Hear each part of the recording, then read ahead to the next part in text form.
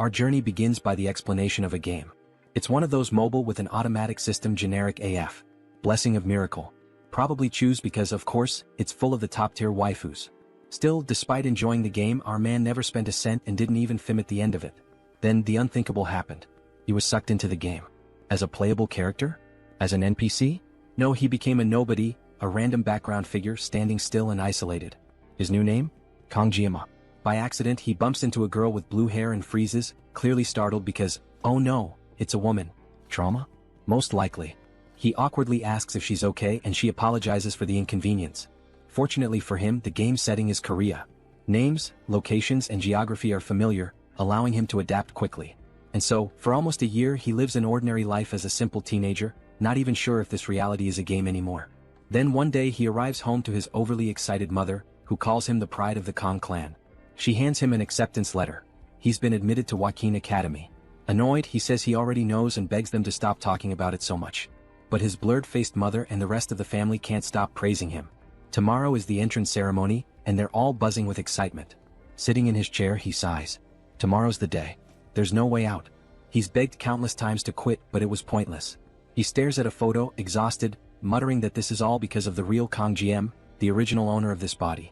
Apparently, this Kong GM passed the Academy's difficult admission test just before he took over. The parents don't know anything, but for our guy there's no excuse. Getting into this academy is insanely difficult. Was Kong GM a genius? Did he have a blessing? In this world, blessings, special abilities, are a big deal. Not everyone has one because most powers are genetic, passed down from birth. Society is structured around this. The noble, common, and privileged ranks maintain the power of the elite. Joaquin Academy was built to train heroes, exclusively for the most important families. Recently, though, they introduced special admissions, likely because they need new heroes. Maybe it's the monsters. And Kong GM? He was one of the few accepted through this new system. Our guy knows he's in trouble. This isn't his reality. This is a school for war. Training heroes here is nothing like joining the army. Grudgingly, he opens his status window. His blessing? The ability to negate pain, for 30 seconds. But the cooldown? 12 hours. Useless, he mutters, frustrated. There's one more blessing though, the blessing of the sword god. The effect is straightforward. If he attacks, it will cut. No activation limit, but there's a catch. It only works with blades under 30 centimeters long and 5 centimeters wide. It's an ability he's never heard of before, even though he knows the game well. And while then when you attack, it cuts. Effect sounds simple, the activation condition. Oddly specific. A blade shorter than 30 centimeters, like a sashimi knife. With no idea what's expected of him, he prepares for the ceremony, or remembers too late that he still needs equipment. At Joaquin Academy, even the cheapest E-rank weapons cost millions. Anything above C-rank is worth hundreds of millions, and A-rank or S-rank weapons are priceless treasures. The academy itself already costs a fortune. Asking his parents for more money isn't an option, but they require him to bring equipment. So, he shrugs it off and decides to visit any random shop. His solution? Convenience store sashimi knives. After all, Japanese knives are known for being sharp. And a master shouldn't blame their equipment, right? The scene shifts to the entrance ceremony. Someone stares at him and asks, "What exactly did you bring?"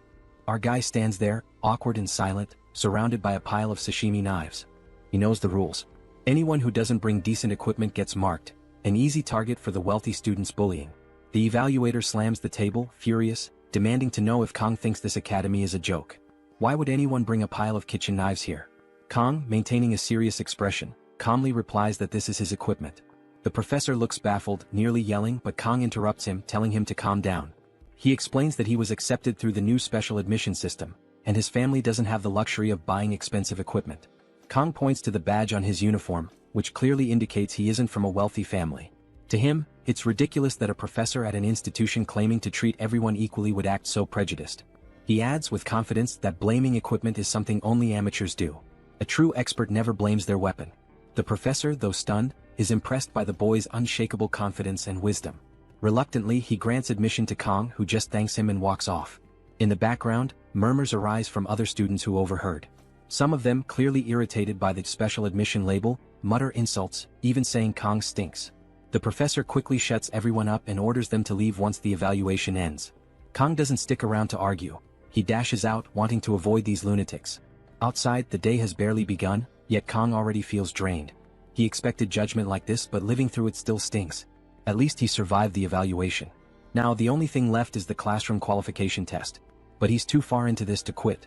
The next 3 years at this academy feel inevitable. As he looks around, he's taken aback by how massive the place is. It's more like a small city than a school. He has to admit though, it's pretty cool. It's surreal for Kang, who dropped out of high school in his old world due to family issues, to be standing here now. Then, a voice over the intercom announces that tests are starting and instructs new students to gather in the training area. Everything feels like it's happening too fast, but a test is a test. Kang is determined to give it his best. Except for one little detail. He's never actually used a knife since coming to this world. He's completely unprepared. He remembers the professor's words, never let go of the knife no matter what. Holding it now, he wonders if the original Kang GM had been slicing sashimi at 2 years old or something. Kang unsheathes the knife and immediately, a blue aura surrounds it. The equipment meets the conditions, activating the blessing of the sword god. However, there's a catch. Kang's physical strength is too low, and the knife itself is at an equally basic level. To compensate, suppression kicks in, synchronizing the equipment with his abilities. Kang stares, amazed that just pulling the knife out triggered the blessing. Before he can process what's happening, something approaches, an overwhelming force that sends him into agony. He starts screaming as reality itself begins to warp around him. It's like he's rupturing the world. Desperately, he drops the knife and everything immediately snaps back to normal. He's left gasping on the ground, clutching his pounding head. So that's what activating the blessing feels like. If every use comes with this much pain, then he can't rely on it at all. The intercom voice drones on, calling students to the training field. Kang hesitates, staring at the knife on the ground. He doesn't want to leave it there, it's still technically his equipment. Summoning his resolve, he picks it up by the handle, only to be struck by another jolt like lightning. He screams again. The scene shifts to the training hall, located in a massive coliseum filled with spectators. Nobles are gathered, whispering about their children entering the academy. All eyes turn to the arrival of someone significant, the Sword Emperor Siegfried von Nibelung. His name alone draws reverence. A messy-haired chubby guy nearby declares Siegfried to be the strongest human alive. Siegfried descends, his gaze shifting sideways. Someone else has arrived, Midia Poison. Her name suits her venomous aura. She greets Siegfried playfully, noting it's been half a century since they last met. He remarks on her academy attire, mocking her for acting senile at 70. She retorts that every woman wishes to stay beautiful, offering to make him 10 years younger with her powers. Siegfried scoffs, saying character is what matters, not appearances. Midia laughs, amused that Siegfried hasn't changed. However, she slyly points out that his presence here signifies something unusual. Normally, Siegfried avoids mingling with the elite. Perhaps, she suggests, it's because of his granddaughter, who is among the new students. Siegfried dismisses the comment, calmly stating that things are about to begin. The artist must have decided to give everyone ridiculous UGO-level hairstyles. Meanwhile, our boy stands there with his plain black hair, wondering if he's the only one with a normal look. Everyone whispers about him being a special admission student. So, this is what it feels like to come from humble origins. Suddenly, there's a flash from the back and the murmurs intensify. Who's arriving now? Oh, the blue-haired girl. He already knew she studied here. Abel von Nibelung, the granddaughter of the sword god and, more importantly, the heroine of that game. The reason he got addicted. Hot and sneaky. The story explains the existence of a subspace, a separate reality where all attacks feel real, and the pain is fully experienced. However, since it doesn't interfere with the actual world, even murder is allowed there. The upcoming test is revealed. A battle royale competition inside the subspace. Students will be grouped in tens and their survival will determine their ranks. Midia announces there will be no equipment restrictions, while Siegfried points out this unfairly benefits the wealthy. She counters that the wealthy fund the academy, and the new special admission system was already a huge concession. In the crowd, Kang blushes. She's so much more beautiful in 3D, just looking at her leaves him rattled. Seeing the hopeful gazes of the other guys, he feels sorry for them. He knows the game well. Abel von Nibelung has a miracle blessing. In other words, she's tied to another protagonist. Beautiful people always have someone destined for them, so Kang decides it's best not to get involved. His goal is simple: live a peaceful, ordinary life. Finish school without trouble, get a safe desk job, and that's it. Then a paper catches his eye: heroes earn the highest salaries. But after the agony he felt from drawing that knife earlier, he knows hero work is out of the question. Those roles are for people who can protect the world. He'll stick to his comfortable desk. A crystal in the sky suddenly announces the academy's test. A battle royale. Last one standing receives the star rank. Second and third place earn the dragon rank.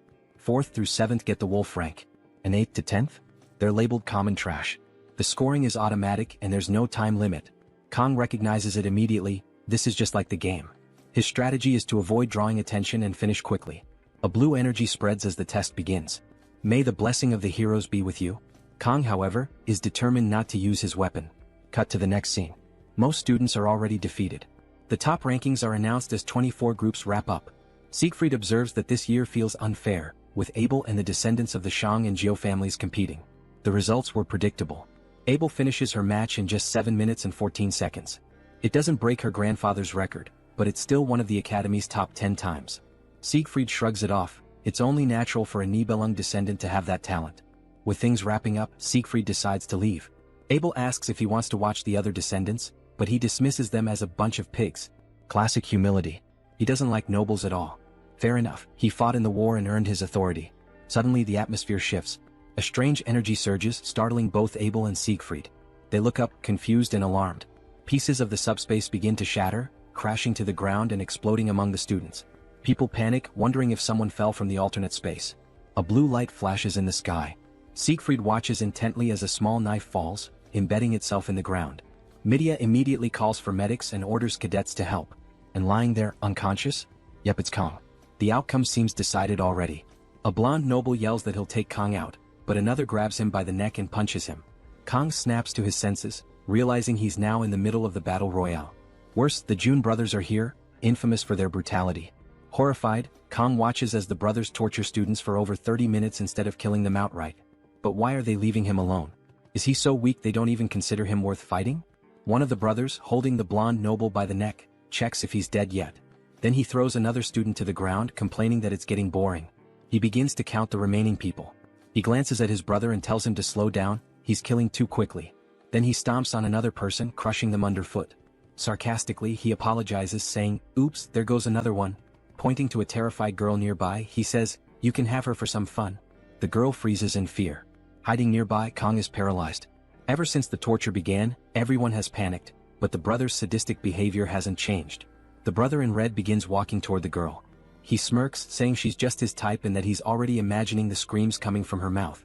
His brother in blue calls him a pervert, but the red brother insists, "I'm just going to start tearing her apart."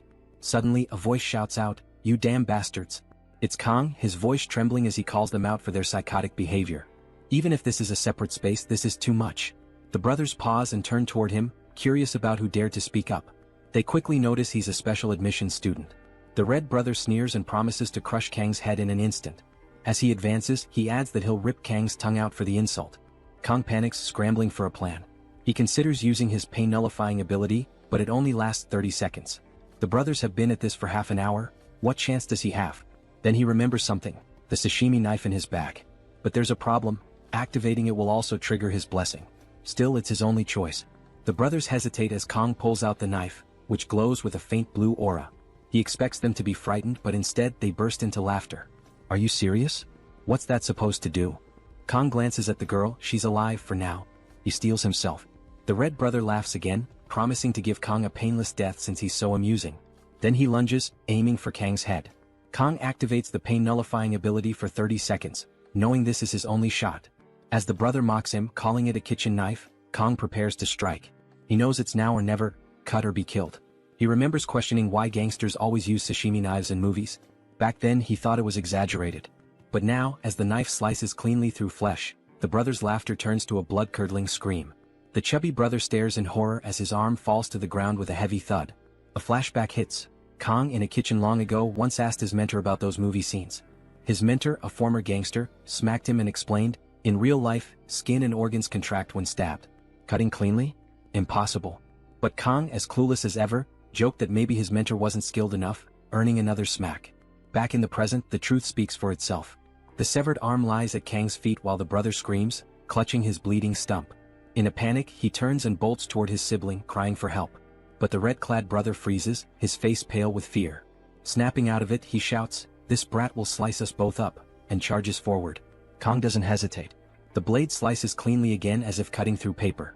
The fallen brother watches in horror as his sibling collapses. Looking down, he sees half of his brother's face staring back at him. The air is heavy with shock. A red-haired observer watches silently from the sidelines, stunned by what just happened. The blue brother tries to regain his composure. He reasons that they're in the void space. This must have been a fluke. Judging by Kang's awkward form, he's clearly an amateur.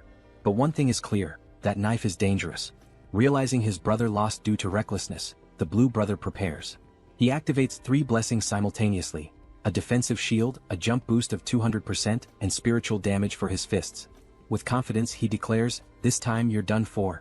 Meanwhile, Kang is still counting down the seconds left on his pain-nullifying ability. The blue brother charges, confident that his fists will crush Kang's head. But suddenly he's stunned, his body freezes. Kang has used him as a target for a throwing knife. The brother stands dazed, not understanding what just happened. Time is almost up. 5 seconds, then 2, then 1. The brother collapses unconscious, and at that exact moment Kang's blessing ends. The pain hits him like a truck and he starts screaming. Sometime later Kang wakes up. He's lying in what looks like a hospital room, disoriented and unsure of how he got there. As Kang gets up, a blonde boy bursts into the room and dashes outside, shouting that the student has woken up. Moments later, someone enters the room and Kang immediately recognizes the man, not personally but from stories. This is Siegfried, one of the 7 heroes of the 7 stars, the strongest man in humanity, and the one who destroyed the Demon Lord's Legion 50 years ago. Accompanying him is Media, the academy director. Kang wonders why 2 such prominent figures are here. Siegfried wastes no time and asks for Kang's name. After Kang introduces himself, Siegfried gets straight to the point, demanding to know what Kang did during the test. Although Kang himself isn't sure, he's painfully aware that he caused everything. He notices Siegfried's hand resting on his sword and feels a wave of dread. There's no way he could survive against someone like him. Nervously, Kang admits he may have gone too far during the evaluation and is prepared to accept the consequences. Siegfried stares him down, but Media interjects, telling Siegfried to stop intimidating the boy. She explains to Kang that Siegfried cleared his meridians while he was unconscious, which stuns Kang further. Media then says she finds him interesting. Siegfried reprimands Media for being so casual, but she brushes him off, saying she reviewed the test footage while Kang was out. She confesses that watching Kang risk everything to protect another student moved her deeply, even calling him a hero. Siegfried, ever the stoic, tells her to act more dignified. Media assures Kang that he won't be punished for his actions, though she mentions that the Mao brothers are on the verge of dropping out. Relieved, Kang feels some weight lift, knowing he won't have to deal with them again. Then Siegfried drops a bombshell. Kang ranked as the top student in the evaluation. Kang is floored. His whole plan was to stay under the radar and live a quiet, uneventful life. Later, in Media's office, she reflects on her 2 decades as academy director, admitting she's never seen anything like this. Meanwhile, Kang expresses his dislike for being named the top student. This surprises both Siegfried and Media. They explain that the subspace itself determines such rankings, but Kang still refuses to accept it. Siegfried, puzzled, wonders aloud how Kang, a seemingly ordinary boy, could possess such extraordinary skills. He admits that if Kang had an incredible physique, immense experience or even natural talent, it would make sense. Yet Kang has none of these. In fact, his untrained body contradicts the master-level swordsmanship he displayed. Siegfried feels an uncharacteristic surge of competitiveness, unable to understand how someone so young could perform at such a level. Media, ever eccentric, teases Siegfried, suggesting Kang might be worth pursuing romantically despite his age. Siegfried, unimpressed, spells out what people at the academy call women like her.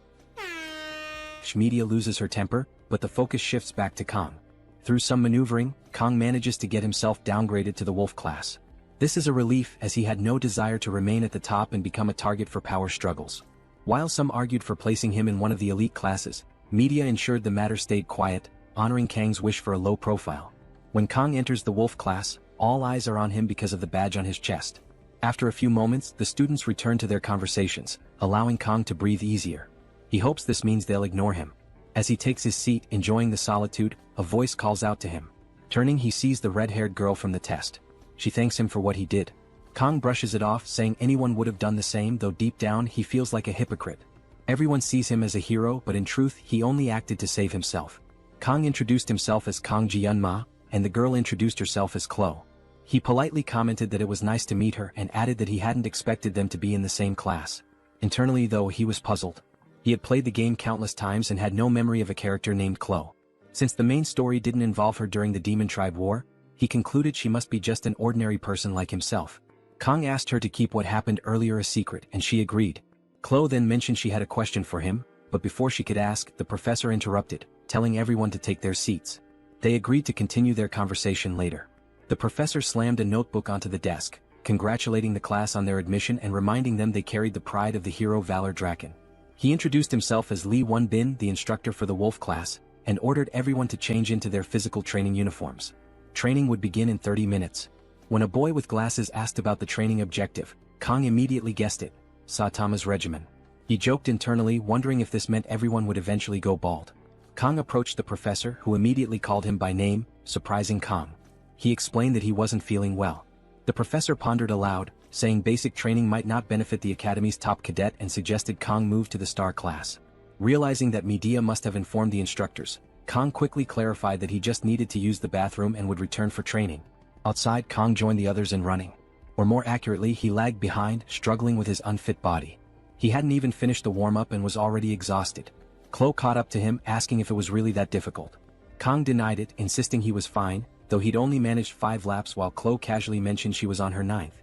She encouraged him to keep going and ran ahead, leaving Kang stunned by how unprepared he was. Later, back at home, surrounded by empty bottles, Kang slammed one on the table in frustration. He was completely drained and starving. After just 1 week at the academy, he faced an unexpected problem: food. The scene shifted to the cafeteria, where Kang, desperate for pork, was told by the counter lady that he needed a meal ticket. When he checked the price, 50,000 won, he was devastated. That amount was nearly what he used to spend in an entire month. Frustrated, he leaned against the wall, sipping what little he could afford. Suddenly, a system notification appeared. His physical stats had reached level 12. This meant fewer restrictions and the ability to wield a weapon up to 38 centimeters long. He noticed his body becoming more defined, his evolution progressing rapidly thanks to the sword god's blessing. He realized his fear of using a sword during the ceremony was fading. Now, being without one felt strange. As Kang pondered the system's influence on his psyche, someone knocked on the door. It was Chloe, asking politely if she could come in. She noted she hadn't seen him in the cafeteria all week and wanted to check if he was okay. Kang explained he had been bringing food from elsewhere, reassuring her not to worry. Chloe mentioned she was planning to cook dinner but needed to buy ingredients. Before she finished, Kang was already outside, telling her to hurry up.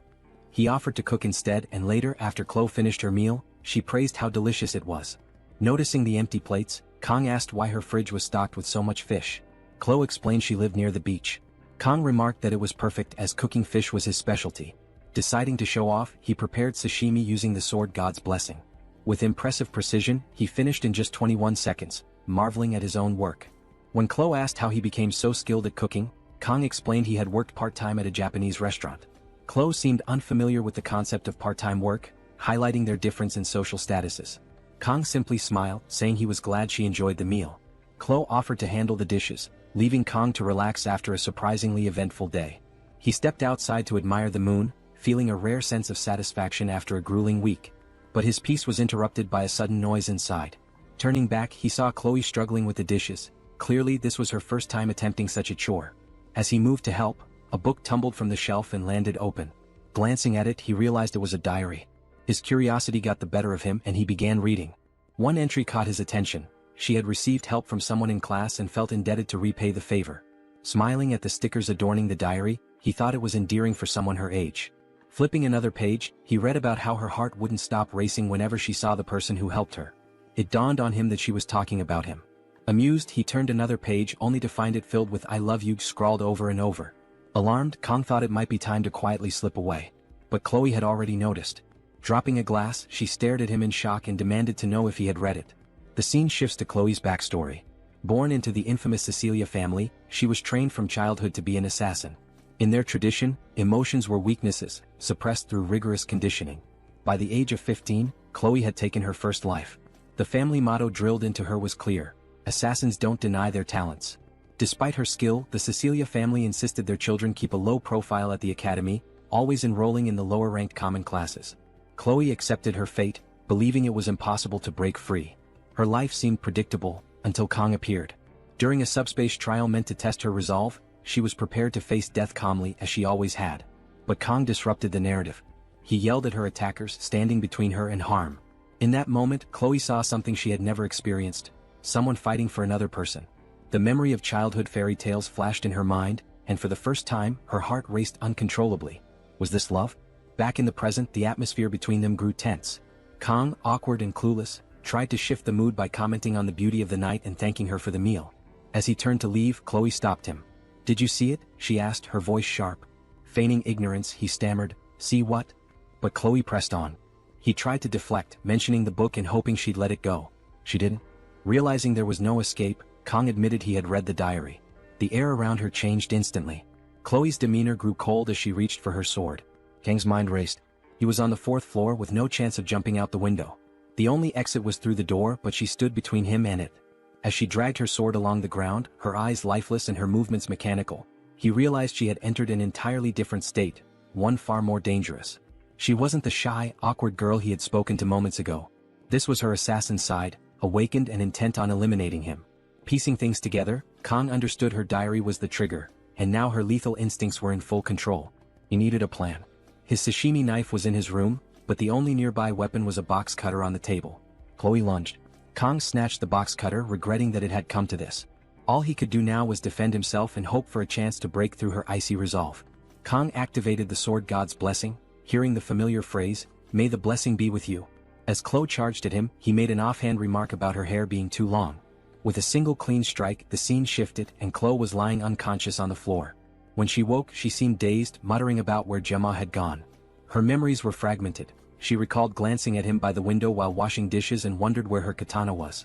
Spotting it nearby, she felt relieved but also remembered how she often lost consciousness after wielding it. Typically, her only memory after such moments was the old man's voice, praising her talent as an assassin. Collapsing face first onto her pillow, Chloe groaned in frustration. She had fainted at the worst possible time, while he was in her room. Her mind raced as she wondered if she had said anything embarrassing. Then she noticed the box cutter on the floor and touched her hair, realizing it was shorter. Confused, she checked the trash and saw the strands he had trimmed. As unstable as she was, Chloe interpreted this as an act of kindness. To her, he had been considerate enough to give her a haircut. Feeling touched, she opened her diary and began writing a heartfelt entry about how much she adored Gemma. Meanwhile, outside, Kang was throwing up. The blessing had saved his life, but he had overused its effect, burning through 5 extra seconds beyond the 9-second limit. Completely drained, he slumped onto a bench, lamenting how even the energy from dinner was gone. He started reflecting on Chloe's fighting style. Unlike most swordsmen who aim to disarm or incapacitate, Chloe's every move was designed to kill. Her strikes targeted vital points with terrifying precision, like a trained ambush specialist. Fighting her, Kang had genuinely feared for his life and instinctively aimed to counter with a lethal blow. Thankfully, the box cutter's short blade only managed to give her a haircut. Though she had fainted afterward, Kang was grateful the situation resolved itself. Life at the academy was proving far more dangerous than he had anticipated. Sitting there, Kang thought back to his life before falling into this world. He had been ambitious, a master of sashimi knives who had reached the pinnacle of his craft. Now in this game-like world, everyone seemed bound by their roles. The game was called Blessing of Miracles, named after the legendary blessing granted to the protagonist. Another blessing, Valor, was tied to Baylor Joachim. As far as Kang could remember, these two blessings were central to the story. The protagonist's mission was straightforward: save the world from the Demon King. But Kang? He had been chosen by a sashimi knife. Slapping himself in frustration, he tried to make sense of his predicament. The events at the academy were making him lose sight of his original goals. While he knew the key characters and major story beats, he didn't fully understand how this world worked. What he did know was that the game's main storyline was about to begin. The protagonist's blessings should have activated by now, signaling their arrival at the academy. According to the storyline, major events would escalate in the second semester of the third year. That's when the demon race would attack the academy, igniting a war between demons and humanity. This conflict would eventually spiral into a full-scale world war. Kang couldn't deny the story's cliches. Back when he played the game, he had quit halfway through, finding it predictable despite its challenges. But now, living in this world, the looming war felt terrifyingly real. The question wasn't if it would happen, it was whether he could survive it. For now, Kang had 3 days to prepare. He could either find a way to escape this world or, failing that, grow stronger to endure it. Somewhere in this chaos, he hoped for a happy ending. After all, the protagonist would surely survive, but Kang needed power to protect himself. Yet he couldn't draw too much attention, or he'd be dragged into the front lines against the Demon King's army. The day's events taught him he needed to be more cautious when using the Blessing of Pain. Checking his stats, he noted that his performance was better than expected. Strangely, the interface seemed to reveal more information each day. While stats like mental strength made sense, the assimilation rate stat puzzled him. Clicking on it only brought up a message: access restricted. The more he tried to unravel the mysteries of this world, the more questions arose. But one thing was clear: he needed a real weapon. Relying on a box cutter and the Blessing of Pain for 30 seconds wasn't going to cut it anymore. He needed a sword that wouldn't activate the blessing. Luckily, he remembered that next month's exams offered a reward: Murasame, a rank B blade. If he could master it, it would be sufficient to graduate from the academy. Its design ensured the sword god's blessing wouldn't trigger, making it an ideal primary weapon. Of course, this meant more effort than he wanted to put in, but there wasn't much choice. As he sat, someone called out and he turned to see a girl with cyan-colored hair. It was obvious who she was. Looking battered, she boldly claimed the bench as hers. Kang just stared at her, dumbfounded and unsure how to respond. "Say something, man," she yelled again, telling him to move aside. Caught off guard, Kang couldn't help but notice how surreal she looked, even after seeing her multiple times. Spacing out for a moment, he was about to get up when she clarified that he didn't need to leave, just sit next to her. Even though she was stunning, her claim about the bench being hers was ridiculous. It was public space after all. Deciding it was best to avoid any unnecessary interaction, Kang stayed quiet, hoping to steer clear of the protagonist's storyline. Still, her beaten-up appearance caught his attention, and he found himself glancing at her, marveling at her beauty despite her condition. Out of nowhere, she mentioned that the stars were most visible from this spot. Her sudden comment left Kang scrambling for words, his lack of social skills painfully evident. Was this really Abel? The granddaughter of the sword saint and the protagonist known for being hard to approach? She turned to him asking if he used the sword. Kang, confused, wondered how she knew. She explained that her grandfather had told her that swordsmen have a certain look in their eyes. For a moment, Kang worried that she might have figured out his secret. Abel then asked if he wanted to hold her sword, making it clear she knew he recognized her. Kang found it odd. Why would she bother asking that when everyone at the academy knew who she was? He admitted he sort of knew her, to which she replied that she didn't know him. Her bluntness only added to his confusion. She commented that it was a cliché for someone to know her name while she didn't know theirs. Kang, uninterested in getting involved, questioned why he should share his name with someone he'd just met. Abel explained it was always good to know people. You never knew who might be a spy for the Demon King. She added that it was suspicious for him to be alone in a spot where she usually trained. Realizing he was being indirectly threatened, Kang quickly turned the tables, suggesting she could be the spy. Abel clarified that she was there to train. Kang responded that he was doing the same. Curious, Abel asked what kind of training he was doing to remain so calm. Kang said it was breathing exercises. Noticing the wounds on her hands, he complimented her dedication. Abel confirmed that people didn't understand the pressure of carrying Siegfried's bloodline. She explained that she needed to be perfect because any sign of weakness would attract opportunists.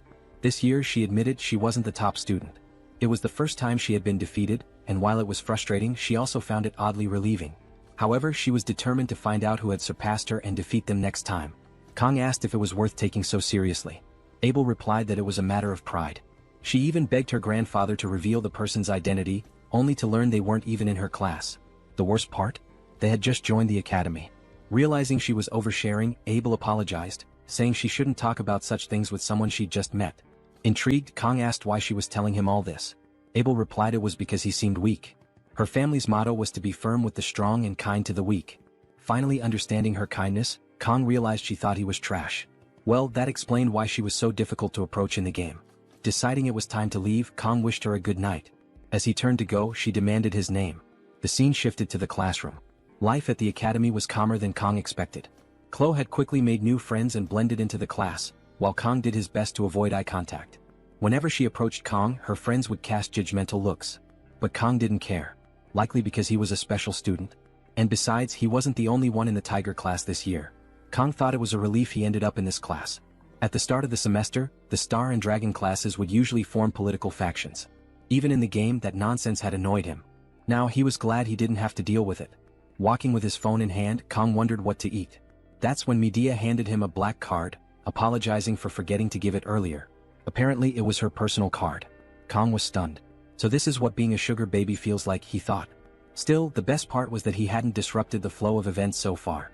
If he kept this pace for the next 3 years, the future he envisioned might come true. Despite this optimism, the war looming ahead was never far from his mind. Later, in class, a professor lectured about a war 700 years ago between the Demon King and the hero of Wacken. Afterward, Draken founded the academy with his 7 disciples to prepare future heroes. The professor emphasized this would be on the test, but Kang was nearly falling asleep. He already knew the story. Jaqen Baylor, the founder, had fought demon commanders for 20 years, leading humanity against the demon army. In the end, he lost an arm and could no longer fight.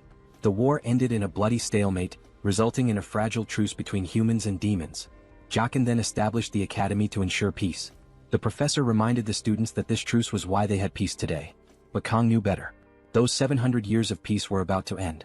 As the lecture wrapped up, Kang wondered if he should tell Medea. But what consequences would that bring? Medea often seemed like she wanted to leave the academy as soon as possible, but Abel was the first to awaken, an anomaly thanks to the Lord Poet. She was also the first of the 7 heroes to step forward and protect the students. Unfortunately, Kang also knew her fate. She would be the first to be sacrificed by the Demon King. He wished he didn't know that. The professor ended class, reminding everyone about the upcoming exam in 2 weeks. As students left, they chatted about something exciting. Kang stayed behind trying to recall what it was. Then it hit him. It was May 5th. He overheard students by the door saying someone wasn't destined for their class but for the star class. Kang knew exactly who they meant. Today marked the arrival of the protagonist of this world, Leon von Reinhardt. With him came the end of 700 years of peace.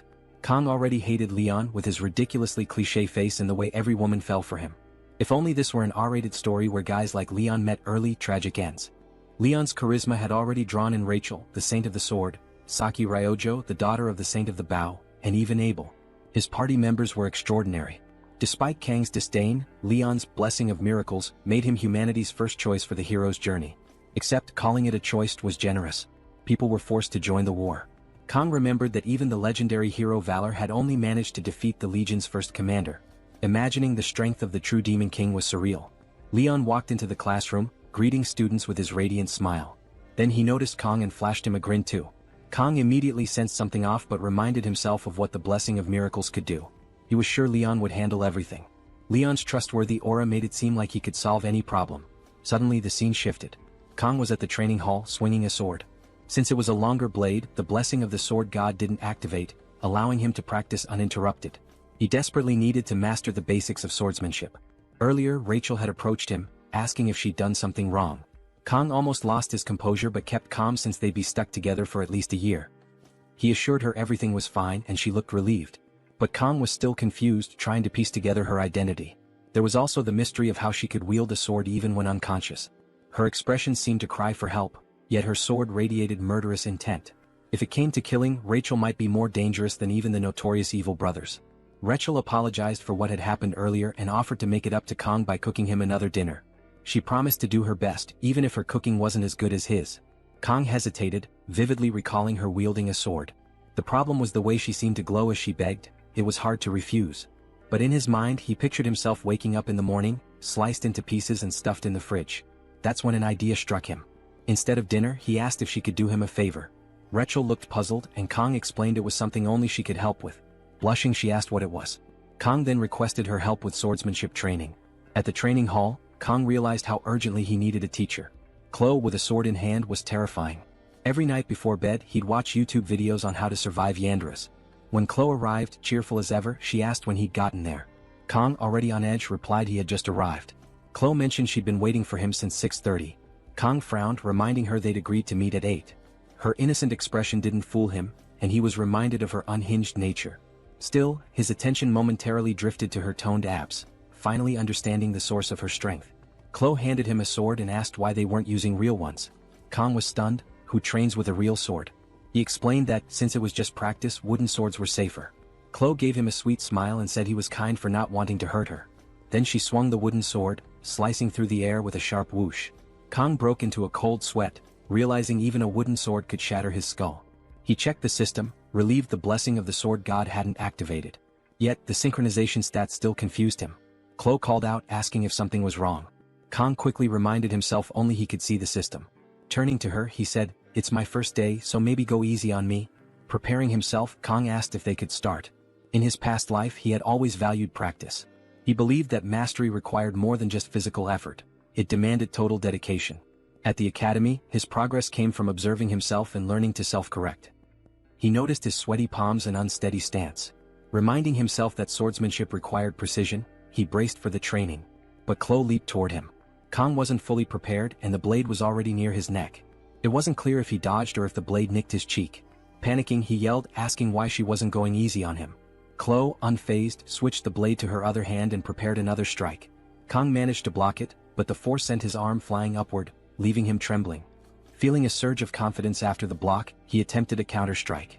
But before he could land it, Chloe was already airborne. Kang found himself questioning how Chloe kept getting faster with every move. Perhaps her first attack had been just a warm-up. He blocked again, but the force cracked the wooden hilt, sending him stumbling backward. Chloe's relentless barrage continued. Though Kang managed to hold his defense, each strike made him fear for his life. Worse, he couldn't find any opening to counterattack. Suddenly his wooden sword shattered. Chloe apologized, saying she didn't mean to break it, but admitted she hadn't thought it was so fragile. Then she froze. The broken sword's altered length activated the blessing of the sword god. The system kicked in, reshaping Kang's personality and reducing his humanity. A dark aura enveloped him as the heat activated, and Chloe instinctively backed away, visibly terrified. The system coldly announced Kang's humanity was slipping away. In the midst of this transformation, Kang's perception shifted. He was now standing in his old kitchen under a bright spotlight. Confused, he wondered if everything had been a dream. Noticing a fish on the counter, he remembered he was supposed to prepare it. Thinking he'd used the chef's Chinese knife, the system interrupted, rejecting his choice. Trying another knife, he faced the same denial. In the end, his only option was the sashimi knife. Reluctantly, he picked it up, fearing the pain the system might inflict. But instead, he felt rejuvenated. Determined, he declared it was time to create a masterpiece as the heat activated fully. Meanwhile, back in the training hall, Chloe was shouting his name, asking if he was okay. Kang, pacing aimlessly, suddenly vanished in a flash of blue light and reappeared in front of Chloe in an instant. She barely managed to block his attack, but the impact sent her flying, crashing to the ground and coughing up blood. Chloe, shaken, realized Kang had become an entirely different person in mere moments. His behavior now resembled a deranged protagonist's. When Kang struck again, she dodged narrowly, struggling to comprehend how a single hit had overpowered her. Weak and unable to stand properly, Chloe begged him to stop. Inside Kang's mental world, he was baffled. The fish on the counter was now dodging his cuts and, even more bizarrely, speaking. Listening closely, he realized it was calling his name, Jima. Looking at the sashimi knife, Kang remembered who he was. Then, as if awakening from a dream, he recognized the fish as Chloe pleading for him to regain control. The blade slammed into the wall beside her, missing by a hair. Kang, barely managing to stop himself, let go of the sword just before it struck her. Chloe opened her eyes, stunned she wasn't hurt. Kang suddenly pulled her by the waist. For a moment, it seemed like a setup for a kiss, but instead he told her they should stop for the day. Chloe asked if he was okay, but Kang casually thanked her for the practice and walked away. She couldn't believe this lunatic had almost killed her and then left as if nothing had happened. Later, as Chloe returned to her room, she reflected on the day. Kang's power wasn't just raw strength. It carried an unusual, almost instinctive energy. Even with the broken sword, she realized she had no chance against him. Suddenly, a voice interrupted her thoughts. Nox Audier, a second-year student she addressed as her brother, commented on her enjoyment. Chloe's demeanor shifted instantly. Nox mocked her, asking if she was now associating with insignificant people like Kang. Chloe snapped back, telling him not to insult others. Smirking, Nox warned that if she continued spending time with Kang, the Audier family would eliminate him. Lowering her head, Chloe retorted that even if the entire family came after Kang, they wouldn't be able to defeat him. Without waiting for a reply, she walked away. Nox remained behind, pondering Kang's name. Meanwhile, Kang was beginning to realize that his power wasn't a blessing or divine favor. It felt more like a curse. Determined to stop relying on the sword god's dangerous influence, he resolved to find new equipment. Yet the strange power seemed to defy his will, controlling his body and urging him to cut deeper, destroy more. For a fleeting moment, he lost all control, feeling utterly free yet bound like a puppet. It was only Chloe's desperate scream that finally snapped him back to reality.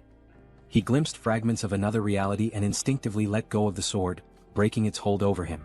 His body seemed to know that holding onto the blade any longer would mean losing himself forever.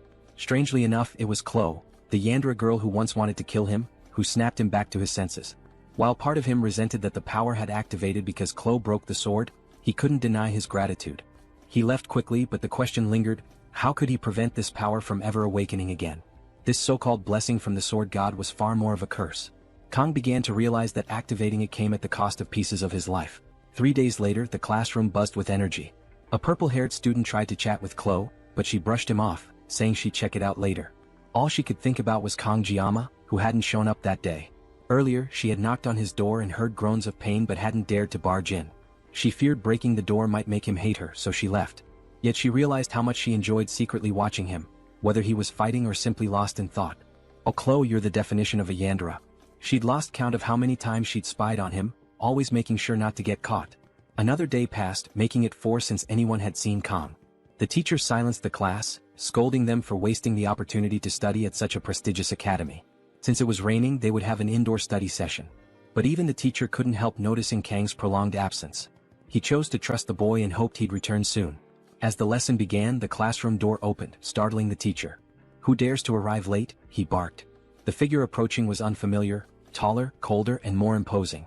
Chloe called out to him in confusion. Wait a second, where was the kind-hearted Kang Jiama? This version looked like a bad boy, and naturally the girls were swooning. The teacher dismissed the commotion, urging everyone to take their seats. Whispers filled the room as students wondered if this was the same special admission student. Someone even commented that he looked more handsome now. Of course they love bad boys. Kang sat with a brooding expression that practically screamed he hated the world. When class ended, everyone headed to the cafeteria. Chloe approached Kang asking what had happened. He brushed it off, claiming it was nothing serious. She pressed further, mentioning his absence and expressing her worry. Flashing a faint smile, he thanked her for her concern, but Chloe could tell he wasn't being entirely honest. In truth, Kang had endured a harrowing 3 days. He had been bedridden, convulsing and mentally drained. The curse of the sword god had inflicted unbearable pain, leaving him too weak even to eat. When he finally looked in the mirror, he barely recognized himself, skeletal and with strands of his hair turning white. This was the price of meddling with that cursed power. Spotting Chloe's guilty expression, Kang decided to ease her mind. "Is your dinner offer still open?" he asked casually. Chloe, flustered, misheard him and asked him to repeat it. When he did, she lit up with joy, eagerly agreeing. Kang felt relieved to see her so happy. She asked what he'd like to eat, promising to prepare anything. He requested fish, mentioning it had been a while since he last ate it, and the last time hadn't ended well. As he began to explain, something red brushed past his neck. Turning his head, he noticed a strange plant radiating energy. He shifted his gaze and spotted someone standing nearby. It was Nox Audier, his crimson eyes glowing with mischief. Chloe froze in fear. Kang immediately asked if she knew him. Locking eyes with Nox, Kang stepped forward, demanding he speak. Nox didn't say a word, simply smirking as his aura intensified. Kang braced himself, wondering what kind of trouble was about to unfold. Chloe urged Kang not to get involved with Nox and demanded the man leave. Despite her attempt to sound firm, Kang noticed her trembling voice betrayed the fear she held for this individual. Nox sneered, questioning whether Kang was worth breaking the rules for. He added that Chloe, no matter what she claimed, could never truly sever ties with the Cecilia Audier clan. Chloe snapped back, declaring she had no connection to the clan anymore. But Nox only laughed, saying the blood on her hands bound her forever. The family she was born into would always claim her. Kang silently observed, piecing together that Chloe was being treated as some kind of renegade, caught in the middle of a deep family feud. Nox demanded she abandon that thing and return to the clan. But Chloe's anger flared, shouting at him not to call Kang a thing. Kang, already weary of his growing list of problems, began recalling what he knew about the Audier clan from the game. They were infamous for their unmatched skill in assassination, a shadowy group that emerged halfway through the storyline. Despite their lack of raw power compared to other heroic houses, their precision and brutal upbringing molded every member into a deadly weapon. To Kang, Nox seemed to fit the mold perfectly. The real oddity was Chloe, so cheerful and kind in contrast. Still, as Nox stared down at them with unshaken resolve, Kang noticed Chloe trembling beside him, biting her lips so hard it bled. She just wanted a normal life. But Kang knew that for someone like her, born into a clan like the Audiers, that dream was nearly impossible. Just as his cursed blessing tied him to a cruel fate, Chloe's birth had chained her to a life of violence. Kang wasn't a hero, nor did he aspire to be one. But he couldn't stand by and do nothing. Deciding to face Nox, Kang felt a rush of determination. If he couldn't escape his curse, then he'd use it. He asked Nox if he was ready, calmly declaring that he wouldn't run anymore. The time had come to move forward. Elsewhere, their instructor was deep in thought, concerned about Kang's recent demeanor. A student interrupted with a teasing comment about his grumpy expression leading to baldness, but he brushed it off irritably. Suddenly, an urgent call came through. The instructor's expression darkened as he learned about the brewing confrontation between Kang Jianma and Nox Audier. The subspace arena was being prepared. In the arena, Kang stood ready. He hadn't expected the setup to be so quick, but it didn't matter. This wasn't reality, so physical harm wasn't a concern, though the mental strain would still be real. As the crowd gathered, Kang couldn't help but note the irony. All he ever wanted was to avoid attention, but now he stood center stage, a gladiator in a coliseum. Chloe, visibly shaken, stood by his side, guilt weighing heavily on her. Kang reassured her, thanking her for the equipment she'd lent him. She warned him that Nox was dangerously strong, the greatest genius in the family's history. Kang dismissed the title as overdramatic. Titles didn't matter, winning did. The announcement for the duel rang out. Kang turned to Chloe one last time, telling her not to worry. "The world is full of geniuses," he said with a confident smirk, "and that's why I'll win." As the doors opened, Kang stepped into the subspace arena. The crowd roared, and he felt like a gladiator under the watchful eyes of the elites, even spotting familiar faces like Abel. Nox appeared on the other side, his temper barely restrained. Kang smiled to himself. If nothing else, this fight was going to be unforgettable. Nox demands to know if Kang can't differentiate between bravery and foolish arrogance. He questions why Kang even showed up wielding such a pathetic excuse for a blade. The dark aura surrounding him begins to ripple toward Kang, who instantly recognizes it as pure killing intent. Kang smirks, replying, "A skilled fighter never blames their weapon." Nox, visibly on edge, opts to end things swiftly. A crow materializes behind him, and he declares he'll begin by ripping out Kang's insolent tongue. Kang takes a moment to analyze the situation, noting Nox's outrageously overpowered equipment. Wait, he's using a Hongran blade? An S-rank weapon? That's just ridiculous.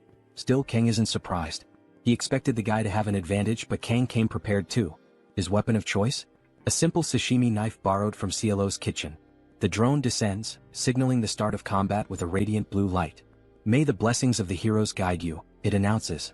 The crowd quiets as the two opponents face off. Kang wastes no time, activating blessings to suppress pain and calling upon the sword god's blessing. His eyes glow white, giving him an almost demonic presence. The spectators whisper in shock. Was this going to be more than the simple mismatch they expected? The battle erupts with a flurry of strikes, each faster than the last. A blonde observer comments on the unexpected speed of the duel, while Edbull, watching from the sidelines, struggles to reconcile this skilled fighter with the supposed weakling he'd seen before. Nox presses the attack, sending purple slashes of energy ripping through the ground toward Kang.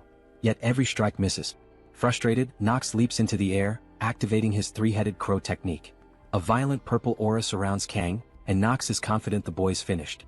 But in a blur of blue, Kang vanishes, reappearing on the opposite side of the arena, untouched.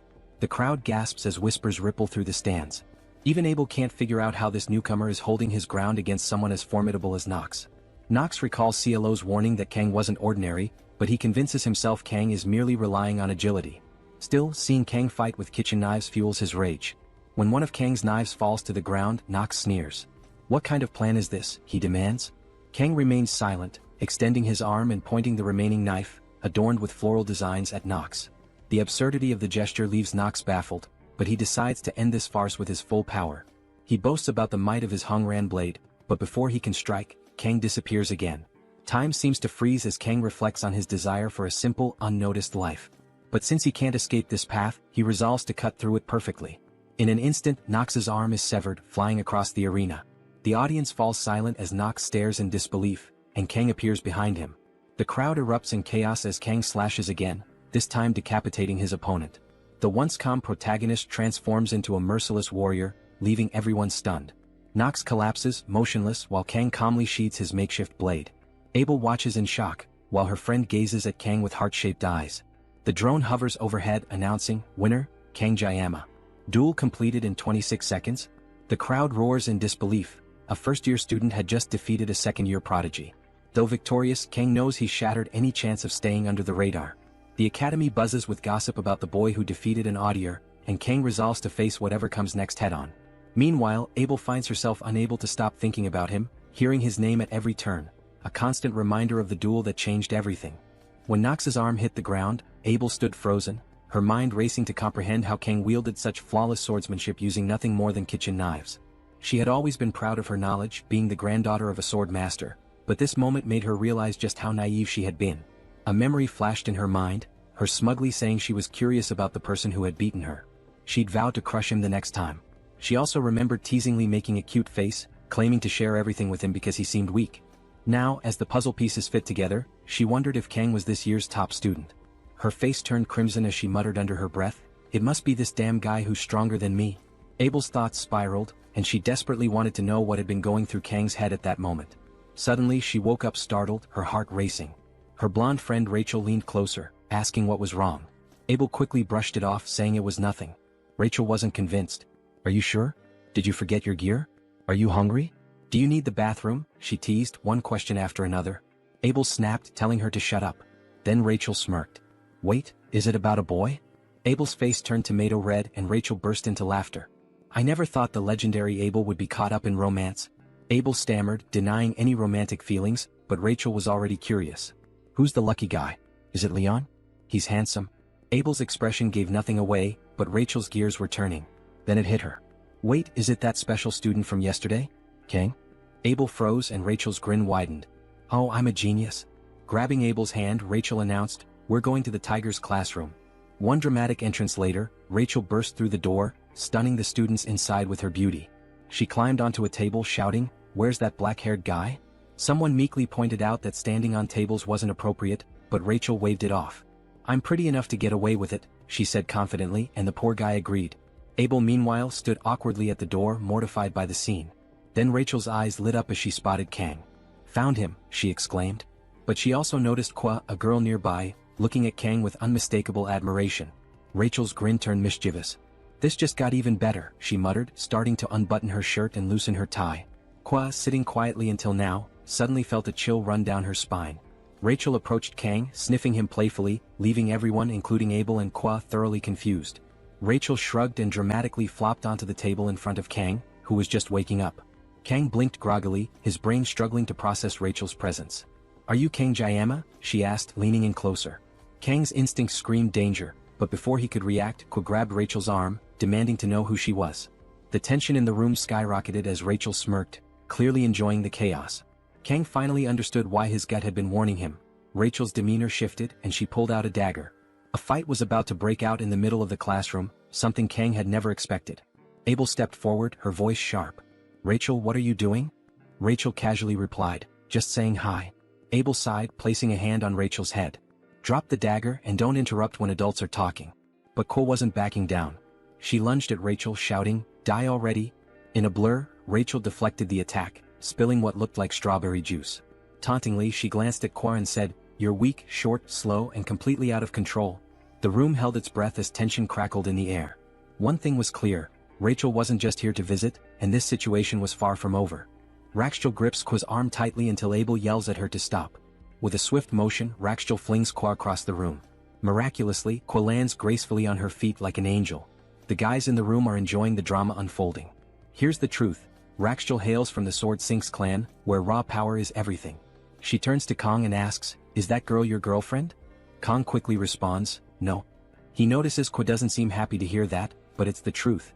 "We're just friends," he adds, still trying to make sense of the chaotic situation he's found himself in. It's only now that Kong realizes Abel is also here. She awkwardly asks why they came looking for him. Raxjal smirks, saying, "Abel's interested in you and I wanted to see for myself." Abel immediately flushes and stammers, "When did I say that?" She tries to explain but only ends up confusing everyone even more. Embarrassed, she turns away, muttering that this is all a misunderstanding and that she never asked to come here. Unfazed, Kong says, "If that's the case, you can leave now." Raxjal's hard eyes soften slightly at his bluntness. It seems she's drawn to guys who reject her as she quickly replies, "You're interesting just the way I like them." Kong retorts, "Good to know you like interesting guys, but I'm not one of them." But Raxjal isn't discouraged. "Don't be like that," she says. "How about coming to my dorm after class?" She makes her intentions clear, drawing out the invitation to make sure there's no misunderstanding. Kwa snaps, yelling, "Take your hands off Kong." Raxjal bursts out laughing, finding it hilarious that Kwa thinks he belongs to her. Abel, having had enough, calls out to Raxjal, trying to regain control. Raxjal stands up, brushing herself off. "Well, it was nice meeting you, Kang Jayama," she says, her eyes full of hearts. "I'll see you later." She waves goodbye, leaving Kong wishing the whole scene would just disappear. The moment they turn around, he goes back to sleep. Abel pauses for a moment, glancing back at him, and oh no, she has that look. She's definitely crushing. She quickly turns away and follows Raxjal out. In the corridor, Raxjal reflects on Kang's cold gaze.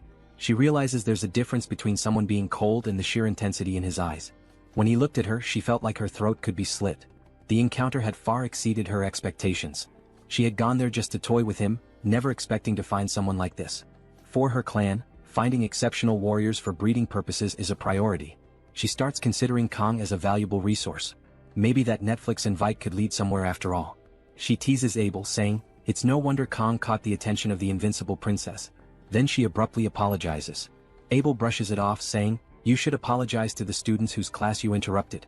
But Raxjal replies, "I'm not apologizing for that. I'm apologizing for Kang Jayama. Unfortunately, I'm the one who's going to enjoy him." Meanwhile, in the hospital, Nox has just woken up, muttering, "I'll kill that bastard." Before the fight, he was known as the genius of the audiers, and his body had never known defeat. Nox considers sneaking into Kang's dorm at night to kill him but hesitates as he recalls the sheer aura Kang exuded during their duel. Determined nonetheless, he shoves a nurse aside and storms out, vowing to rally every audier to take Kang's head. Nox also plans to reclaim Chloe, whose potential he believes might even surpass his own. The timing feels perfect. His nocturnal techniques are at their peak effectiveness. Confident, he opens the door only to freeze in shock. There sits Kong casually eating an apple. Nox expected some sort of peculiar defense, but Kong simply looks up and asks, "What's the senior doing here?" Nox is caught off guard and can't respond. Nothing happens and we cut to the next day where Chloe nervously bites her nails. Despite her frustration, she's the one who drew her blade. Irritated, she mutters about whether Kong prefers women with huge airbags. If that's the case, she might have to kill someone. Kong interrupts her thoughts by calling her name. Snapped back to reality, Chloe asks what he needs while reluctantly lowering her blade. Kong calmly asks, "How's Nox doing?" She hesitates before replying, "He's in the medical wing." "That's strange," Kong muses. "I don't remember injuring him." Chloe shrugs, saying she hasn't visited him but heard he was admitted despite showing no visible injuries. "Don't worry, I'm sure he's fine," she adds. Kong doubts Nox is the type to break down from a trivial defeat but can't shake the feeling that he might be planning something. Curious, he asks Chloe, "Where's Nox's room?" Back in the present, Nox trembles as Kong calmly eats an apple in his dorm room. Nox, his voice shaky, asks, "See, can I have an apple?" Kong raises a brow and points out, "You're asking while I'm already eating it?" Kong glances around and comments, "The Audier family must be loaded to give you a room like this all to yourself." Nox, still confused, stammers, "How did you even get in here?" Kong doesn't answer. Instead, he picks up a knife, making Nox tense up. Is Kong here to finish the job? But Kong simply resumes slicing his apple with expert precision. Nox can't help but marvel at his skill, wondering why he's so good at cutting fruit. Kong places the neatly sliced apple on Nox's desk. "When your digestion's not great, fruit can help," he says. Nox realizes he's being humiliated. Anger twisting his face, he grabs his blade, ready to retaliate. But Kong freezes him with his next words. "If you even think about revenge, I'll personally go after the entire Audier family." Nox is stunned into silence. Kong walks to the door, shuts it behind him, and leaves without another word. Outside, Kong sighs, a smirk creeping onto his face.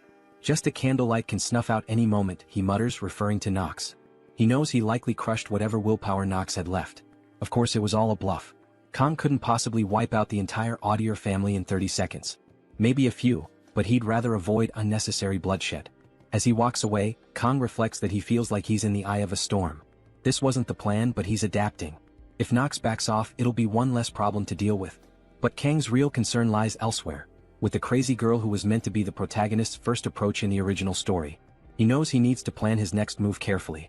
With the upcoming competition looming, Kong resolves to take it seriously. The reward, the legendary Murasum, is something he desperately needs. The challenge? It's going to take longer than 30 seconds to win.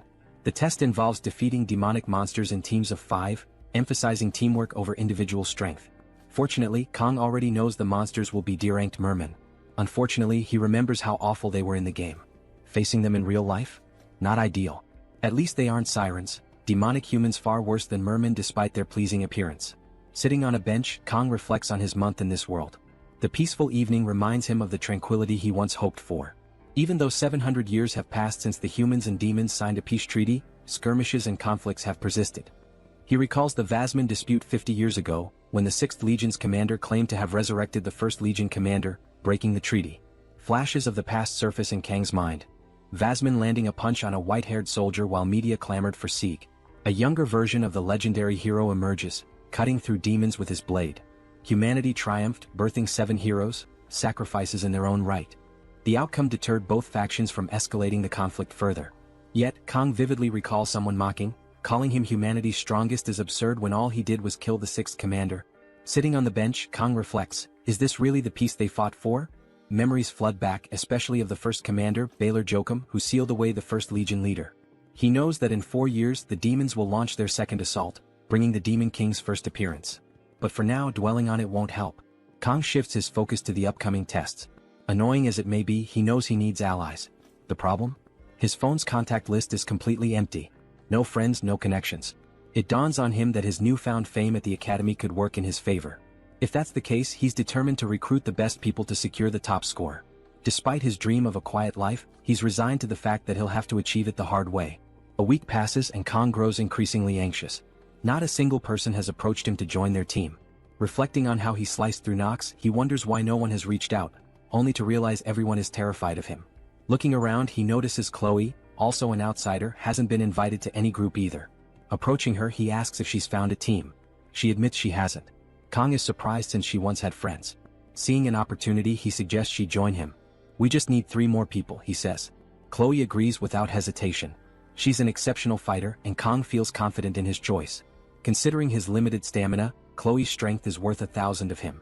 As Chloe beams with happiness, their moment is interrupted by someone shouting Kang's name. It's Rachel, declaring, "I'm back to play with you." Kong sighs, already annoyed. When he asks why she's there, she replies, "I just told you, didn't I?" Rachel starts muttering something about the big guy arriving, prompting Kong to demand she get to the point. On the verge of tears, Rachel complains about his cold demeanor. Ignoring her theatrics, Kang tells her to stop calling him my Jiang.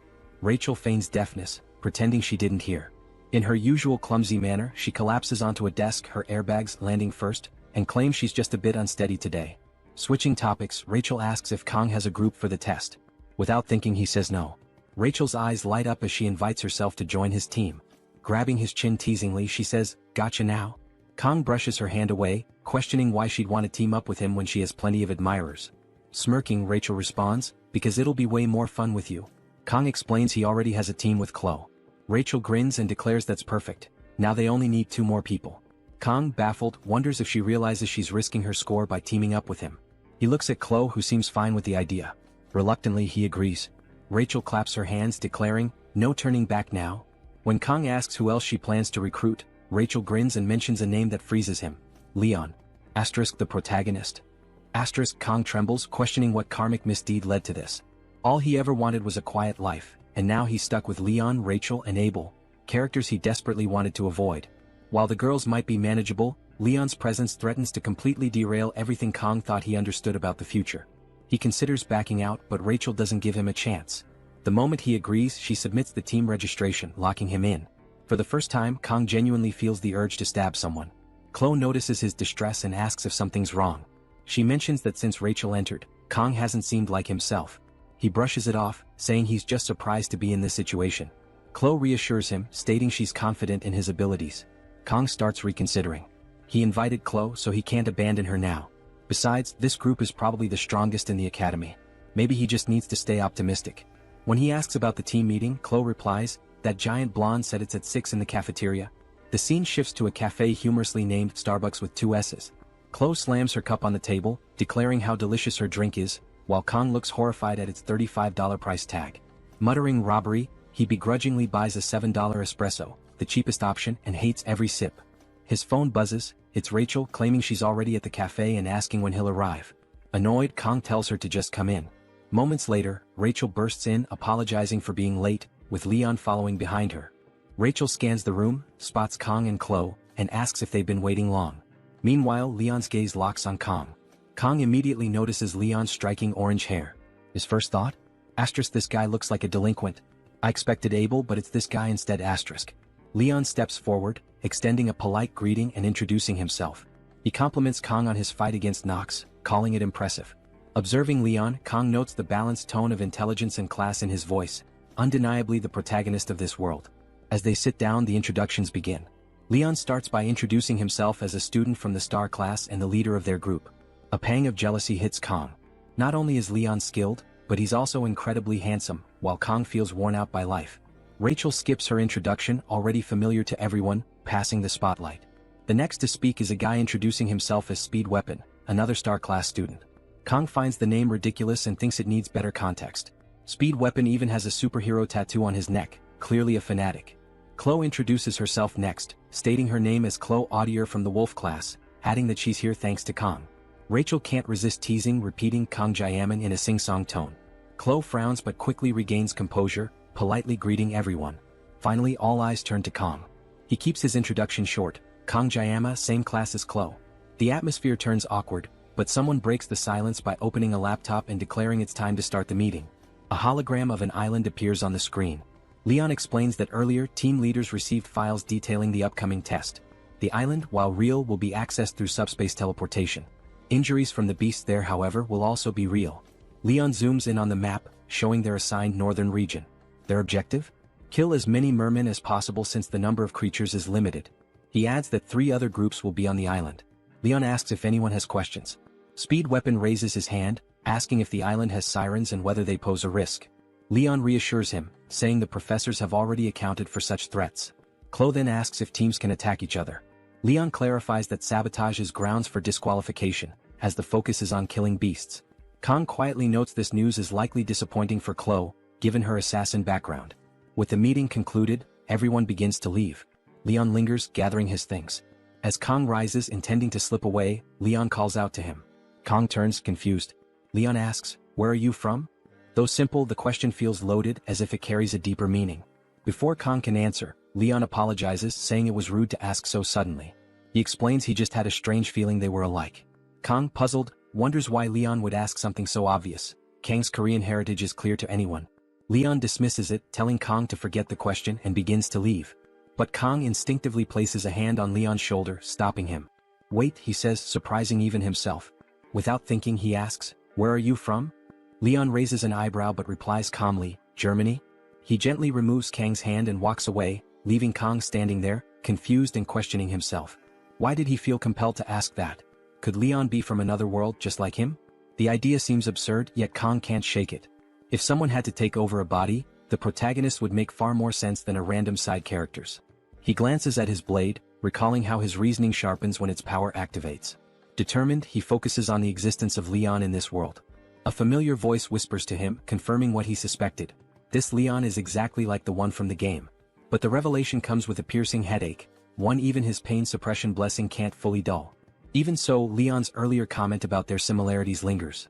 Seeking answers, Kang looks up Leon online but finds nothing useful. He curses himself for never paying attention to the male characters' backstories in the game. Trying to reassure himself, Kang thinks, it's just one encounter. Nothing will go wrong, yet the unease remains, leaving him with more questions than answers. If it happened again, Kang decided he'd consult the media.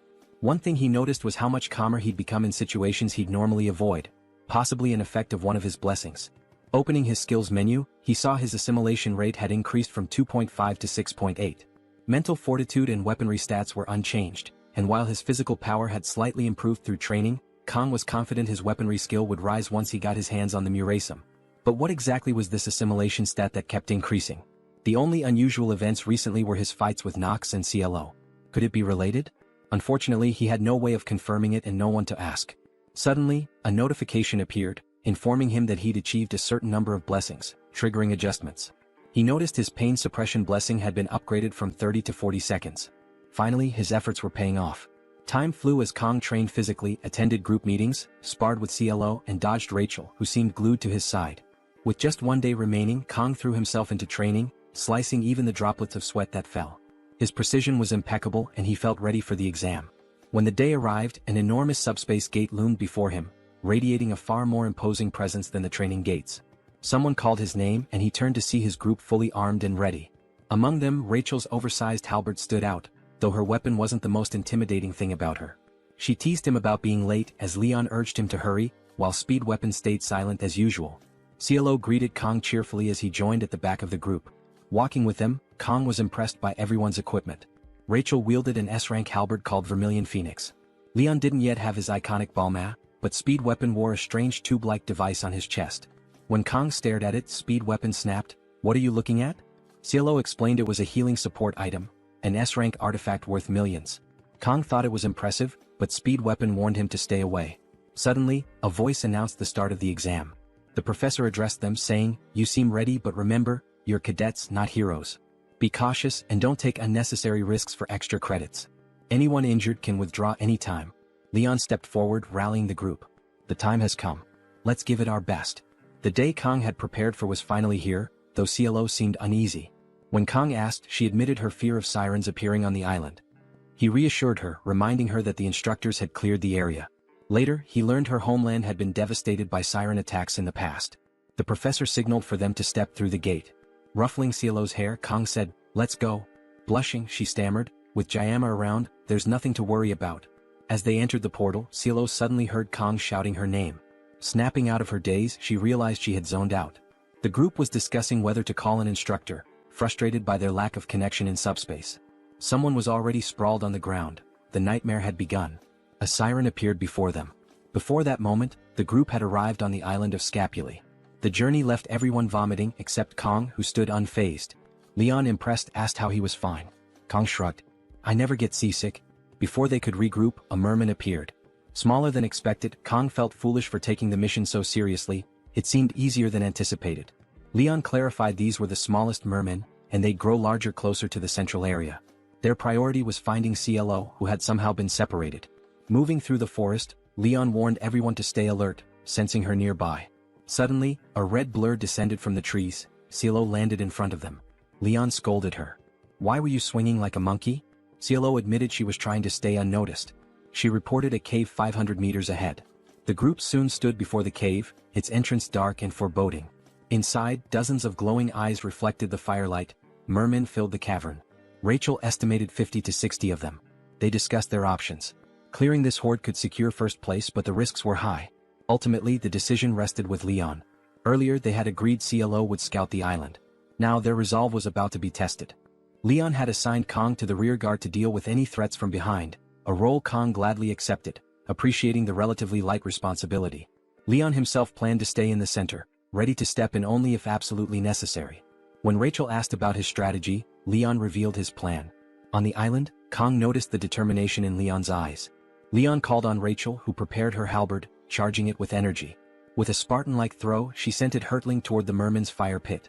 The rest of the group stood in shock, questioning if such an elaborate move was necessary just to deal with fish. Before the merman could react, CLO darted in, snatched up the halberd, and used it to cut through two of the creatures with swift precision. She recalled Leon's directive, "Take down as many as you can."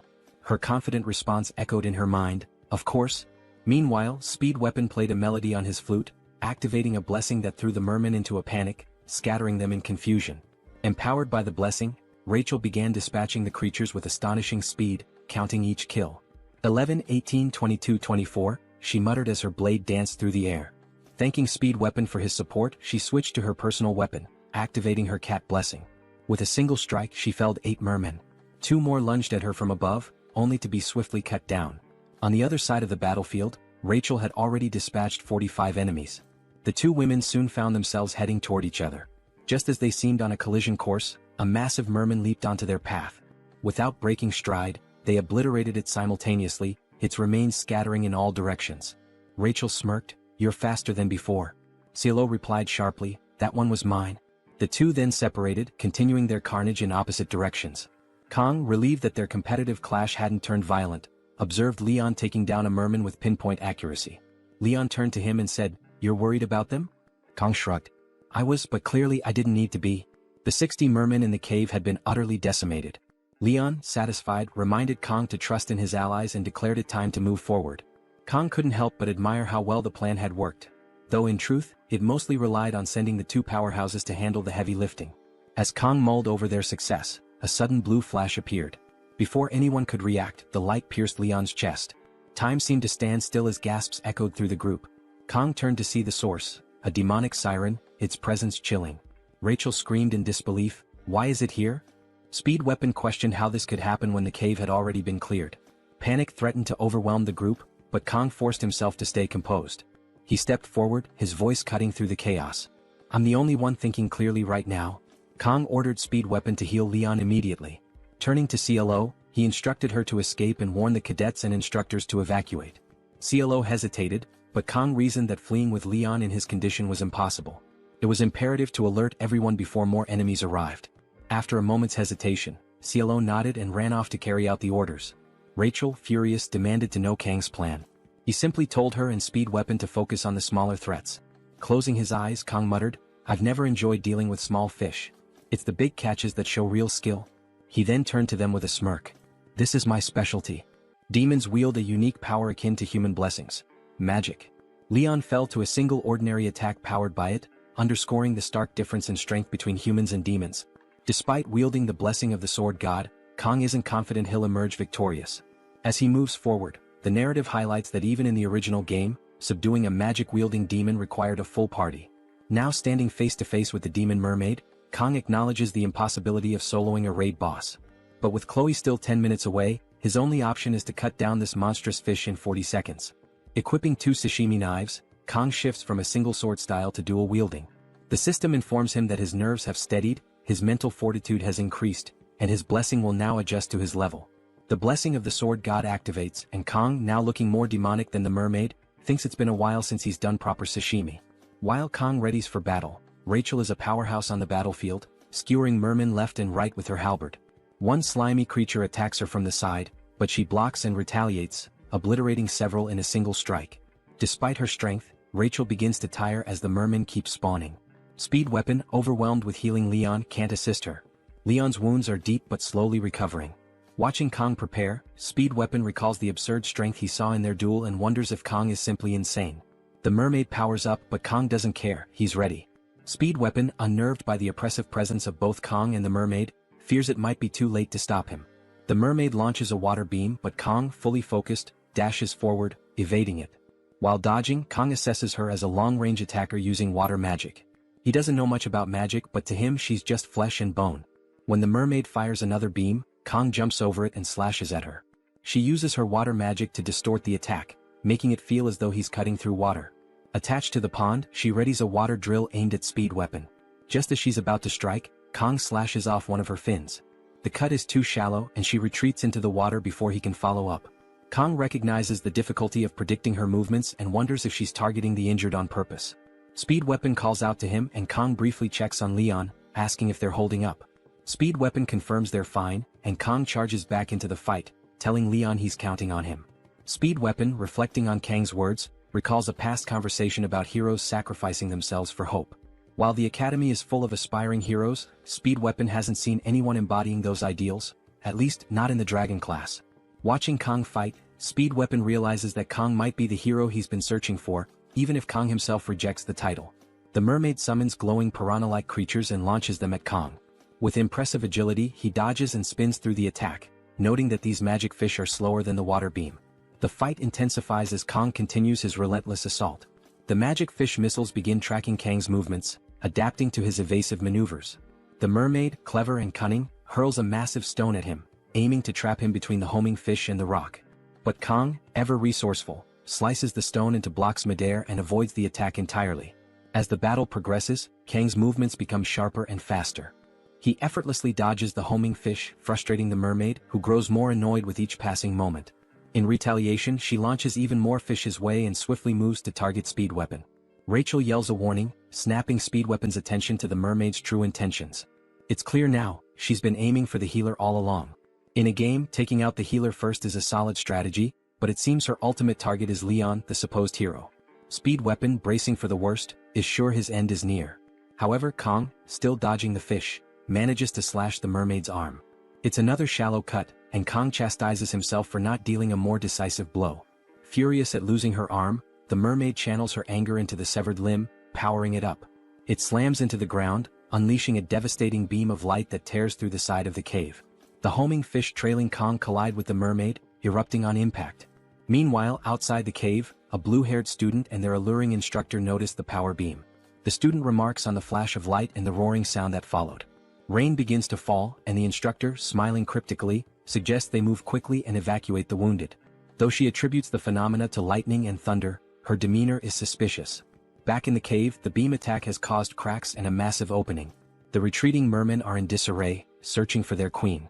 Rachel notices the shift in their behavior, while Kang, annoyed, reflects on his failed attempts to land a fatal blow. He suspects the mermaid is buried under the debris but doubts she's dead. His suspicions prove correct when a sudden surge of aura emanates from the rubble. Emerging dramatically, the mermaid leaps from the debris, her aura flaring and anger palpable. Kang removes his jacket and tosses it to Rachel, instructing her to protect Speed Weapon and Leon now that the smaller mermen are gone. Rachel acknowledges the order while Speed Weapon, still playing his flute, watches in disbelief. Initially thinking Kang was a madman, he now wonders if he's witnessing the rise of a legend. Kang rolls up his sleeves, finally free to focus on the fight. With only 10 seconds left, he resolves to make up for lost time. The mermaid, enraged and wielding all her power, charges at him with relentless fury. Kang, undeterred, closes his eyes to center himself. When he reopens them, a sinister darkness envelopes his left eye. His demon mode has activated. "I'll cut everything down," Kang declares, dashing toward the mermaid. Chloe bursts out of the cave, her only thought being to run faster and faster. She can't stop, won't stop, even as her legs scream in protest. Her blessing fuels her desperate sprint, slicing through trees in her path with sheer determination. Despite the pain and exhaustion, she pushes forward, Gioma's instructions echoing in her mind. She must find the instructors. Thoughts of Kang flood her mind. To Chloe, he's the strongest person she's ever known, but fighting has never come naturally to him. He only draws his blade when absolutely necessary, and even then, it's with reluctance. She reassures herself that Gioma made the right choice in trusting Kang with this battle, though the mermaid's strength unnerves her. Chloe wishes she were stronger, capable of lending a hand, but her doubts are interrupted by a distant explosion from the cave. She stops briefly, glancing back at the blast, her eyes welling with tears. She whispers a desperate prayer for Gioma's safety, but there's no time to linger. With renewed urgency, she sprints forward, dodging obstacles, sliding through mud and shouting for anyone to help. Her voice cracks as she cries out, rain mixing with her tears, but her sharpened senses detect something, a merman presence to her right. Acting instinctively, she leaps and attacks, only for her strike to be parried. The defender is none other than Abel, the main waifu, who meets Chloe's gaze with equal surprise. As Chloe lands, she gasps out an apology for the attack, relieved beyond belief to have found someone. Exhaustion overtakes her and she collapses to the ground. Abel's group, busy fighting off mermen, accuses Chloe of being insane for ambushing them. They prepare to retaliate, but Abel halts them, recognizing Chloe's face. Barely conscious, Chloe begs for their help, explaining that Gioma is in grave danger. Meanwhile, Speed Weapon is awestruck by Kang's battle against the demonic mermaid. Watching him fight is like witnessing a master chef skillfully handling a live fish on a cutting board. Speed Weapon realizes Kang isn't just holding his own, he's overwhelming the enemy. Each move is precise, each deflection calculated.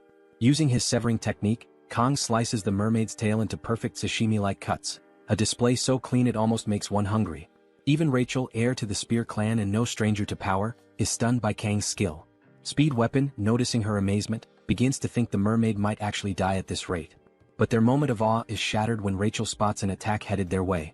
She pushes Speed Weapon aside, angrily scolding him for daydreaming in the middle of a fight. The destruction from the attack reminds them of the stakes. They aren't facing an ordinary fish, but a demonoid mermaid with devastating magic. Kang and Speed Weapon share a moment of doubt, wondering how they'll handle the mermaid if she uses magic too powerful to counter. The mermaid, now infuriated by Kang's resilience, unleashes her needle squall technique, transforming raindrops into acid-tipped spikes. Kang moves swiftly, dodging and parrying as best as he can, but the acid begins corroding one of his knives. Without hesitation, Kang hurls the knife at the mermaid, slicing her cleanly in half.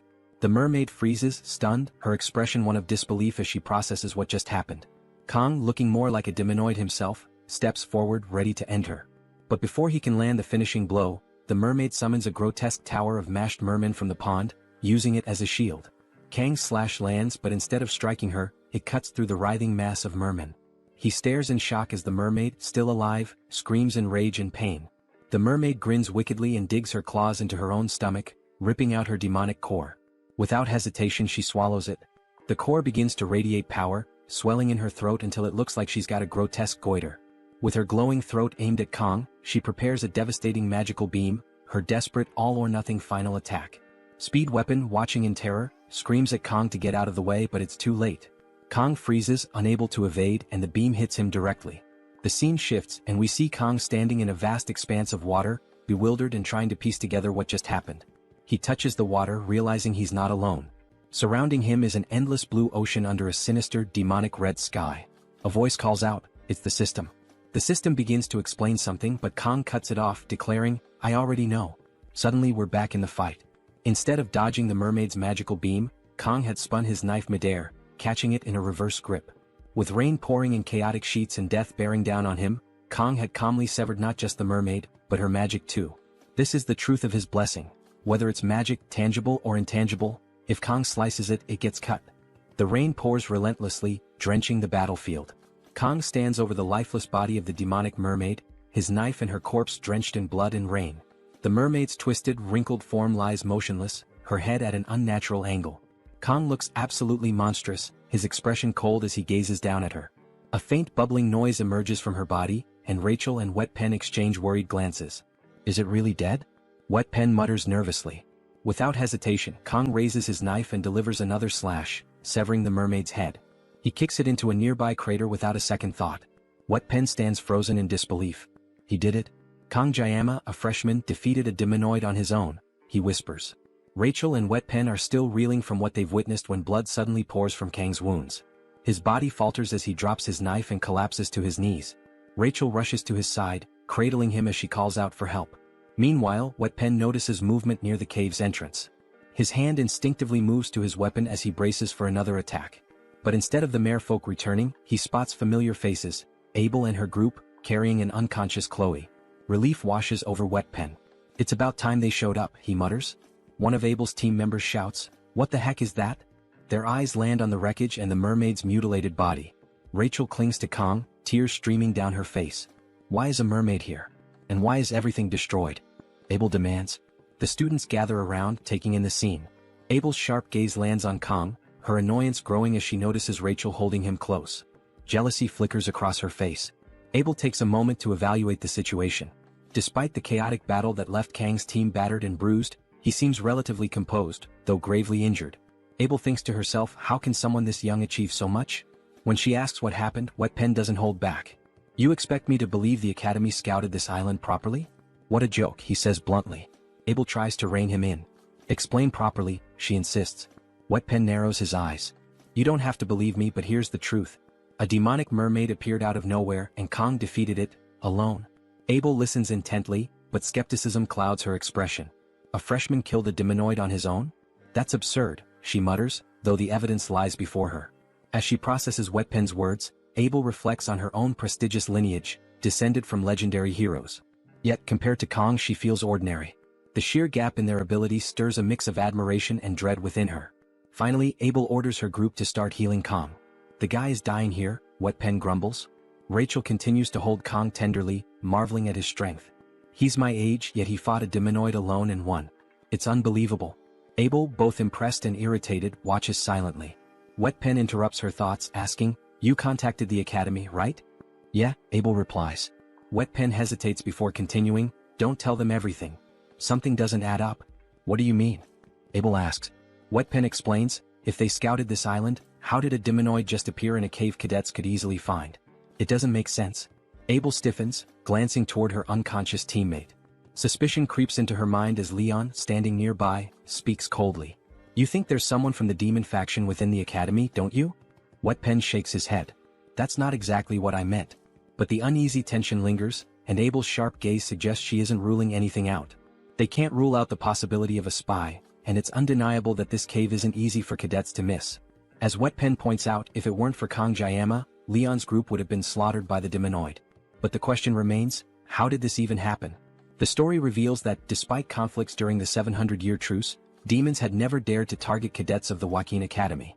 There was even a clause in the truce stating such an act could justify war.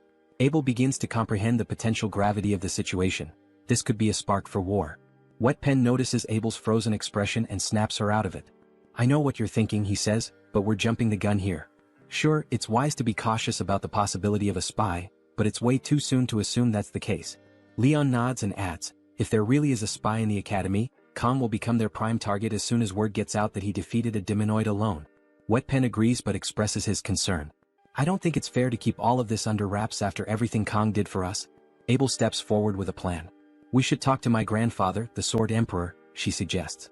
He's outside the Academy's authority and can keep this confidential. The scene shifts to a sunny day. A light breeze flows through an open window as Kong wakes up in a hospital bed. He stares at his hands in disbelief. I'm alive, he thinks.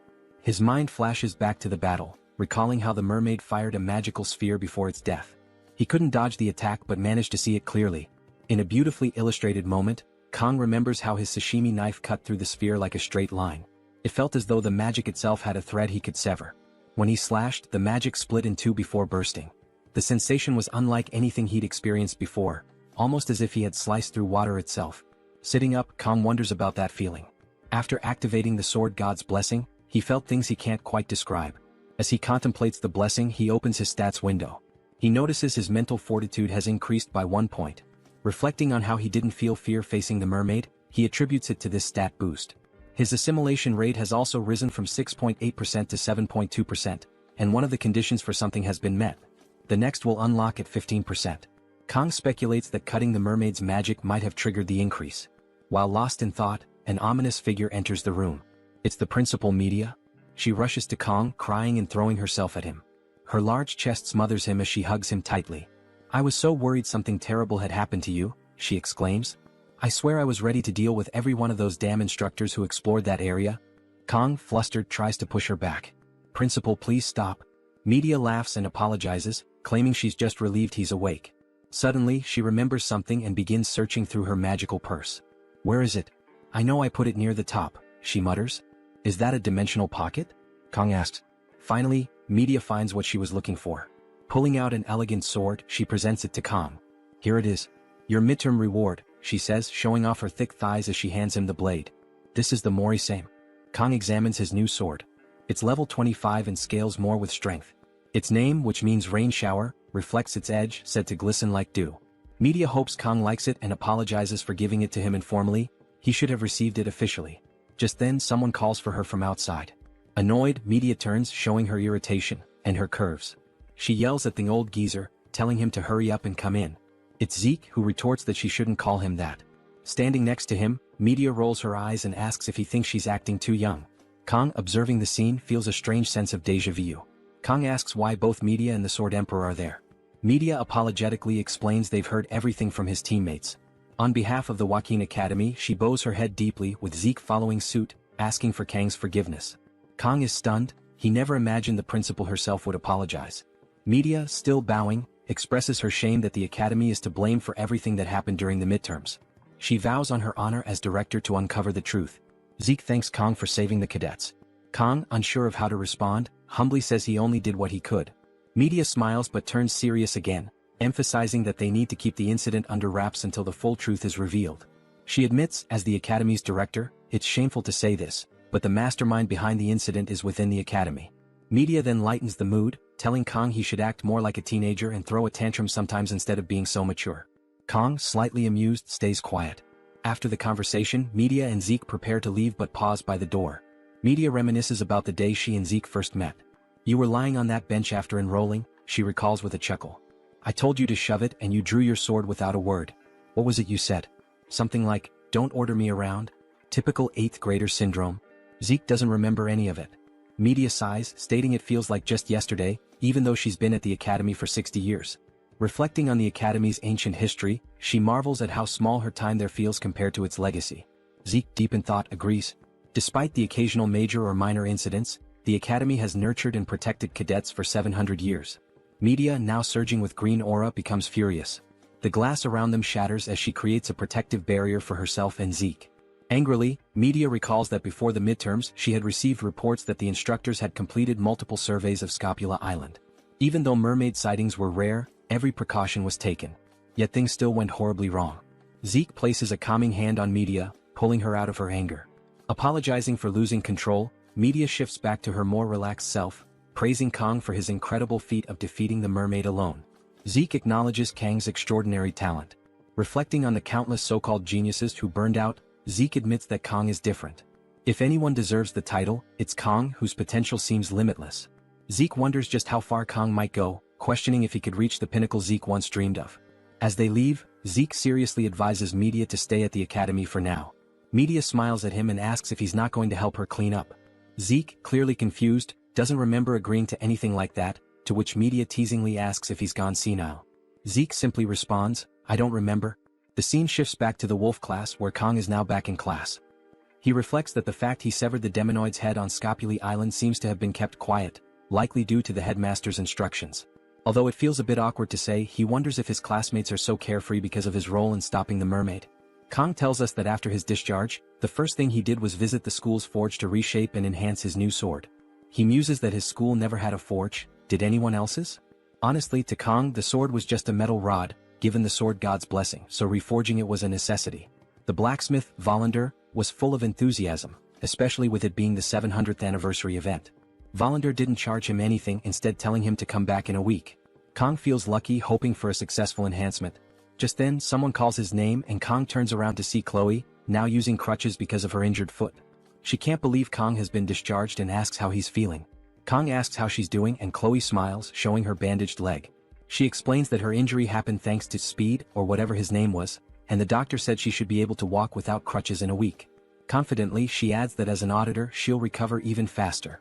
Apologizing for getting a bit too excited, she smiles at Kong, who's glad to see she's doing better.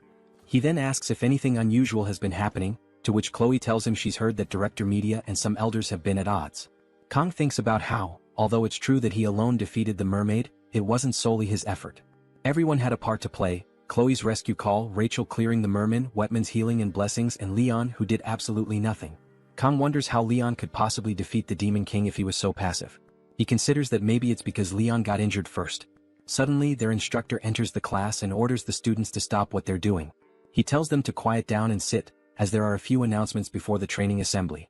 The instructor then informs the class that for the time being, someone will be co-instructing with him, and he introduces them. The whole class wonders who it could be, only to be shocked when the Sword Emperor Zeke walks in. Dressed to impress and looking serious, Zeke walks in front of the class. The students are in awe, and even the instructor bows to him. Zeke, with his glowing eyes, focuses intently on the students, while Kong, now worried, thinks, What is this old geezer doing here? The scene shifts to what appears to be an abandoned house, where an old man is being beaten. He tries to apologize but is struck across the face by the sexy pink-haired instructor, who was clearly behind the mermaid attack. The old man is truly sorry and apologizes to Instructor Kim, but she mutters something in demon tongue, her demonic aura radiating as she looks at him. She coldly states, "The 5th Corps commander is enraged." Instructor Kim, holding a worm or perhaps a candy worm, asks the guy she's beating why he didn't cooperate when he had the chance. With a seductive look, she eats the candy worm and comments that he really has a knack for annoying people. The guy attempts to apologize again, but she slaps him across the face. Sucking on the candy worm, she tells him to repeat himself. Annoyed, she mumbles that this is becoming too much. The guy, bleeding, mumbles an apology and Kim kicks him, saying he still isn't taking her seriously. He curses her, calling her a mere instructor and questioning how she dares hurt him. Kim is irritated, disgusted by the blood on her shoes. Cleaning them off, she remarks that it's ridiculous a mermaid was taken down by a group of first-year students, but looking at the new students this year, she wouldn't be surprised if they could do anything. The guy then tries to explain that the mermaid was defeated by just one cadet. Kim asks if it was Leon, but the guy shakes his head. She demands to know who it was, and the bloody guy reluctantly reveals that it was this year's top student, Kang Jiama. Kim recalls Jiama, realizing he's the special admission student. Holding and burning the candy wrapper, she understands the situation and finds it exciting. As the wrapper disintegrates, she enters her seductive demon mode. The scene shifts to cadets running and counting after their instructor, signaling the start of training. The instructor yells at them to shout louder since he can't hear them. All the students are running and counting, but one student is sitting on a bench. Chloe, the injured cadet, cheering on the others. Kang looks at her and smiles, feeling jealous. From behind, someone yells at him to pick up the pace. It's the old sword emperor Zeke in a tracksuit. He asks Kang if he's still injured from the midterms and Kang responds that he's fine now. Zeke wonders why the old man is running alongside him, thinking about Zeke's identity. Zeke is a descendant of the first Sword Saint and the right hand of Baylor Waikeen, the Sword Saint Aaron Nebulum. Kang knows that Zeke would later become one of the greatest forces in humanity's coming war, and also Leon's swordsmanship master during the Second Demon War. Kang wonders why Zeke is here now and just wants him to go back to Leon, as the main story is falling apart. Despite his annoyance, he's impressed by how fast Zeke is, realizing that this old man is faster than he is. Kang remembers from the game wiki that Leon never actually received the Sword Saint title, which was a major issue in the game community. He wonders if it matters since Leon could still inherit it, but it still feels uncomfortable. Other students are impressed with Kang and Zeke, with Kang noting that Zeke's speed seems almost poster-worthy, like master and pupil running together.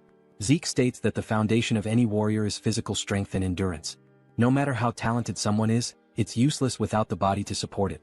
Conditioning is key to growth. He tells Kang not to cut corners and keep up. Kang, out of breath, shouts back, "Yes, sir." Zeke is pleased and urges him to keep up, dashing forward quickly. Kang struggles to keep up, wondering if Zeke is aging backwards. The cadets are then informed that, unless it's for field training, personal weapons are strictly prohibited. Instead, they must choose from a pile of rusty old farming or training weapons. Zeke tells them to pick one and master it. Some students can't believe it as they have family heirlooms they'd rather use. Kang looks at the pile and notices a sashimi knife. One student raises his hand to ask Zeke if it wouldn't be better in the long run to get used to the weapons passed down by their families.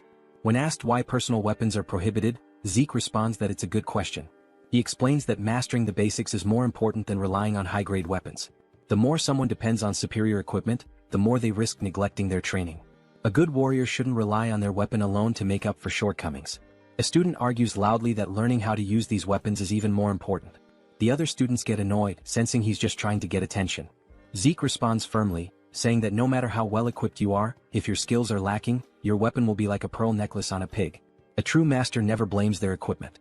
These words hit Kang like a truck and he agrees, saying it's 100% true. Zeke taps his cane on the ground, stating that once they master the basics, they'll become comfortable with any weapon. He adds that cadets who handle basic weapons well are likely to receive higher scores in the class promotion evaluation at the end of the year. Hearing this, all the students rush to grab their weapons. Kang thinks Zeke knows how to motivate people, and the other students are completely inspired. He had always thought of Zeke as a punching bag for the media, but now he's seeing a different side of him.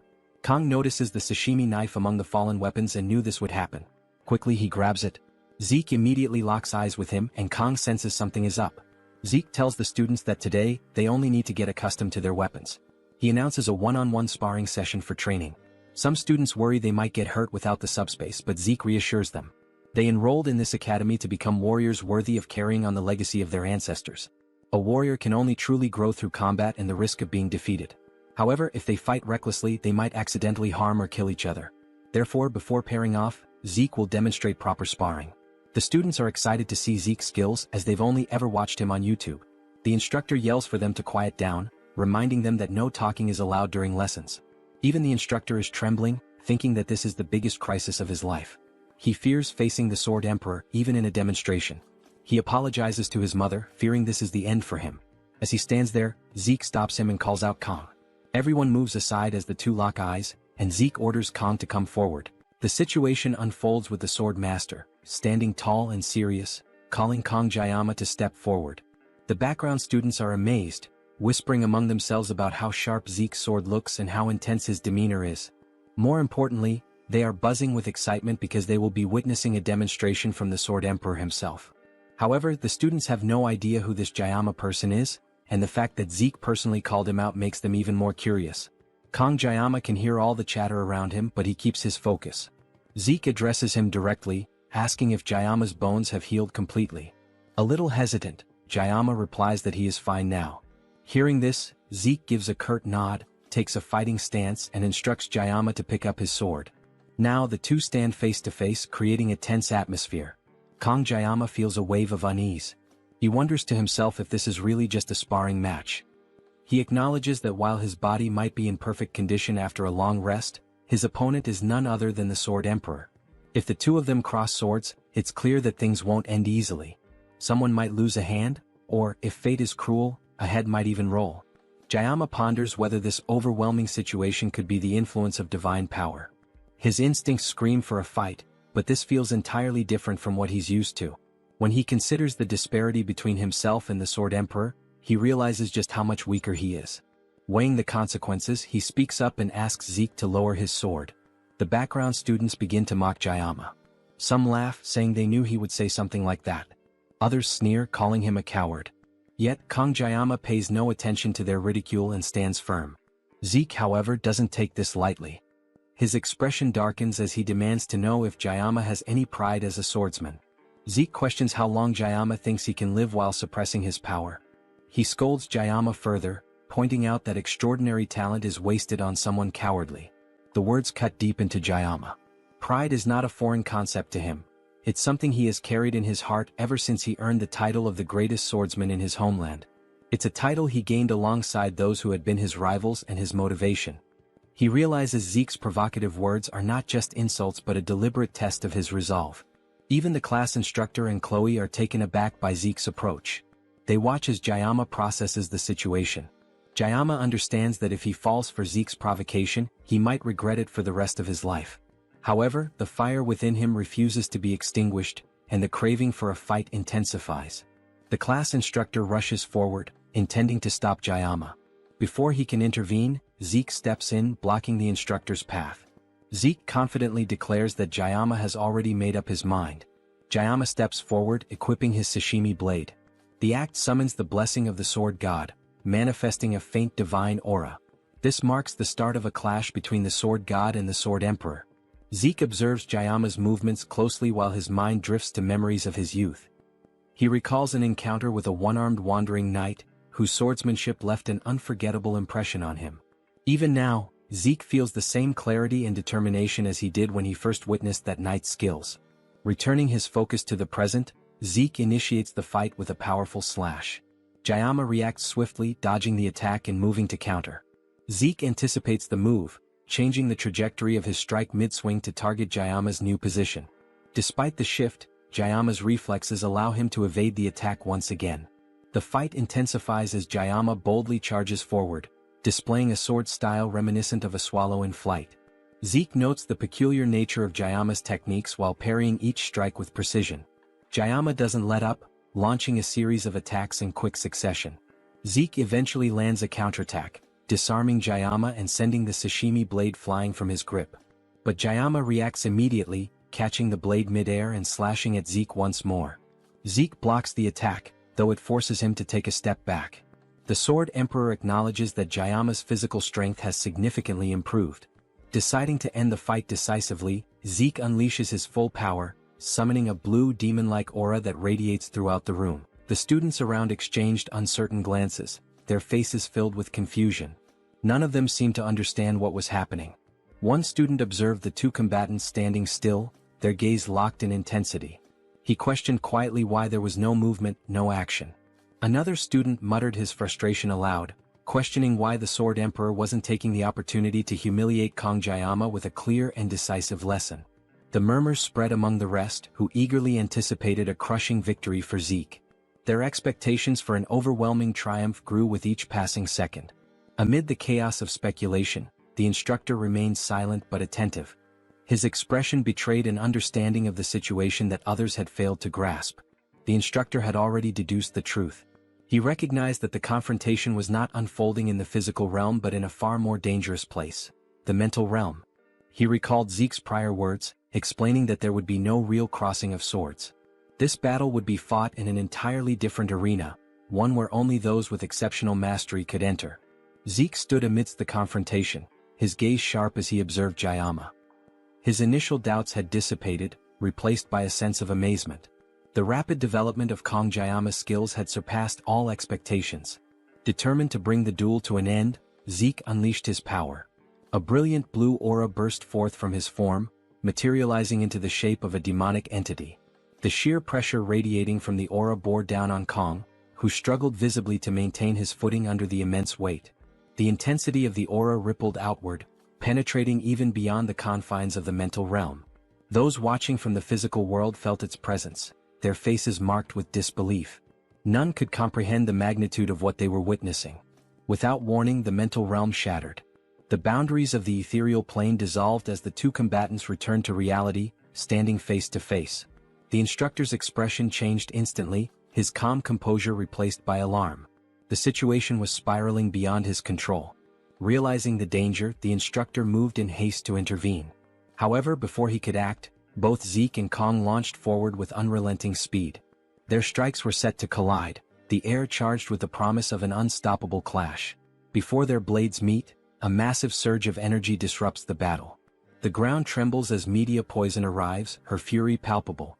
Her veins bulge with anger and her glasses fly off her face. She shouts at Zeke, demanding to know what he's doing to his student. "Have you completely lost your mind?" she yells, her voice echoing through the battlefield. Hours later, in Medea's office, Zeke stood with a deeply remorseful expression, apologizing for his actions. Medea, still visibly irritated, found his behavior unusual. Her annoyance grew as she recalled the effort it took to place Zeke as an instructor in Kang's class, only for him to take such reckless action. The outcome of the battle could have been disastrous had Medea not intervened. Zeke, reflecting on the events, admitted that causing such chaos was never his intention. He acknowledged losing complete control during the battle, leading him to unleash his aura to its maximum. Medea, recalling her arrival at the battlefield, muttered in frustration, trying to regain Zeke's attention.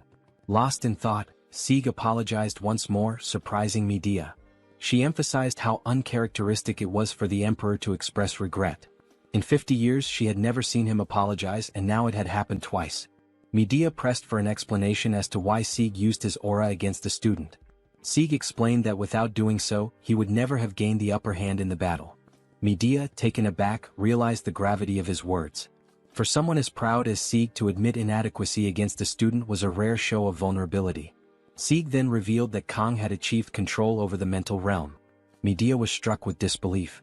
A young man of only 17 years mastering such a skill seemed unfathomable. Zeke had no answer for how this was possible. Medea recalled her brief encounter with Kong at the conclusion of the battle. His gaze had emanated an intimidating aura. His resolute expression exuded an unshakable determination that left her unsettled. The fear she felt mirrored an encounter from her youth with a commander named Vason. Yet the source of her apprehension toward Kong remained unclear. Composing herself, Medea questioned whether Zeke considered himself defeated. Zeke, incensed, rejected the idea outright. Despite Kang's exceptional talent, he could never compare to Zeke. Medea chuckled at Zeke's exaggerated reaction and teased him, remarking that it was unlike him to make excuses. She joked about the Emperor blaming his equipment, finding the notion almost comical. Zeke responded with playful irritation, masking his fondness for his old friend. The exchange ended with an affectionate reconciliation between the two. The scene transitioned to a flashback of the battle. The intensity of their clash replayed in Kang's mind. He woke suddenly in his room, relieved the battle had concluded without catastrophic consequences. Despite Sieg's hot-headed nature, the presence of Medea had clearly prevented things from escalating further. As he tossed in bed, Kang pondered whether what he experienced during the battle truly was the mental realm. The sensation was peculiar. The mental realm could only be accessed by mastering a weapon and required specific conditions to activate. Only those with unique weapons and mastery could enter it. Even heroes struggled to use the mental realm freely. Kang reflected on Leon, who had spent 3 years training as a hero to achieve access to this skill. This thought gave Kang pause. How had he managed to achieve it so quickly? The answer was clear. It was the knife. In his previous life, Kang had spent over 2 decades perfecting its use.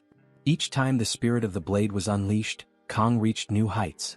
He contemplated how events in this world intertwined with those of his past life. Realizing the futility of avoiding challenges, Kang resolved to address his problems head-on. Rising from his bed, he decided to strengthen his control over the mental realm. With his knife in hand, Kang focused intently, attempting to enter the mental realm. As he succeeded, an unfamiliar energy began to draw closer. The force intensified until it collided with him, causing the realm to shatter along with his knife.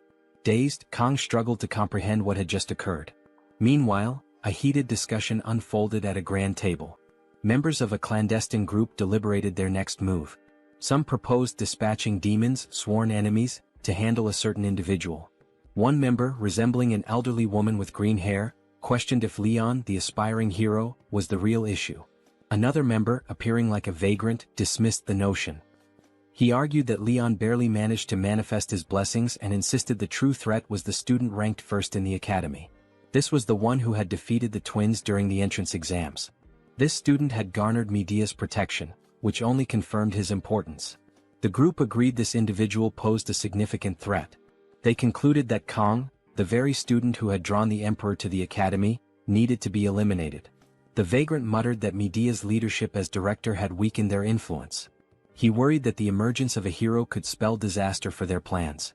A hero capable of challenging the Demon King must not be allowed to exist. Privately, the vagrant reflected on the urgency of his argument.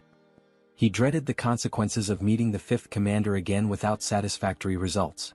The meeting concluded with the family auditor tasked with hunting Kang.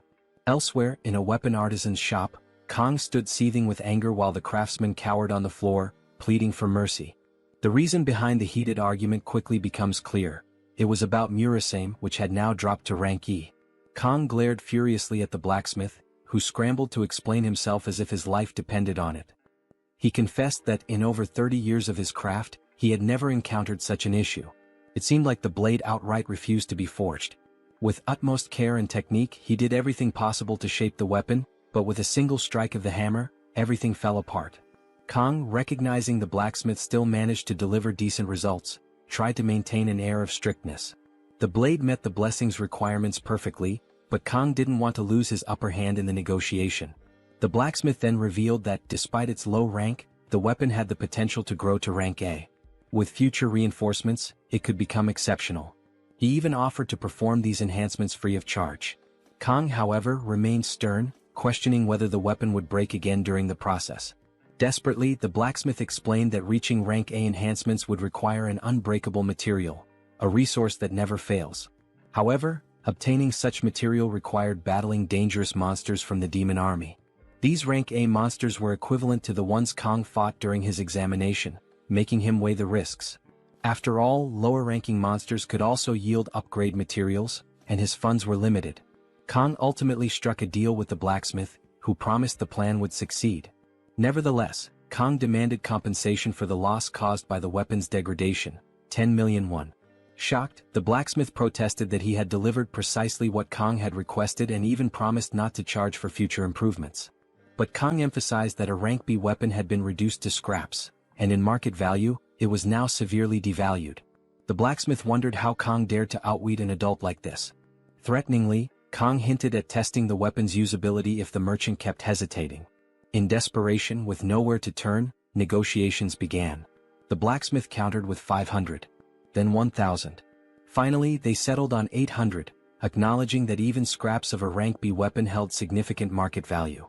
With the deal closed, a wave of relief filled the room. The scene shifted to Kang, seated on a bench, checking his current stats. While savoring his meal, he noticed increases in his weapon points and the unlocking of additional options. Reflecting on the intense pain caused by using the blessing, he realized the pain had lessened and acknowledged the need to improve this stat further. He recalled how unbearable the pain had been when he first tested the blessing. If he could significantly enhance this stat, perhaps he could use the blessing without suffering. Moreover, by mastering his weaponry, he hoped to grasp the full extent of the power granted to him. As he enjoyed his anchovies and pondered who might have sent him to this world, someone approached him. Chloe startled him by calling his attention. After calming down, they greeted each other. Chloe asked why he hadn't finished his meal, and Kong claimed he had lost his appetite.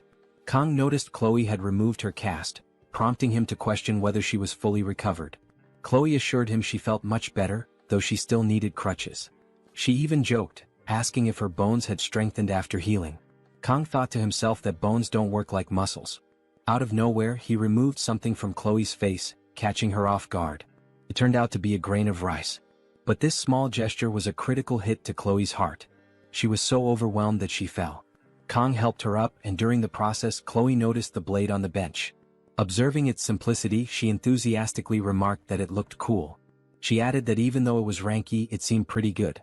Kong recalled that detail and began to reflect. Chloe, thinking her comment might have sounded offensive, tried to apologize, but Kong was preoccupied. He responded that the blacksmith would compensate him for leaving the weapon in this condition through refunds and free services. Chloe praised Kong, saying he was already strong without an exceptional weapon and would become even more formidable with one. But Kong, deep in thought, saw no reason to become stronger. He already handled powerful monsters. What he truly desired was to eliminate the pain caused by the blessing. Chloe, once again apologizing, assumed Kang's silence was due to her words. Kong reassured her it wasn't the case and told her to relax. Chloe then began to radiate her Yandere tendencies. Anyone who wronged Gioma or his precious weapon would face her wrath. She declared she would kill them all. Kong snapped her out of it and she regained composure. Suddenly, he felt something strange and turned his gaze toward a tree. Chloe, however, seemed unaware of anything unusual. Both moved toward the tree, and Kong delivered a powerful kick to the trunk, revealing the source of his concern. Nox fell to the ground, exposing that he had been spying on them. Kong looked at him in disappointment, while Nox, now on alert, lamented being caught. Simultaneously, Chloe recognized her brother and Kong armed himself. Both stood ready, anticipating trouble with Nox's arrival. Kong observed that Nox's behavior lacked any intent to fight and demanded to know the reason behind his actions. After a brief silence, Kong reminded Nox of the consequences he faced if he reappeared. Nox admitted his intentions were different this time. Kong insisted on knowing what it was about. Nox revealed that he could have informed Chloe, who would in turn tell Gioma, but he chose to deliver the message personally. It was a matter directly concerning Gioma. The Academy elders wanted to get rid of him. Kong acknowledged the existence of this organization and was shocked they were targeting him. Chloe asked why Nox had come for this. Nox pointed out that she had been away for so long and lost her privileges. Alerted, Chloe demanded Gioma stay behind her for protection, but neither Kong nor Nox felt it was necessary. Nox joked that she was still as feisty as ever. To conclude, Nox stated he had no interest in Kang's actions but found the elders' obsession peculiar. He added that it wasn't just him but the entire auditor family that decided to delay the extermination request. This request had been made secretly without anyone at the Academy knowing. Eliminating a student was, above all, against the auditor principles. However, it was hard to ignore for long as the demand came from the elders. If pressured, they wouldn't have a choice. Nox also told Chloe she needed to know since in any case she was family. Kong realized Nox's actions were driven by principles, though his true concern was for his sister. As Nox bid farewell, Kong stopped him to ask about his final remark. Without hesitation, Nox said Chloe was happier in Kang's company. Not even he, as her brother, had ever seen her like this. This left both Kong and Chloe deeply moved. Nox concluded that Kong must not let her get hurt, leaving Kong stunned. Facing one another, Kong tried to discern the meaning behind Nox's words. His request for Kong to ensure he wouldn't allow her to get hurt puzzled Kong. Seeking clarity, Kong asked why Nox would make such a request, noting that the only time Chloe had been hurt, it hadn't been Kang's direct fault. Nox studied Kong for a moment, realizing he hadn't grasped the true intent behind the statement. This left Kong even more confused as he observed both Nox and Chloe, trying to piece together what he might have missed. Deciding to change the subject, Nox prepared to ask a question that seemed important to him. Looking at Kang, he asked how Kang had managed to become strong. The question shifted Kang's demeanor. Instead of answering directly, Kang replied with a question of his own. Could he truly be considered strong? The question led Kang into a moment of reflection. He thought about the concept of strength and the emperor, whose immense power served as his standard. To Kang, true strength meant being capable of handling any threat, no matter the situation. By this measure, Kang saw himself as lacking. With his limitations, he could only act effectively for less than a minute each day. Despite his past accomplishments, he didn't see himself as truly strong. As these thoughts passed, Kang also realized that Nox had used Chloe as an excuse to share something personal with him. This made Kang wary, as he considered it risky to share anything too significant about himself with someone who might misuse the information. Redirecting his attention to Nox, Kang decided to turn the question back on him. Instead of explaining how he had become strong, Kang asked how Nox planned to grow stronger, adding that he lacked a sense of desperation. Nox, clearly caught off guard, asked what Kang meant by that. Kang explained that Nox's experiences as a member of the auditor family and a student at the academy were too limited, confined to those controlled environments. If Nox wanted to grow stronger, he would need to push himself beyond them and face the challenges of the real world. With that, Kang turned and walked away, leaving Nox standing in confusion.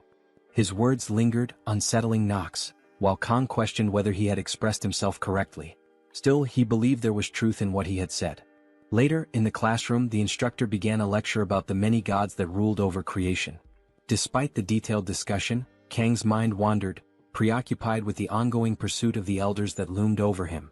The elders are direct descendants of 5 out of Baylor Hogan's 7 disciples, an elite group celebrated for their enormous influence not just within the academy's halls but across the entire world. Their legacy casts a long shadow, shaping history and power structures for generations.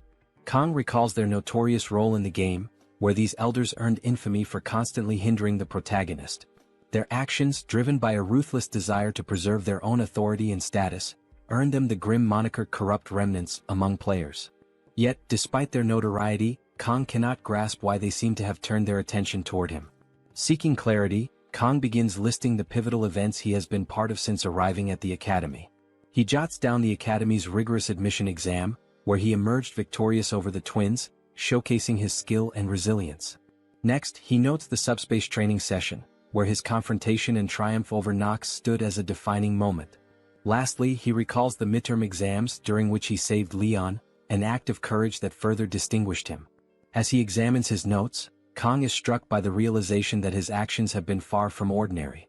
Time and again he has found himself at the center of significant events, inadvertently attracting attention. However, this self-awareness only deepens his confusion. None of his actions fully explain why the elders would single him out. His thoughts drift to Scupley Island, replaying the events following his victory over the mermaid and his rescue of Leon. A troubling pattern begins to emerge. Kang comes to a chilling conclusion: the elders aren't truly after him. Their real target is Leon. Kang was simply an obstacle in their path, a nuisance they were forced to deal with.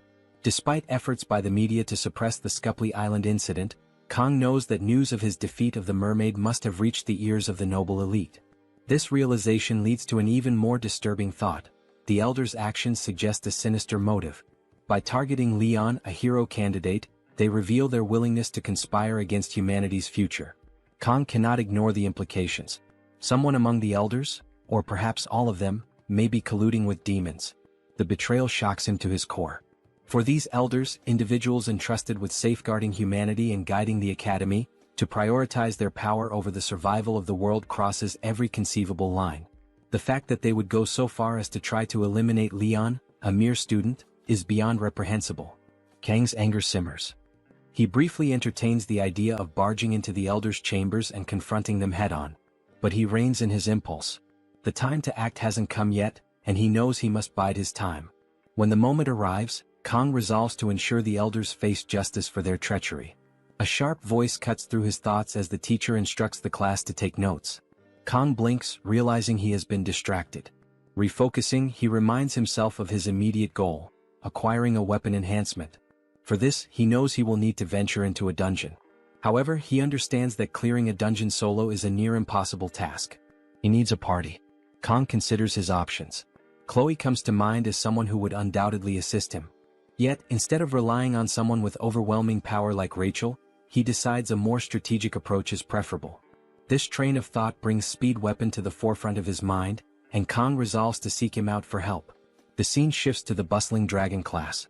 Kang's presence immediately draws attention, with a student stepping forward to confront him.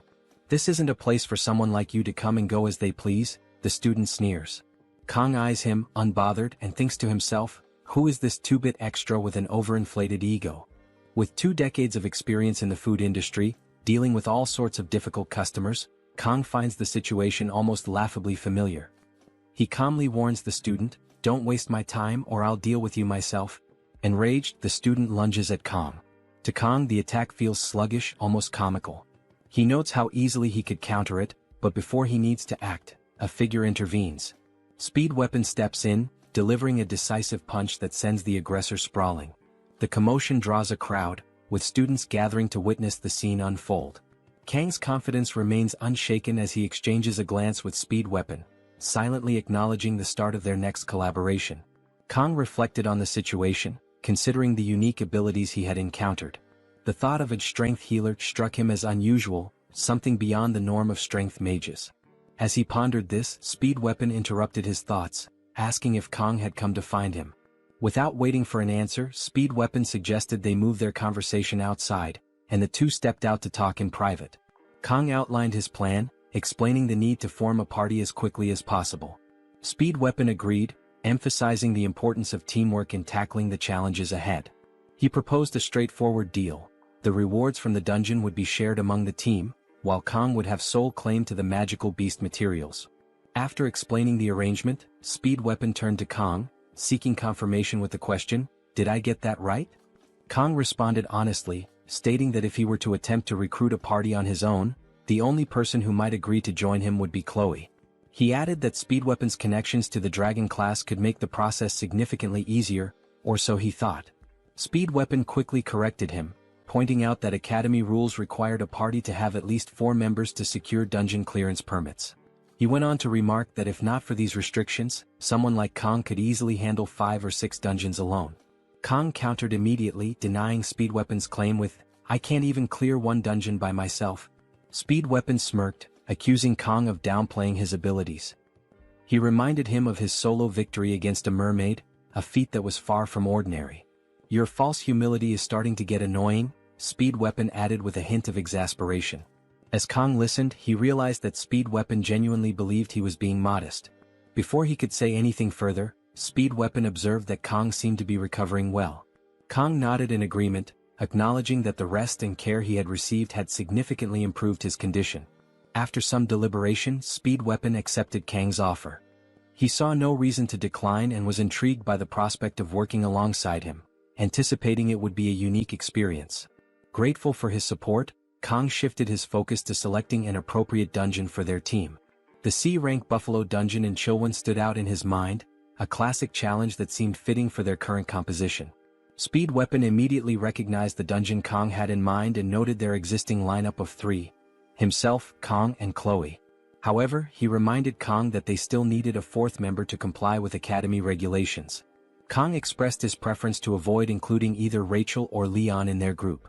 Speed Weapon reassured him, explaining that Rachel was currently in seclusion, recovering from injuries sustained during intense training, while Leon was occupied with preparations for upper-grade dungeon raids alongside senior students. Relieved by this information, Kang agreed to proceed with Speed Weapon's plan. Speed Weapon then mentioned having someone in mind for the 4th slot on their team. As their conversation progressed, Speed Weapon suggested they take a detour to the cafeteria to pick up something before heading to the person he had in mind. Later that evening, they arrived at a modest house nestled within the academy grounds. Kang surveyed the area, noting how unfamiliar the location felt to him. Despite his extensive experiences, even as a Japanese cuisine chef in his previous life, this hidden corner of the academy struck him as something unique. Inside, the house was cluttered with archery equipment, arrows scattered haphazardly across the space. It was clear the resident had an affinity for precision and skill, though the disorganization suggested a more carefree attitude.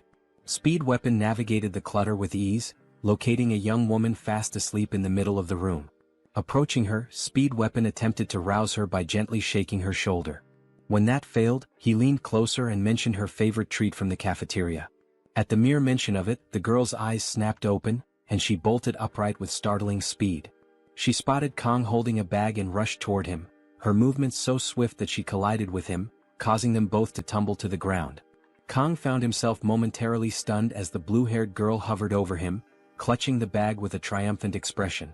Inside, as she eagerly opened it, she discovered chocolate. Her face lit up with delight, and she immediately began enjoying the treat, oblivious to the awkward position they were in. As Kong tried to process what had just happened, the girl looked up at him with sparkling eyes, her expression filled with anticipation. It was clear she was already hoping for more chocolate, her joy at the moment seemingly boundless.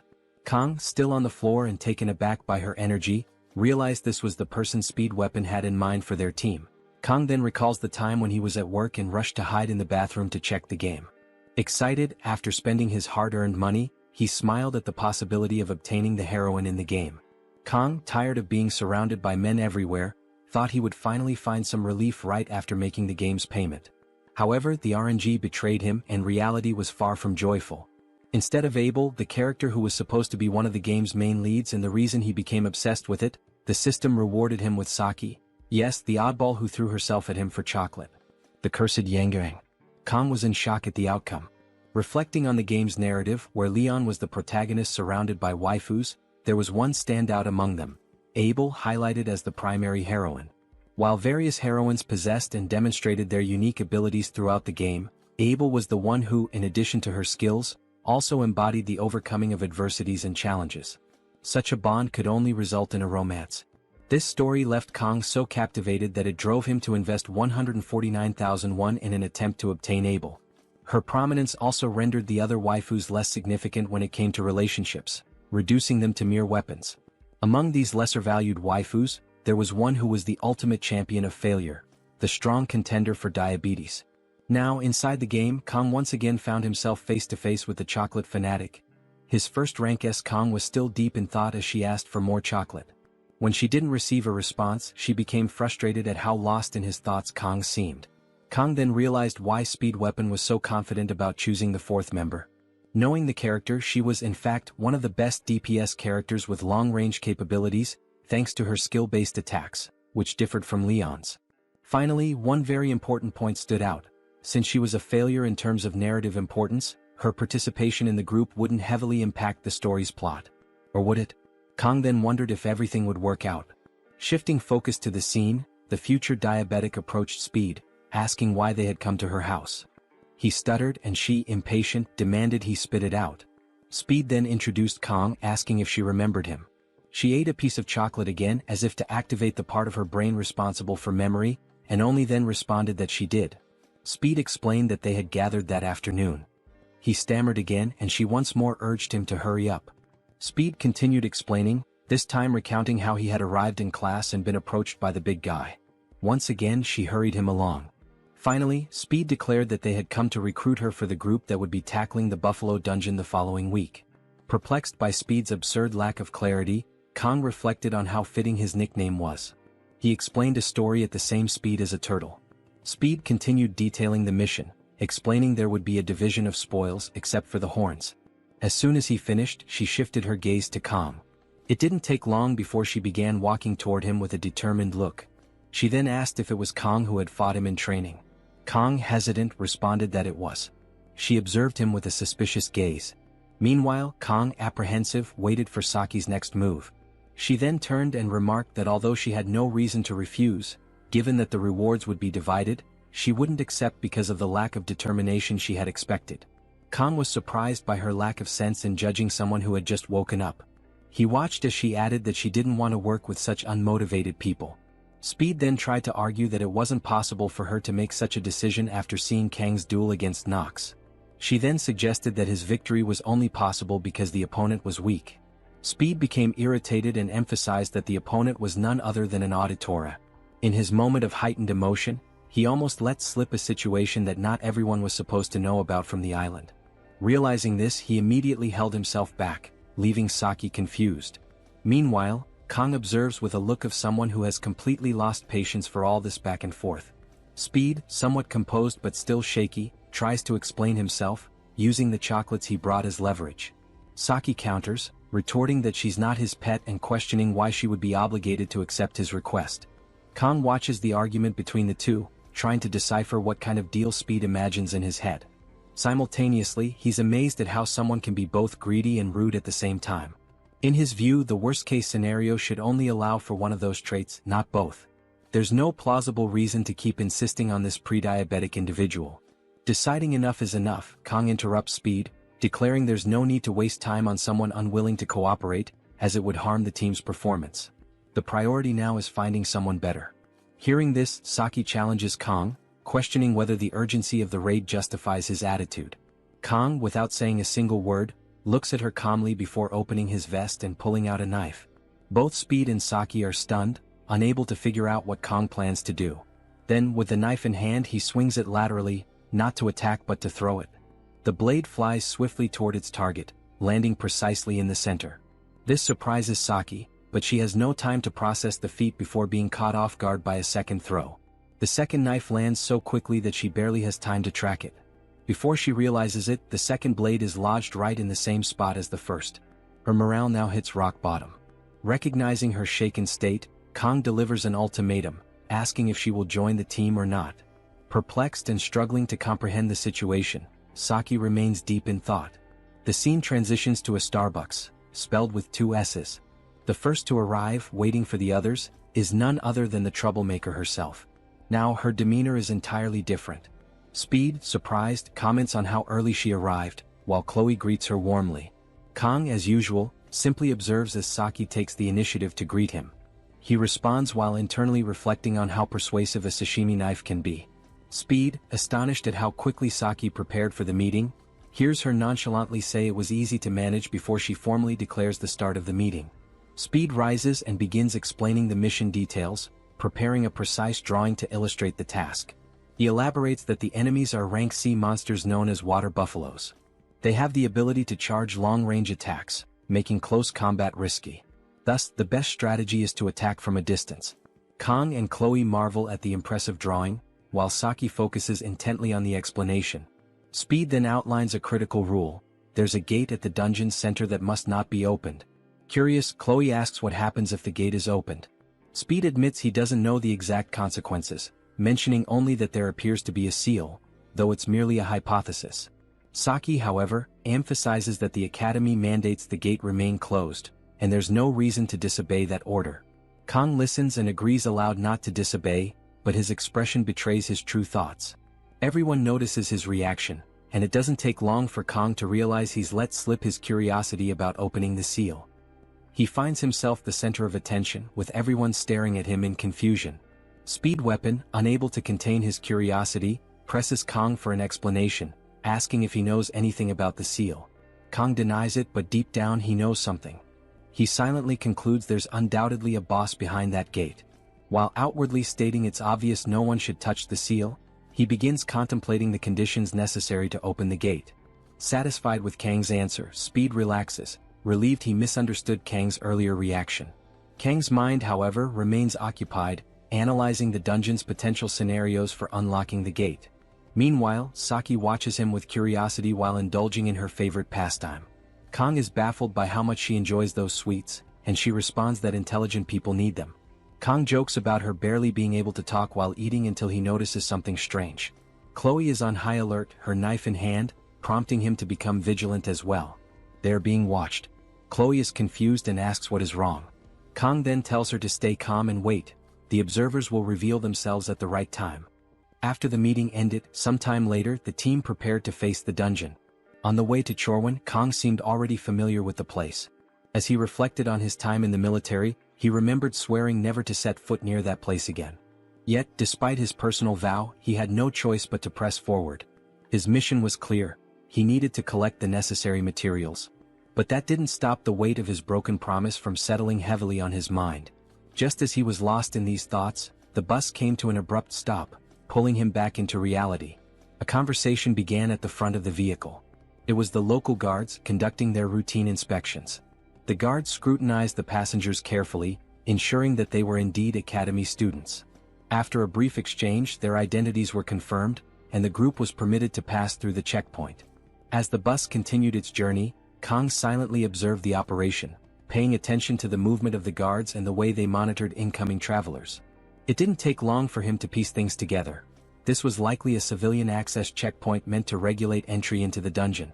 The security was strict, reinforcing his growing awareness that he and his team were being watched. And not just by these guards, Kang was all too aware of the watchful eyes of the elders, ever present, ever scrutinizing. His thoughts were interrupted by Speed Weapon, who approached and asked if he wanted to eat an egg. Caught off guard, Kang hesitated, and Speed quickly mentioned that it was a traditional practice in Korea. Kang thanked him while thinking that it was a somewhat outdated tradition. Kang's observations about security and the surveillance on him made his interaction with Speed appear more cautious. Speed noticed this and reassured him that the dungeon was only rank C, so there was no need to worry. He assumed that was what troubled Kang.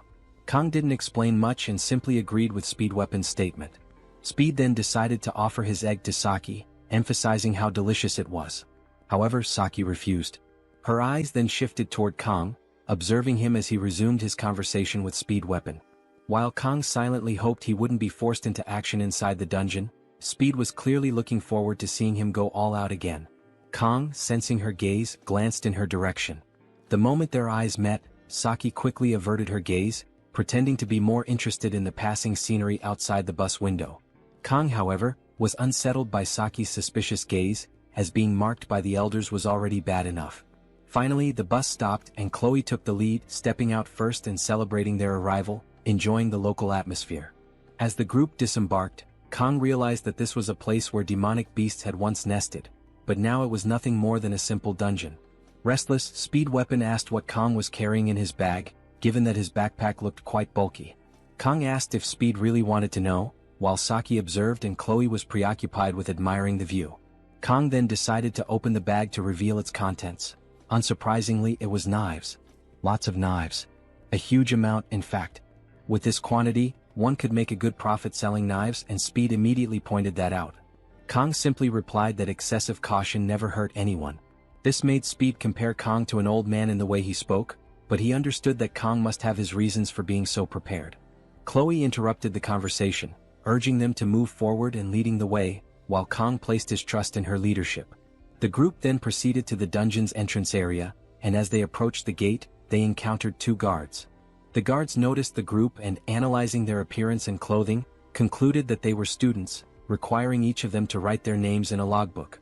Chloe, Speed, and Saki wrote their names, and when it was Kang's turn, one of the guards seemed surprised, his expression carrying a hint of malice upon recognizing him.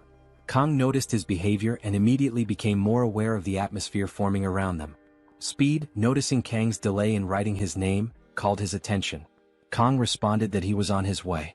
They then proceeded into the dungeon, which had a rather unpleasant smell, while Speed reminded everyone to be cautious. Kang entered last, still thinking about the guard's trembling gaze. As they advanced and the doors closed behind them, he declared that nothing bad could happen. As they walked, the scenery caught Kang's attention, as some inscriptions on the walls suggested that the dungeon was actually a tourist site for nobles. Suddenly, a hand tugged at Kang's jacket sleeve. When he turned around, he realized it was Saki, complaining about being tired. So soon, and this diabetic was already exhausted. Kang replied that her fatigue was quite noticeable, and she asked if he had something sweet to give her energy. Without responding immediately, Kang opened his backpack and started rummaging through his belongings, searching for something that would suffice. As she waited, Saki began to sway slightly back and forth, humming softly, as if she were about to receive a precious gift. Her expression was so exaggerated for someone who was merely expecting candy. He finally found a small piece of candy and offered it to her. However, she frowned, saying it wasn't to her taste, and asked if he had that chocolate instead. Losing patience, Kang bluntly stated that he wasn't some kind of storage unit to always have what she wanted on hand and was sure she had brought something herself. She admitted that he was right but argued that she was saving it for later. As they argued, something caught everyone's attention. Chloe suddenly announced the presence of enemies, 4 of them heading toward the group. Speed quickly reminded everyone to follow the plan to avoid any problems.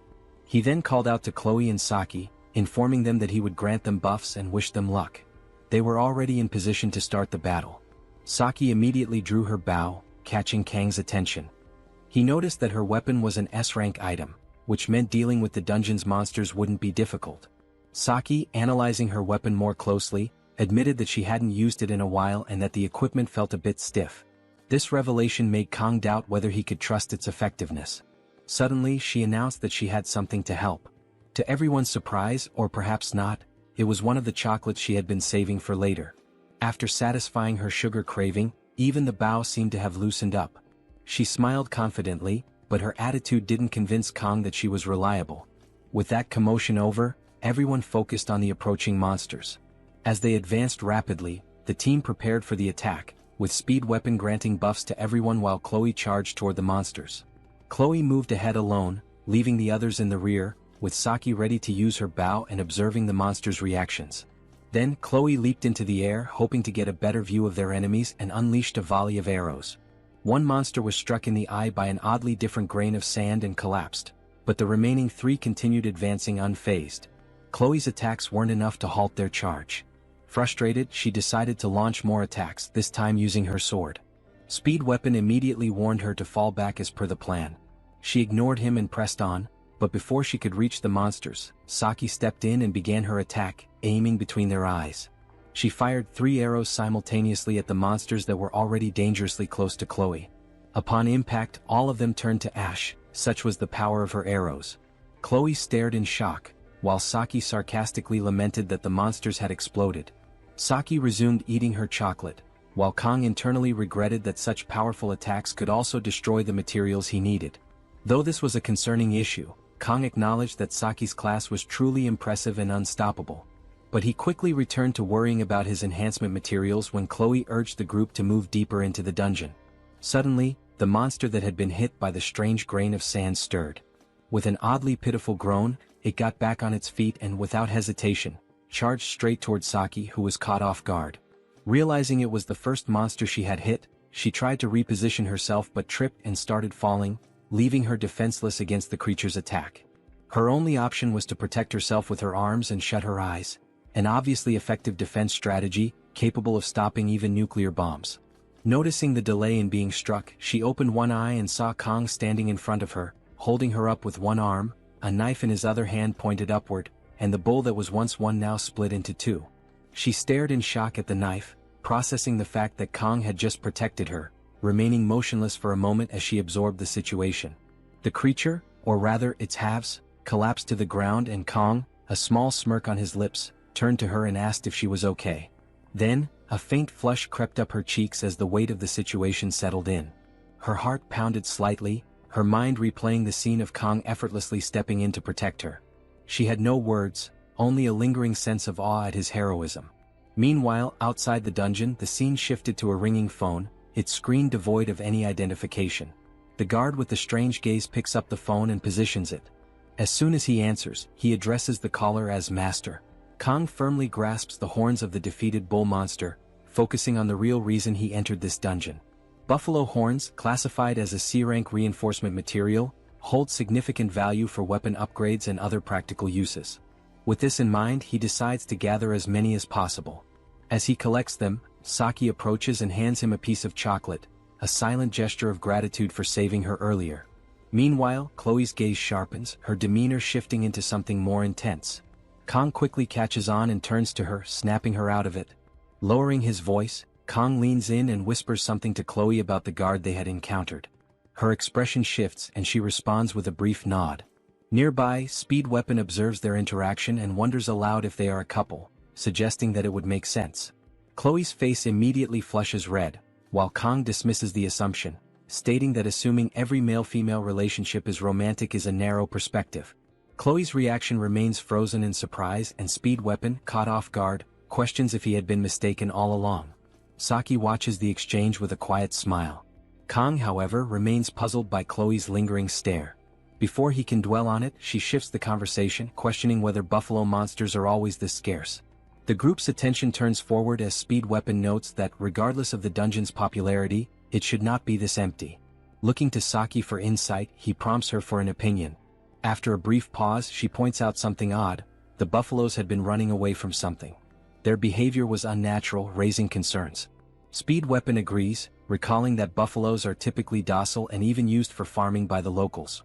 Kang momentarily processes this information, internally questioning the absurdity of using demonic creatures for agriculture.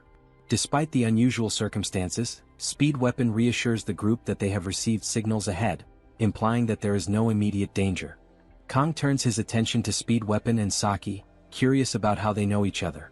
With confidence, Saki proudly explains that she secured the top position in the written exam, while Speed Weapon came in second. She adds that he bragged about it for weeks. Frustrated, Speed Weapon attempts to dismiss her words, but Saki continues, revealing that she also ranked third in the placement tests. Hearing this, Kang is surprised to learn that Speed Weapon ranked second, as he had assumed the guy was just a loudmouth. Noticing Kang's reaction, Speed Weapon quickly clarifies that he should not be compared to Rachel, revealing that she is his cousin. This revelation takes Kang by surprise, as he finally understands why, as a player, he never knew about Speed Weapon's connection to the main characters. The answer lies in their familial ties. Speed Weapon elaborates further, explaining that his family is a branch of the Changxian clan, while Rachel's family belongs to the main lineage, creating a distinction between them. However, he quickly brushes off the topic, questioning why they are even discussing this. Kang fixes his gaze on Speed Weapon, prompting him to take a step forward and demand that he stop staring. With a grin, Speed Weapon declares that he is living the dream, emphasizing that Kang is the most impressive one. Jokingly, he reminds Kang not to forget about him once he becomes famous. Kang, smiling, reassures him that such a thing will not happen. As the group continues moving forward, Speed Weapon casually remarks that no one can predict the future, suggesting that Kang might even join the Seven Heroes one day. Chloe agrees, pointing out that Speed Weapon has a valid point and that Kang undeniably has the potential. At that moment, Saki steps ahead of them, suddenly turning to face the group with a serious expression. Without hesitation, she declares her hatred for the Seven Heroes. Despite the weight of her words, the trio remains unbothered, though Speed Weapon briefly wonders what her issue with them might be. Choosing to set aside his curiosity, he urges the group to keep moving, reminding them of their objective, defeating 20 buffalo monsters to clear the dungeon. As they proceed, Kang's attention is drawn to a crystal lying on the dungeon floor, surrounded by a faint purple aura. Before he can examine it further, Speed Weapon calls out, urging him to keep moving and questioning what he is waiting for. Hesitating for a brief moment, Kang ultimately steps forward, dismissing the crystal as nothing. Outside the dungeon, a guard speaks on the phone, confirming that everything has been arranged. The academy students should have already encountered the enraged buffaloes by now, leaving no cause for concern. However, the person on the other end remains skeptical, dismissing the guard's confidence. Pressing for further details, the caller asks if there is anything else to report. The guard affirms that he followed the given instructions precisely, though he personally believes the buffaloes will handle the students on their own. It is then revealed that the person on the phone is the commander of the Demonoids. She warns the guard not to grow overconfident, reminding him that failure is not an option. With a cold tone, she questions whether he is prepared to take responsibility should things not go as planned. At this, the guard falls silent. Sensing his hesitation, the commander reassures him, expressing trust that the task has been properly executed. She instructs him to report back with the results once the situation is resolved. Acknowledging the order, the guard ends the call. Staring at the dungeon entrance, he mutters to himself, recognizing that his fate is already sealed regardless of the outcome. Just then, an ominous aura begins radiating from the dungeon gate. Reflecting on his actions, he recalls that he had forcibly opened the gate as an extra measure, ensuring that survival for the students is now impossible. Yet, something about Kang unsettles him, those eyes as if they see through everything. Unable to shake his unease, he decides to enter the dungeon and witness the situation firsthand. Inside the dungeon, Chloe turns to Kang, alerting him to the presence of magical beasts approaching from behind. Kang immediately asks for a count, and through her blessing, Chloe detects roughly 50 creatures. The group is stunned by the revelation. At that very moment, another presence rushes toward them from the opposite side of the dungeon. When they turn to look, their eyes widen in shock. A massive horde of buffaloes is stampeding directly at them. Speed Weapon, dumbfounded, struggles to understand the situation. Buffaloes don't normally swarm like this, yet these creatures appear completely enraged, charging at full speed. Still in shock, he questions Kang, recalling that these buffaloes were supposed to be harmless. In response, Kang remembers a lesson from his past life, where his master once taught him that every blade has its purpose, just as a sashimi knife is meant for handling fish. Snapping back to the present, he smiles at the thought and declares that it looks like he will be using the fish knife to handle the buffaloes. According to Chloe, Kang instructs her to distract the herd, warning her not to charge in directly. Instead, she should move unpredictably to disrupt their formation without engaging in combat. Chloe acknowledges the strategy, nodding in understanding. Next, Kang turns to Speed Weapon, ensuring he is prepared. With a grin, Speed Weapon confidently responds, showing no hesitation. Meanwhile, Saki struggles to understand why Kang remains so composed despite the overwhelming odds. He assigns her to hold the front, ensuring that nothing gets too close. Though she acknowledges the command, she remains puzzled and turns to Speed Weapon, questioning Kang's unwavering confidence. Speed Weapon, wearing a knowing smile, advises her not to be surprised. Still, Saki remains confused, unable to grasp Kang's plan. With his resolve unwavering, Kang steadies himself, refusing to overthink the situation. He came prepared. No matter how many enemies stand before him, he will take them all down. With that determination, he draws his weapons and activates the blessing of the sword god. As one of the buffaloes charges at him, ready to attack, Kang makes his move. Without hesitation, he surges forward, swiftly launching his daggers at the oncoming beast. Meanwhile, Saki remains in shock, unable to comprehend how Kang intends to handle the horde alone. Saki, stunned, lets the chocolate bar slip from her hands as she struggles to process Kang's overwhelming efficiency in combat. Perched atop a pile of defeated buffalo-like creatures, Kang remains unshaken, scanning for any remaining threats. In mere moments, he had effortlessly neutralized the ferocious charge of the monsters. Meanwhile, Chloe refuses to be outdone. Activating her ability, she charges into the horde, targeting her, executing her signature move, Schrodinger's cat. With fluid precision, she takes down multiple enemies at once, delivering her attacks with the style and flair of a Power Ranger. As Kang readies himself for the next wave, he leaps forward, slashing through his opponents with a flurry of strikes, reducing them to mere fragments. However, as his assault concludes, he finds himself surrounded. Saki and Speed Weapon watch as the creatures swarm him, forming a towering mass of flesh over his position. Saki tenses, preparing to intervene, but before she can act, Kang retaliates with a single spinning strike, obliterating every enemy around him. Once again, Saki is left speechless at his prowess, while Kang remains as composed as ever. Yet this time something does concern him: resources. Without hesitation, he begins collecting horns, intent on using them to upgrade his weapon. He reflects on how useful his ability upgrade has been, increasing from 30 to 40 seconds, allowing him to dispatch 50 creatures with ease. Chloe approaches, praising his performance. Kang acknowledges the teamwork involved, reciprocating the compliment before running a hand through her hair in a rare display of warmth. From a distance, Speed Weapon and Saki observe their interaction, as if already expecting such an exchange. Still, Saki finds herself bewildered by the turn of events, a frenzied battle concluding with an affectionate conversation. Speed Weapon, however, remains unfazed, teasing Saki for her reaction.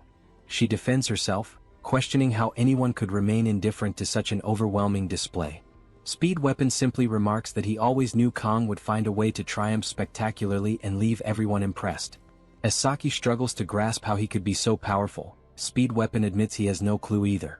While they continue watching Kang and Chloe atop the remains of their enemies, Speed Weapon daydreams about how incredible it would be to livestream Kang's feats, leaving Saki perplexed by his remark. Snapping back to the moment, Speed Weapon calls Kang over so the group can regroup and move forward. As they walk, he points out that their goal was to collect 20 buffalo, yet they have far exceeded that number. He jokingly accuses Kang of showing off. Kang dismisses the concern, claiming that numbers don't matter. It's simply his way of making up for staying neutral and doing nothing during the exam. In truth, he had saved everyone from the siren, though that detail was meant to remain a secret. Speed Weapon nearly blurts it out before catching himself, remembering the need for discretion. Continuing the discussion, he recalls the terror they felt upon seeing the massive stampede charging toward them, even comparing it to the way the Lion King met his end. As a man of culture, he appreciates the reference, though Saki remains completely clueless, interpreting Lion King as some kind of dominant species. Suddenly, Chloe notes the eerie silence that has overtaken the dungeon. Saki, sensing something amiss, attempts to articulate her suspicion when a deafening rumble interrupts them. Their attention shifts to a strange disturbance emanating from what appears to be a gate. Turning to face it, they are met with the sight of the very thing mentioned during the briefing, the chained gate. The group is left in shock as Kang immediately realizes the gravity of their situation. The scene shifts to the corrupt vigilante as he continues advancing through the dungeon, coming across the traces left behind by the team. Their ability to handle such a large number of monsters surprises him. He recalls the deal he made in pursuit of 20 billion, an agreement offered by a self-proclaimed instructor. The mission itself is simple to understand. When questioned about his role, she explained that he needed to tame the dungeon's monsters and, at the right moment, drive them into a frenzy using a demonic stone. The exact moment would be when Kang entered the dungeon. Additionally, she instructed him to unlock the chain stone gate. Realizing the gravity of the situation, he questioned whether the goal was to sacrifice the group. Rather than answering directly, she simply remarked that she would find someone else for the task, given his apparent reluctance. In response, he quickly grabbed her hand, taking the stone and proving his willingness to comply. Without much thought, he submitted to her orders, and she warned him to stay alert for calls from unknown numbers, through which she would provide further instructions. He, now entirely obedient, agreed without hesitation. As he continued walking through the dungeon, he displayed no remorse. His motivation remained clear, using the mission's payment to escape his gambling debts and continue playing. Trying to justify his actions to himself, he pressed forward, convincing himself that the targets were nothing more than helpless kids with no chance of survival. The focus then returns to the gate, where the group questions whether they are on the right path. Kang quickly realizes that their journey had been surprisingly smooth because they were being led into a trap. Recalling the vigilante's gaze, he regrets not trusting his instincts. However, he remembers that the gate can only be opened in the presence of a demonic stone. He had previously seen its fragments but never expected the gate to be left wide open. Though he briefly considers the dungeon's reward, he dismisses the thought, prioritizing survival above all else. His attention shifts to the red line crossing the gate, and he reminds himself that he has already used his blessing. However, he believes Murasame will hold out for some time if a fight breaks out. His only option is to shatter the gate before it fully breaks apart. A sudden, thunderous sound erupts through the dungeon, drawing everyone's attention.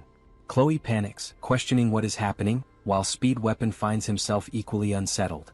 At last, the colossal figure reveals itself, wielding a massive twin-bladed axe. The group immediately recognizes it as a buffalo, yet unlike the others, its overwhelming presence radiates an energy powerful enough to instill fear. Kang realizes that there is no more time for preventive measures. The dungeon's ultimate reward is the Blessing of Transition, an ability that allows a blessing to be transferred from one person to another, but it can only be used once. The creature before them is none other than the Minotaur, known as the Buffalo King. Inside the stone gate, two buffalo-like monsters stand in an alert position, scanning their surroundings, while the main boss monster sits between them. The group stands in front of the trio, trying to comprehend where they have found themselves. Chloe is taken aback by the realization that monsters are inside the gate, while Kang struggles to comprehend how even those two buffalo monsters seem beyond what he can handle alone. Kang quickly assesses the situation, understanding that even if he manages to break through the gate and try to escape, the moment the Buffalo King awakens, it will be nearly impossible for everyone to leave unharmed. Unlike the midterm exam where there was no prior information about the mermaid, the boy has encountered the Minotaur in gameplay before. If he were in peak condition, Kang could have handled all three buffalo monsters by himself. However, at this moment, the 40-second duration of Speed Weapon's immunity blessing has already been exhausted, leaving Kang with no room for error. Kang accesses his knife thinking to act in the most possible way to succeed. Kang grips the knife tightly as he turns to Speed Weapon, asking if the pain-reducing blessing is still available. Speed Weapon confirms that it is, and when asked how long he can maintain it, he responds that the maximum duration is about 2 minutes. Kang then determines that this will be enough and instructs Speed Weapon to keep applying the blessing while Kang engages the Buffalo King. Kang knows that even a momentary lapse in focus could lead to severe injury or even death. Speed Weapon reassures him, promising to do his best. Kang then shifts his attention to Saki and Chloe, assigning them to handle the wounded buffalo monsters on the side while warning them to stay away from the boss, as it is far too dangerous. Saki, observing Kang's composed demeanor and decisive leadership, appears genuinely impressed. With the team prepared, Kang instructs them to follow the same strategy they had used earlier against the horde of buffalo monsters. When he said that, I couldn't hold back the urge to sing the Linkin Park song.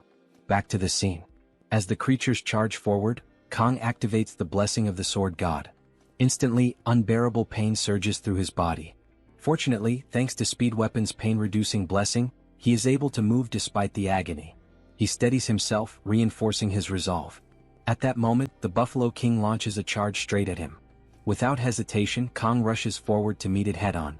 The monster swings its massive axe in a devastating strike, but Kang reacts just in time, narrowly dodging the attack. The axe crashes into the wall, shattering it upon impact. The pain from the blessing of the sword god remains overwhelming, but Kong endures it, retaliating with a swift slash of his sword against the Buffalo King. The Buffalo King swiftly blocks the attack with its axe and immediately counters. Kong evades the strike, attempting to create distance, but to his surprise the monster suddenly kicks from behind. He barely manages to block the kick with his knife, preventing a direct hit. In that instant, he realizes that all the senses dulled under the pain immunity blessing have now fully awakened. Instead of feeling overwhelmed, he experiences an unexpected sense of freedom. The monster swings its axe from the front, but Kong dodges by moving in closer. However, the boss monster anticipates this maneuver and abruptly redirects its axe toward him. As the weapon is about to strike, he reacts instantly, ducking just in time to avoid the blow. The axe crashes into the dungeon wall, sending debris flying. Seizing the opportunity, he swiftly moves behind the monster, but relying on its sharp instincts, the beast quickly turns and delivers a powerful strike at the exact spot where he had been standing. The impact sends a cloud of dust billowing through the air, covering the battlefield. As it settles, the monster is momentarily stunned, finding Kong sitting on the blade of its axe. Saki watches in disbelief, unable to comprehend his movements, which seem beyond human capability. At that moment, one of the buffalo monsters charges at her, but she dodges with effortless grace.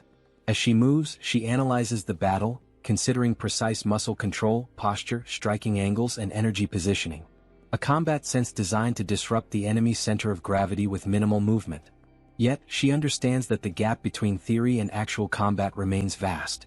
Even in the face of life-threatening danger, Kong remains completely unwavering. His presence on the battlefield reminds her of the legendary sword Emperor Siegfried. Seizing an opening, Saki draws her bow and releases a perfectly aimed arrow, striking the buffalo monster with flawless precision and taking it down in a single shot. As she secures her victory, she recalls rumors about the Sword Emperor unleashing his aura against the special trainees. Piecing everything together, she deduces that Kong must be that very special trainee. Meanwhile, Kang's aura intensifies, fully enveloping him in its blessing. However, the Buffalo King remains unfazed. Instead of showing fear, it discards its axe and lunges forward, aiming a powerful punch. In an instant, he counters with a precise strike, severely injuring the monster's right arm. The beast lets out a deafening roar of pain as he slices a bull steak chunk from its arm. At the same time, Speed Weapon continues applying his blessing while Chloe engages another buffalo. With swift and precise movements, she easily defeats her opponent. Despite her victory, she acknowledges her lack of experience in fighting monsters. She notes that the closer a monster's form is to that of a human, the more dangerous it becomes. While the level of threat varies, a monster that exhibits human-like behavior is particularly formidable. In her assessment, the Buffalo King is not just a beast, it resembles a true demonic sword master. Just then, the boss lets out a thunderous roar, grabbing the axe with its left hand and channeling magic into it, gathering its aura around the weapon. Saki is shocked. The idea of a monster using magic seems impossible, but upon closer observation, she notices something even more disturbing. The creature is burning its own life force to generate mana. The realization leaves her in disbelief. A mere monster should not be capable of such a feat. Moreover, the surge of mana emanating from it creates an overwhelming pressure, making it nearly impossible to approach. Despite the immense danger, Speed Weapon remains steadfast, convinced that no matter what, he believes in Kong. At that moment, the Buffalo King, having completed its spell, charges forward and swings its axe with full force, aiming directly at him. The Buffalo Monster boss, swinging its massive axe with its infused magic, aiming directly at Kong. Without hesitation, Kong meets the attack head-on, charging against the axe with an unwavering gaze, his sword clashing against the boss's weapon. A powerful and dense aura erupts from the impact, engulfing the battlefield as both weapons meet each other's edge. As he locks blades with the monster, he exchanges gazes with the monster and then quickly realizes that the density of its magic is overwhelming. His sword alone will not be enough to win this battle. However, after taking a look, he also realizes that dodging is not an option. Chloe, Saki, and Speed Weapon are in danger, and retreating would leave them vulnerable. And sensing an opportunity, the Buffalo Monster boss intensifies the aura around its axe before launching another devastating strike. The sheer force sends Kong staggering backward. He struggles to hold the attack while the monster keeps pushing forward. Before the monster can press its advantage, Kong noticed an attack that came from the back. It was Saki who swiftly drew her bow and fired an arrow, striking the buffalo face. The attack momentarily distracts the beast, buying precious time. Kong hesitates, confused by the situation for a brief moment, caught off guard, but Saki's urgent shout brings him back to the fight, asking what he is doing and urges him to cut the monster. Pushing himself beyond his limits, after that call, he unleashes 100% of the sword god's blessing. One of his pupils turns black, a familiar sign, meaning that the blessing has been successfully activated. His sword begins to glow with a brilliant blue aura, radiating immense power. With renewed strength, Kong swings his sword once more, delivering his full-force strike. The overwhelming force of his attack finally starts to slowly cut through the boss monster's giant axe. The once impenetrable massive weapon with infused mana begins to crack, unable to withstand the sheer energy surging through Kang's blade.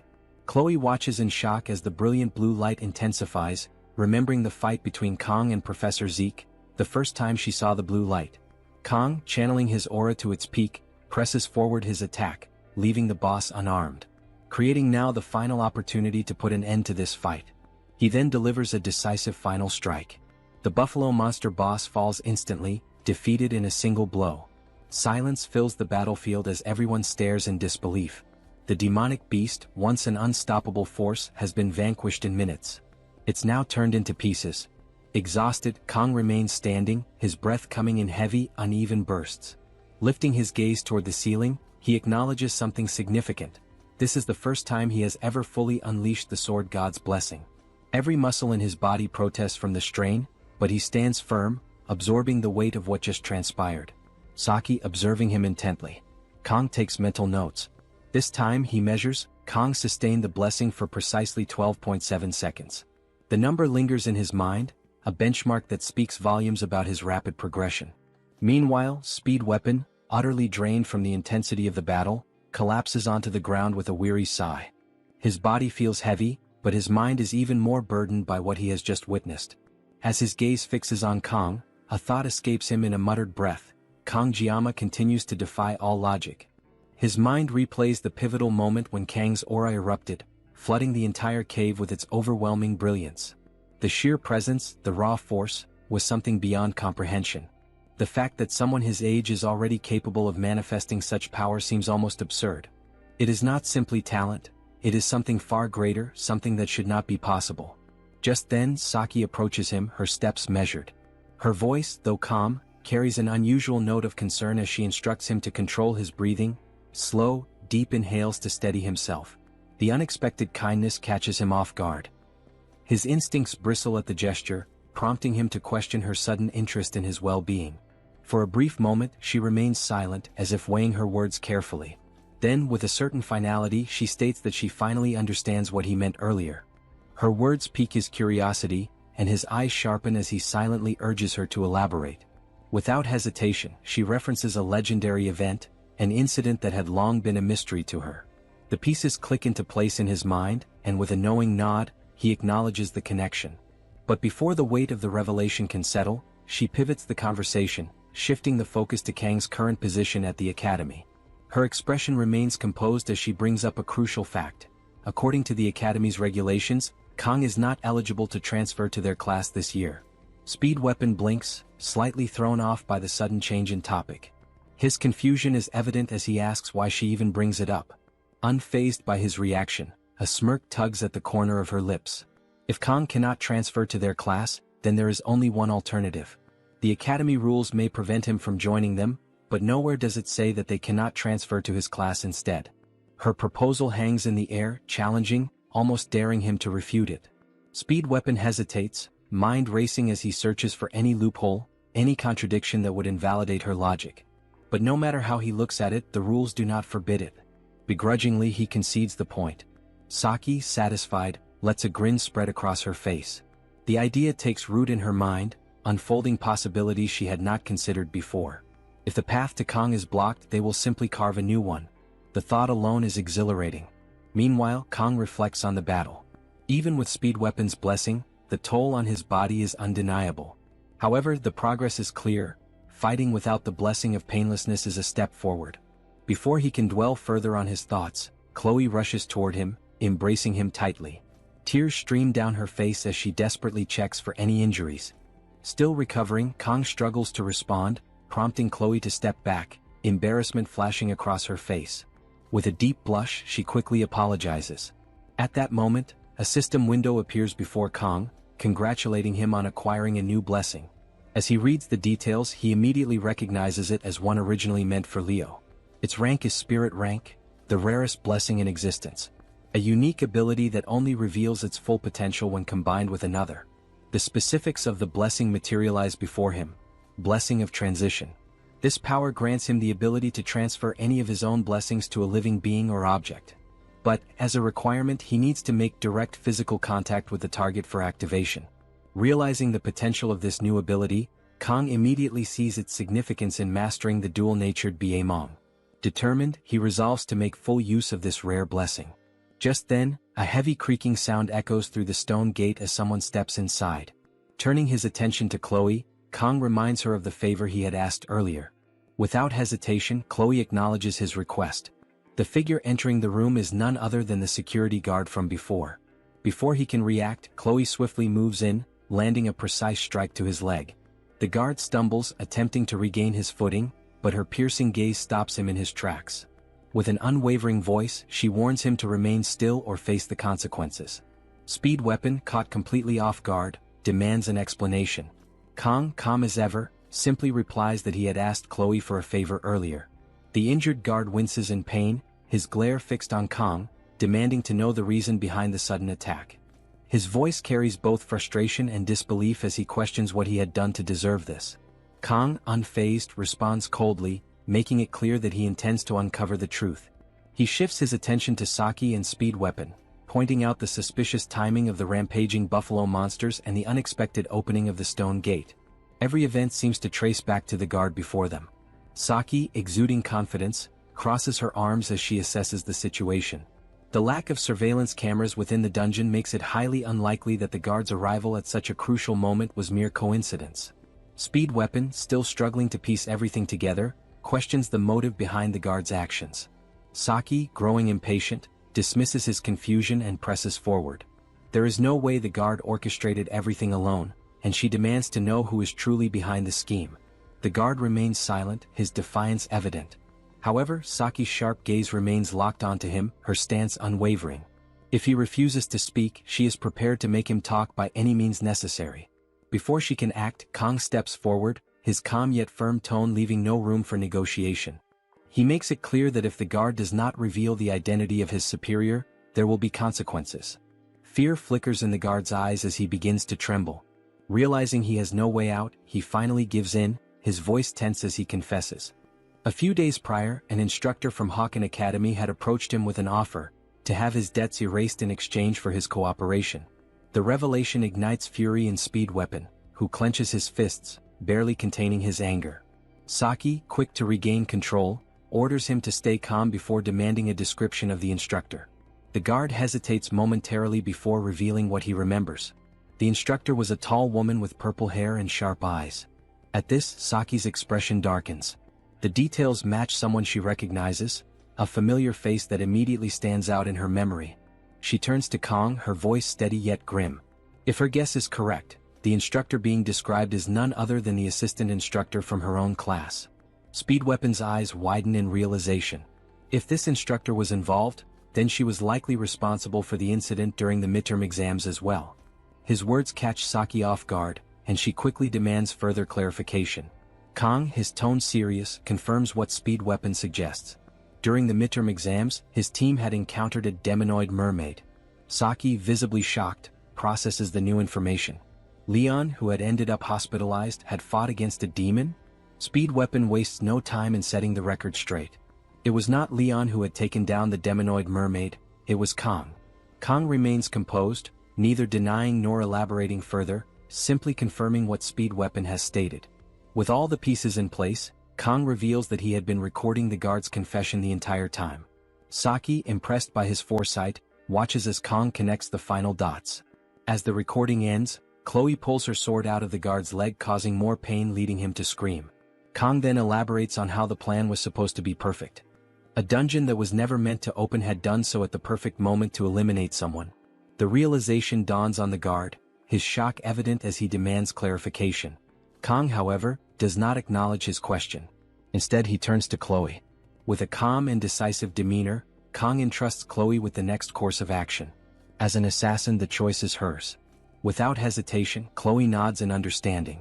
Activating her blessing, she moves with precise efficiency, striking down the guard in a single motion. As the group exits the dungeon, Kang's mind remains preoccupied with the greater conspiracy at play. The elders and instructors of Hawken Academy are the ones targeting him. His expression hardens at the realization. If those elders wish to eliminate him, they should come at him directly. And when they do, he will ensure they are erased from existence. He will cut them down. Kang approached the blacksmith, presenting the Cow King's horn, an exceptional material obtained from the Minotaur, the formidable boss of the Buffalo Hidden Dungeon. This rare and precious horn was known to guarantee a 100% success rate when enhancing weapons below a rank. As he placed it before the blacksmith, the seasoned craftsman was momentarily speechless. His gaze locked onto the horn, his hands pausing mid-motion as disbelief washed over him. It was not just any material, it was an A-rank item, the kind that only the strongest hunters could acquire. The notion that a student from Hawken Academy had brought it to him was almost unfathomable. Staring at Kang, the blacksmith could not contain his shock and immediately sought confirmation. He needed to hear it from Kang himself. Had he truly acquired this high-grade material, and if so, had he done it alone? Though Kang was skilled, the idea of a student single-handedly felling an A-rank dungeon boss seemed ludicrous. Kang clarified that it had been a team effort, dismissing any absurd notion that he had defeated the Minotaur alone. Without further ado, Kang placed his weapon, a mercenary, onto the table. The blade was in deplorable condition, its edge dulled, its structure battered from intense battle. There were nicks and cracks along the surface, evidence of the overwhelming force it had endured. Since it was already so damaged, he figured he might as well have it repaired alongside the enhancement process. The blacksmith, however, did not take kindly to the state of the weapon. His irritation was immediate, and his eyes darkened with frustration as he examined the ruined blade. Demanding an explanation, he wanted to know what Kang had done to reduce the weapon to such a pitiful state. Kang, maintaining his usual composure, responded without concern, questioning why the blacksmith was acting as if it was his fault. The blacksmith, clearly displeased but unwilling to push further, forced an uneasy smile. He hesitated before commenting that Kang could have taken better care of the weapon. Though his words were restrained, his concern was genuine. If Kang continued to push himself recklessly, the blacksmith feared he would not last long. But Kang reassured him, reminding him of their agreement. He would do everything as promised, and in return the blacksmith needed to do his part. With that, Kang turned away, leaving his mercenary in the blacksmith's care. However, as he walked toward the exit, the blacksmith's expression twisted in frustration. His irritation with Kang was evident, and he silently resolved that this time, he would shorten the blade even further. But just as he was contemplating his petty revenge, Kang suddenly stopped in his tracks. The abrupt pause caught the blacksmith off guard. Turning back around, Kang casually instructed him to sell the leftover materials for himself. The blacksmith's anger melted away in an instant. He had no reason to shorten the blade any further now. The scene shifted to the classroom, where Kang reflected on his recovery. The wounds he had sustained during the fight against the Buffalo Boss monster had healed significantly. His body, which had been battered and bruised, was now in a much better state. However, he knew his recovery was not yet complete. He would have to ask Speed Weapon for his healing blessing once more to ensure a full recovery. Leaning back in his chair, he let out a deep sigh, allowing his eyes to drift toward his status window. His physical rank had risen from 8 to 9, loosening the restrictions placed on his sword. His mental rank had also climbed from 4 to 5, and several of his other skills had shown slight improvements. The most striking change, however, was his synchronization rate. It had now reached 12.7%, a substantial jump that only occurred after significant events. He knew that if he were to clear another dungeon, this rate would likely surge again, possibly unlocking another blessing in the process. Despite the rapid growth in his stats, there had been no severe side effects since the day his hair first turned gray. Of course, the gray strands had been increasing little by little, a reminder of the transformations taking place within him. Jokingly, he considered the possibility that strength and baldness were somehow connected. If his hair continued graying at this rate, would it eventually all fall out? The thought lingered for a moment before he pushed it aside. He had more pressing matters to focus on. With enemies actively targeting him, he needed to be prepared for whatever was coming. His survival depended on it. He had come too far to meet a meaningless end now. More than that, he needed to understand the full potential of the blessing of transfer. The gap between those with blessings and those without was immense, and if he wanted to survive, he had to grasp its intricacies. As he pondered his next steps, his thoughts briefly turned to Leon. A small pang of sympathy arose, but it was fleeting. Leon, as the protagonist, would inevitably amass an absurd number of blessings. His skill window would be overflowing in no time, so there was no need to feel bad for him. Kang had his own battles to fight. For now, his immediate priority was to ensure his complete recovery. As if on cue, a gift was placed before him. A small package, seemingly from Chloe. It was a subtle yet significant gesture. This was the first time Kang had formed his own party and successfully cleared a dungeon together. Though being targeted had become a part of his daily life, it was not without its silver linings. He had gained 2 classmates whom he could genuinely call friends, Speed Weapon and Chloe. Neither of them had played a major role in the main story, and he was not even sure if Chloe considered him a friend. His eyes fell on the chocolate inside the package, triggering a memory. Chloe had been hospitalized with a fever after the dungeon raid. He had not checked in on her since then, but perhaps he should visit her when he had the time. At that moment, the classroom door opened, and the instructor walked in, accompanied by Siegfried. The instructor's commanding presence settled the murmurs in the room, and he instructed the students to return to their seats. Kang watched the scene unfold, his mind shifting from his own musings to the impending lesson. His attention turned to Siegfried, the Sword Emperor. How long was he planning to make them wait? Kang's phone suddenly vibrated, displaying a message from an unknown number. The sender's question seemed ordinary, asking what he was doing. Assuming it was a mistake, Kang ignored it, but the next message immediately followed, instructing him to look forward. Lifting his gaze, he was met with a startling sight: Saki Ryoso standing at the front of the room beside Siegfried. Before Kang could fully process her presence, Instructor Lee addressed the class with an unexpected announcement. As of that day, Saki Ryoso had been officially assigned to their class. The room erupted in whispers and murmurs of disbelief. Few could comprehend why someone like Saki would request a transfer to their class. However, Instructor Lee quickly silenced the commotion, expressing his hope that everyone would get along with the new student before giving instructions for the students to change and assemble at the training hall within 30 minutes. With Siegfried and Instructor Lee leaving the room, the class remained in stunned silence. The revelation that Saki Ryoso, one of the most promising cadets of their generation, had personally requested the transfer left them bewildered. Among the current first years, often referred to as the generation of miracles, she ranked 4th. Not only had she achieved the highest score on the written exams, but her combat skills were formidable as well. She was a master of the Kyushu style, an elite discipline that only a handful could execute proficiently. Yet, beyond her personal accomplishments, her lineage commanded even greater awe.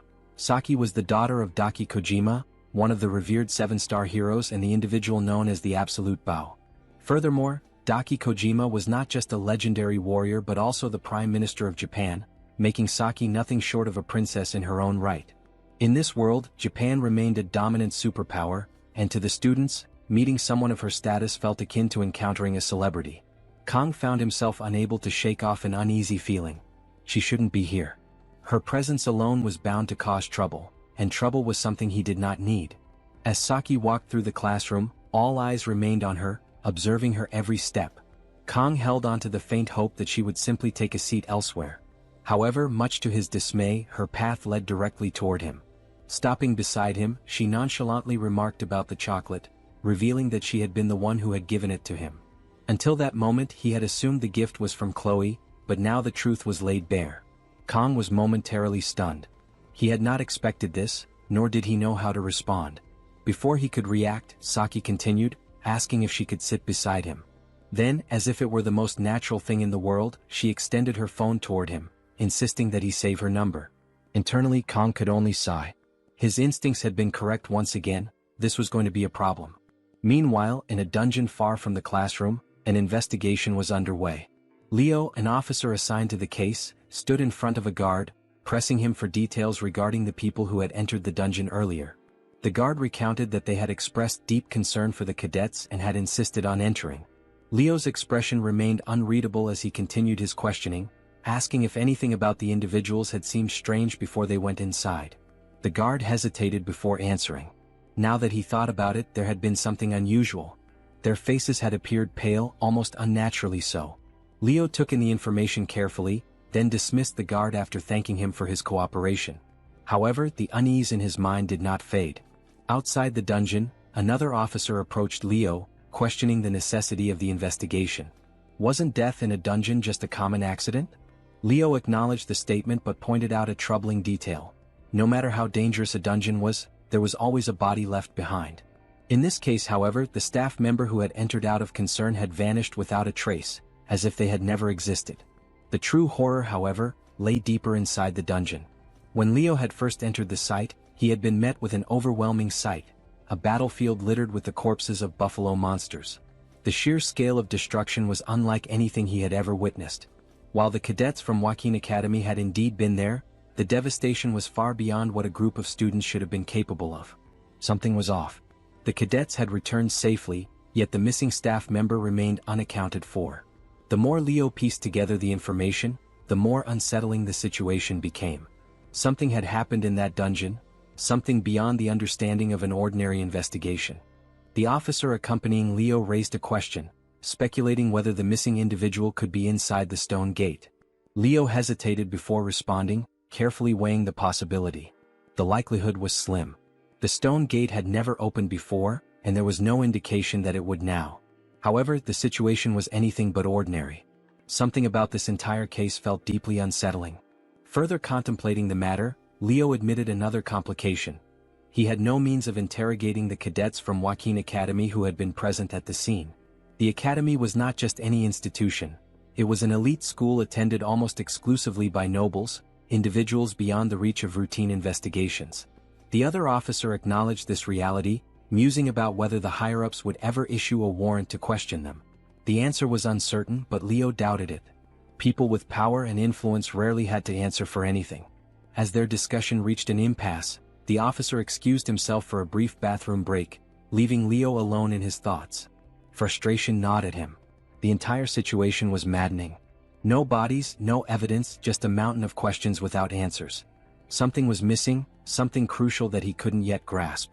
Lost in contemplation, he barely registered the sudden commotion. A sharp thud echoed through the space, snapping him back to reality. His head jerked up just in time to see his fellow officer being thrown violently to the ground by an unknown assailant. The attack had come out of nowhere, swift and brutal. Leo's instincts kicked in, but as he turned to face the threat, his breath caught in his throat. Before him stood something beyond human comprehension. A figure exuding a menacing aura, its very presence radiating an unnatural energy.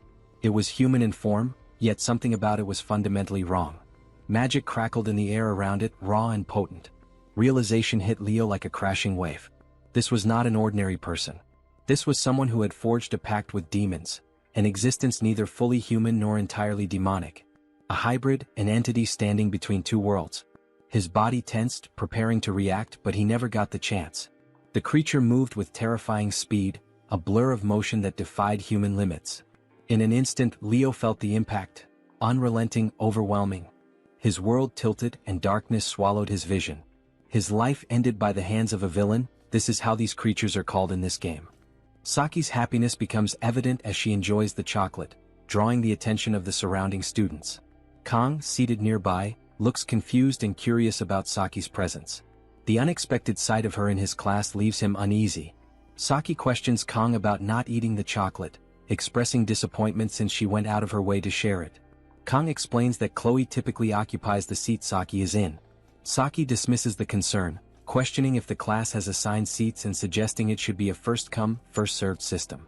Kong reluctantly agrees, still processing the unexpected situation. Saki compliments the chocolate's flavor, prompting Kong to ask why she transferred into the class.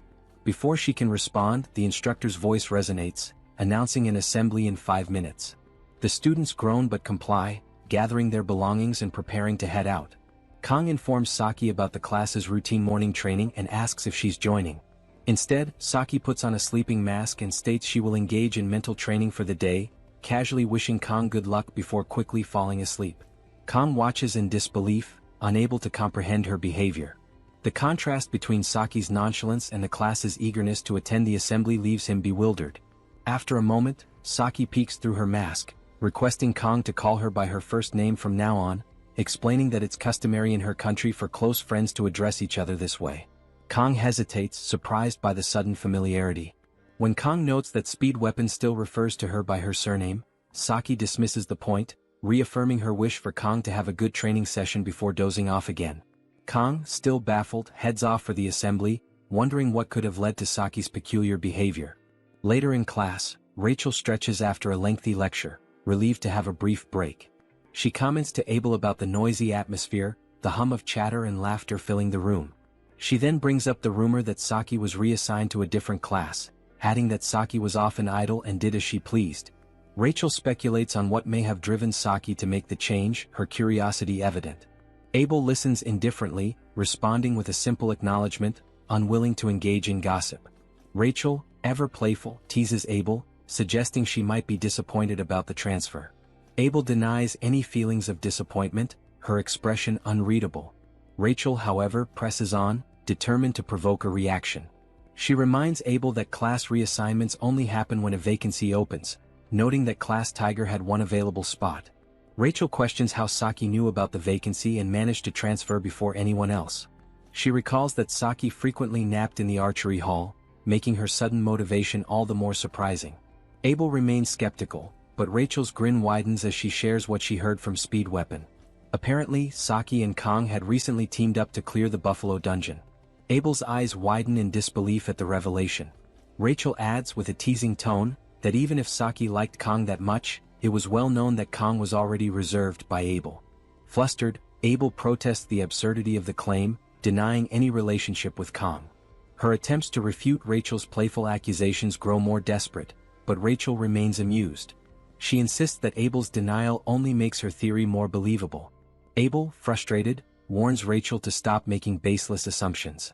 Rachel, unfazed by the response, remarks that only time will reveal the truth. With a satisfied smile, she leans back in her seat, enjoying Abel's discomfort. The air between them remains lighthearted, though Abel's lingering frustration is evident. Despite her protests, Rachel's teasing words echo in her mind, leaving Abel to wonder if others might also share the same thoughts. Her tone then shifts and she directly addresses Abel, cautioning her against deceiving herself. Lying to others may be one thing, Rachel remarks, but self-deception always leads to trouble. Abel, visibly shaken, is left in silence, reflecting on the comment. The narrative transitions to a memory from earlier that day, depicting Abel's interaction with her grandfather, Siegfried. He informs her that he will be temporarily taking on a position as an instructor at the academy. Shocked, Abel immediately protests, concerned that his presence will draw even more attention to her. Siegfried, remaining composed, calmly states that he will be responsible for teaching the first-year special class. Abel, confused by Siegfried's statement, questions his meaning. Siegfried reminds her that she was the one who made this request after the events of the midterm exams. The memory returns to Abel, recalling her own words. Siegfried assures her that they won't run into each other too often, implying she doesn't need to worry. Despite his words, Abel senses the excitement in her grandfather's expression. The once bored sword emperor now seems unusually invested, and it's all because of Kang. The thought of this fills Abel with frustration and anger. Her thoughts continue to dwell on Kang, someone she perceives as absurdly gifted, possessing undeniable talent that seems unfair. A once-in-a-lifetime genius who disregards status and noble lineage, relying solely on his strength to solve problems. As a special trainee, Kang stands apart from the rest.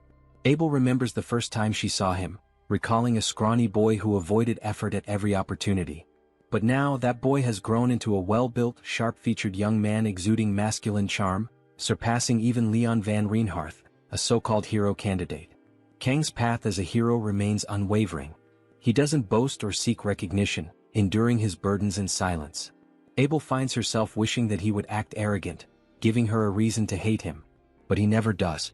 The realization that she may be envious strikes her deeply, especially when she considers how Siegfried now acknowledges Kang in a way he never did with her. Embarrassed, Abel clenches her fists. Returning to the present, Rachel suddenly appears behind Abel, grinning mischievously. Startled, Abel reacts instinctively, pushing Rachel away, causing her to stumble and fall. Rachel, rubbing her elbow, questions Abel's aggressive response.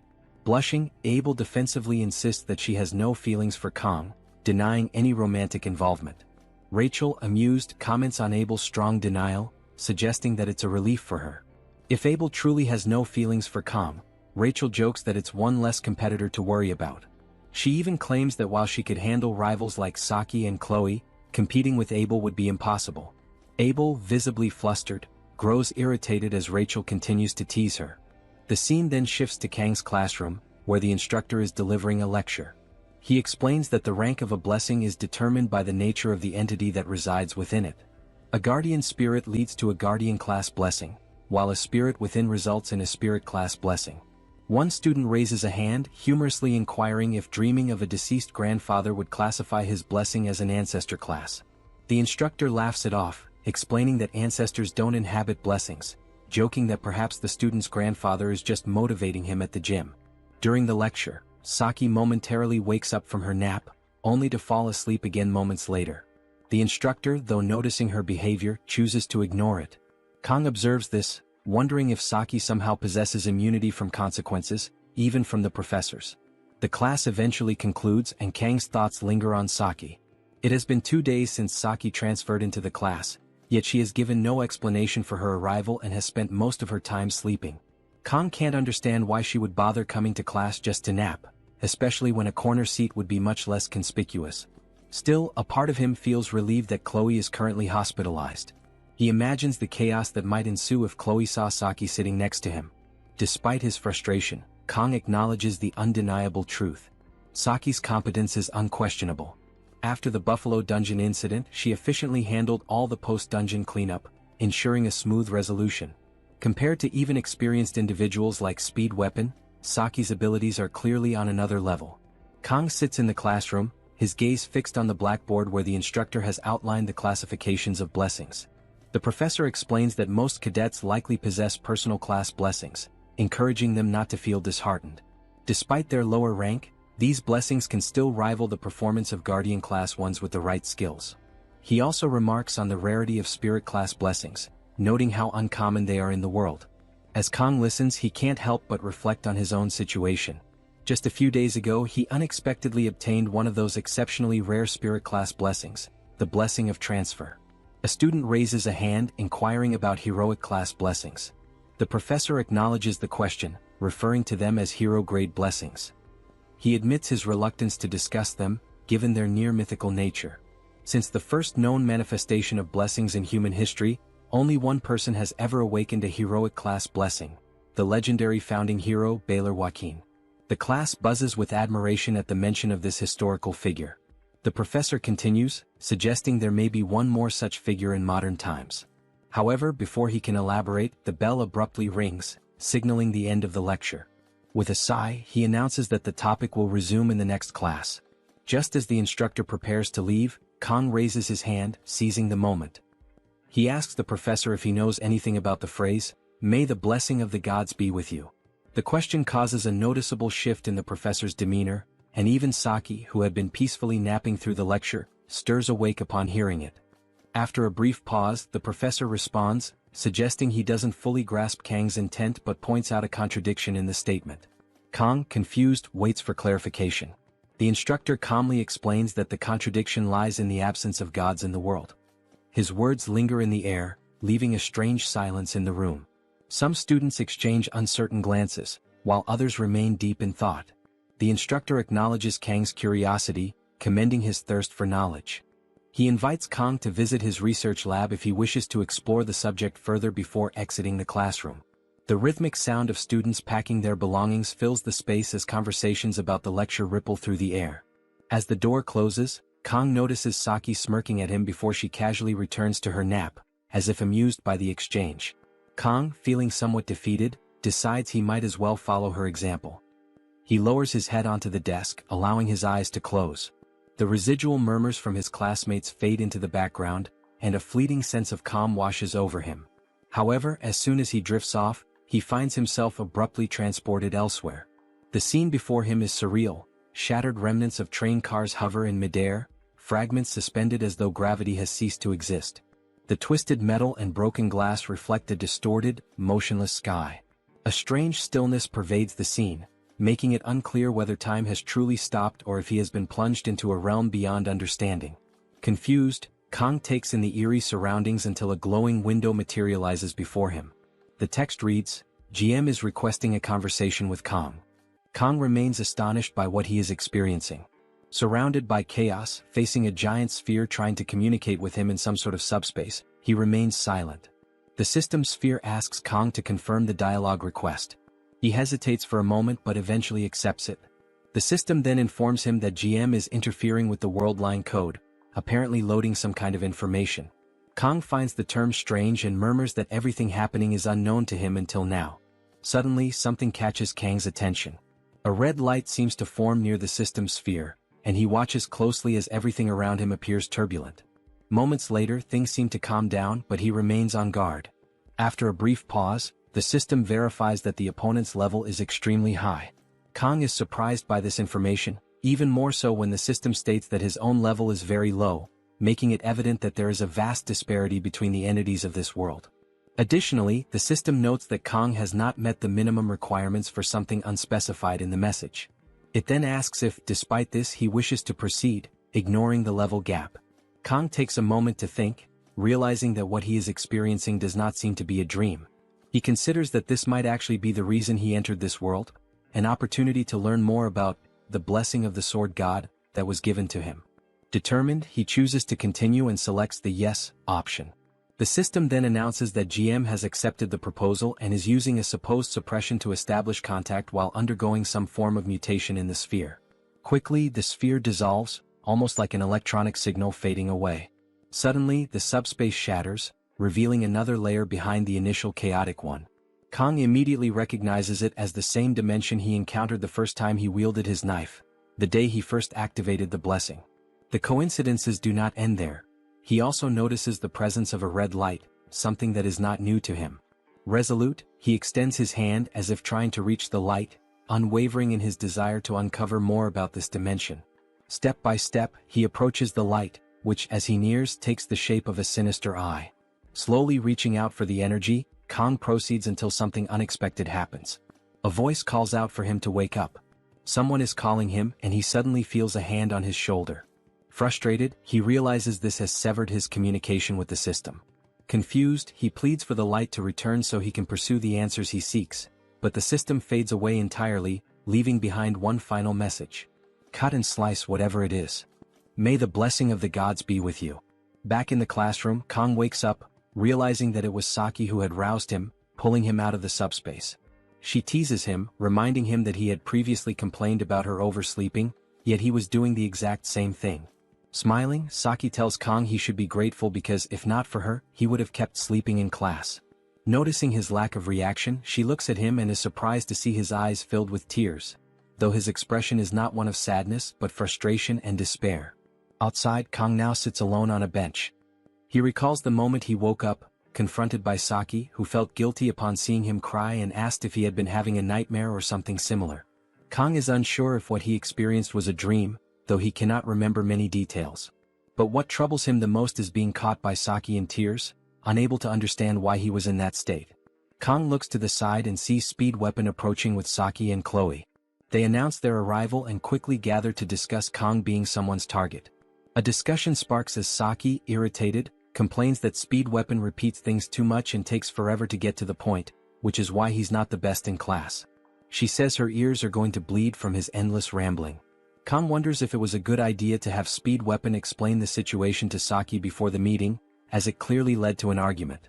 Speed Weapon argues that maintaining the top position forever is difficult, but he's confident he'll do well in the written exams.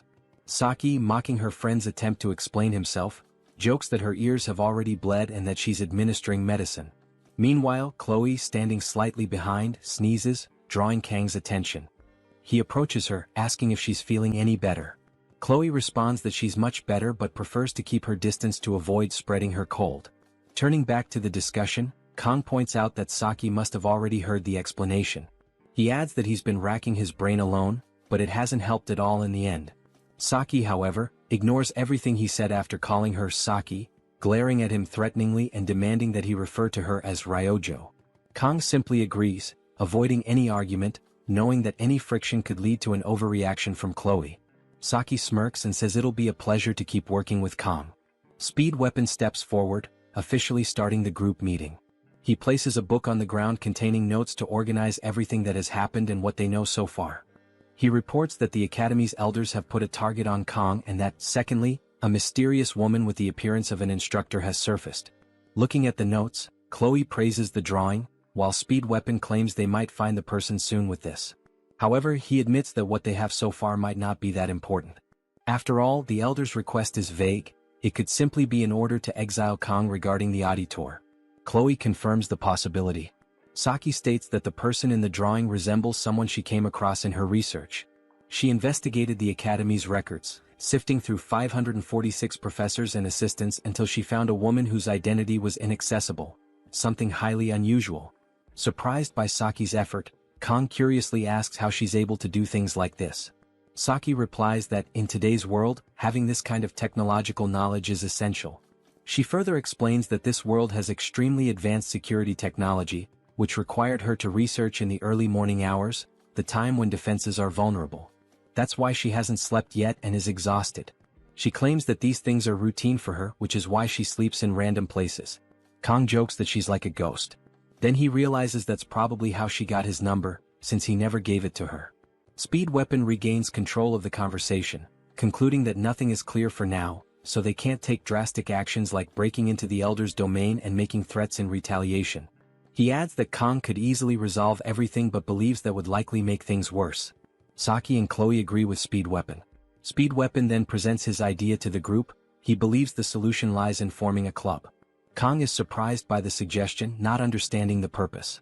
Saki steps in to explain that clubs are well regarded in the Academy, enjoy free movement and receive funding. The Academy promotes cooperation among cadets, which is why these benefits exist.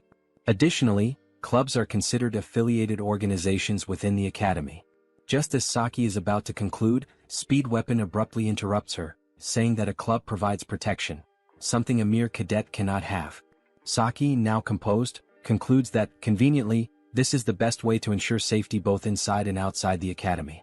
Kong then recalls this feature from the game, which allowed players to create a decorated space for members to gather.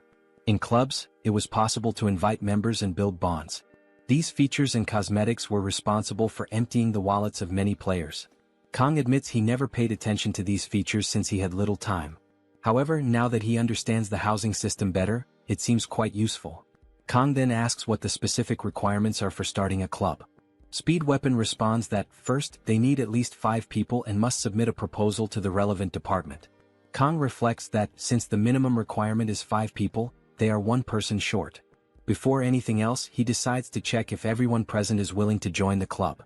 Speed Weapon answers yes and adds that he wouldn't have suggested creating a club if he weren't willing to follow through from the start. Chloe also confirms, saying she will do everything to help Kong. Saki also agrees, claiming she owes a debt for what happened in the dungeon and that someone as brilliant as her couldn't be left out. Kong then starts reflecting on his life before the game, where, as he got older, his relationships were nothing more than a cycle of give and take.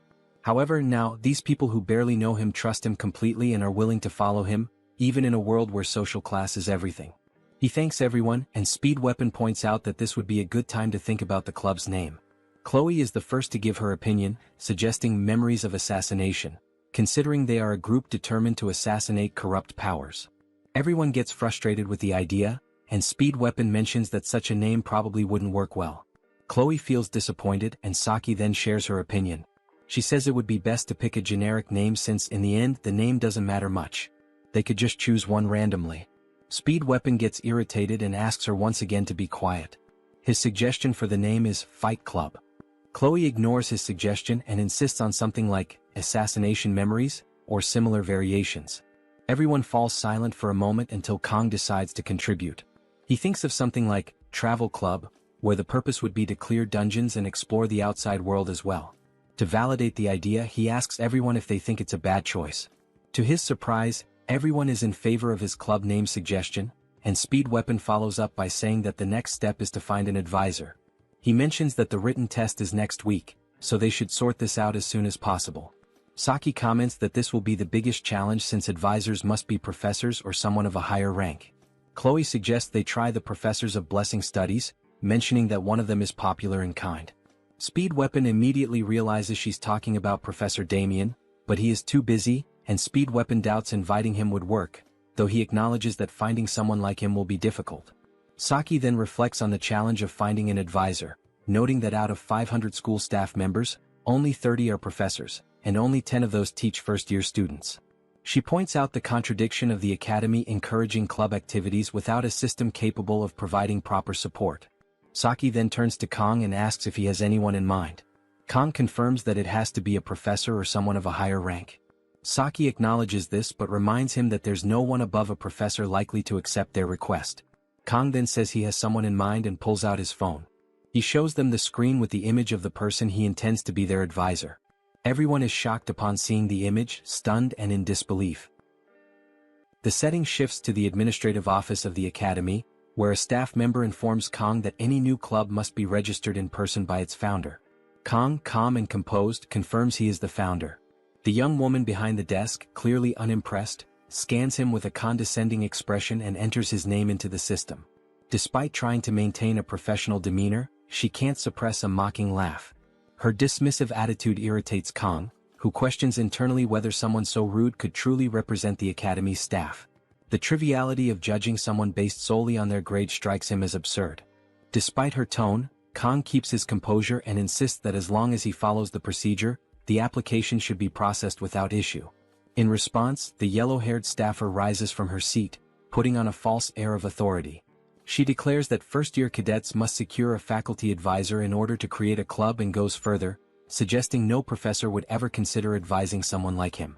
Her words are laced with disdain, targeting his background as a special admissions student. She implies he should know his place. Kong listens in silence, his fists clenched. Deep down he's not surprised. He senses that even the smallest shred of justice within the academy is fading. Though tempted to respond harshly, his years in the restaurant business have taught him that restraint is often more powerful than words. Still, this time, something inside him wants to make sure she remembers this moment. Without arguing, Kong takes out his phone and makes a call. His composed demeanor unnerves the yellow-haired girl. The call is brief, but the voice on the other end says she's nearby and will arrive shortly. Kong ends the call with a calm assurance, which confuses and rattles the staffer further. She demands to know who he thinks he is to act so boldly. Kong replies with steady confidence, insisting they proceed according to the rules. Her composure begins to slip. Visibly shaken, she questions who could possibly be backing him. Desperate to reassert control, she blurts out that she's the cousin of the principal's close friend and threatens to ruin him with a word. Kong says nothing in return, only offering a quiet smile that enrages her even more. He takes a step closer and in a low voice, tells her she's being too loud. Stunned and visibly furious, she lashes out again but his gaze grows colder. He declares that her hypocrisy is now fully exposed, exactly as he intended. Suddenly the door to the office is blown off its hinges.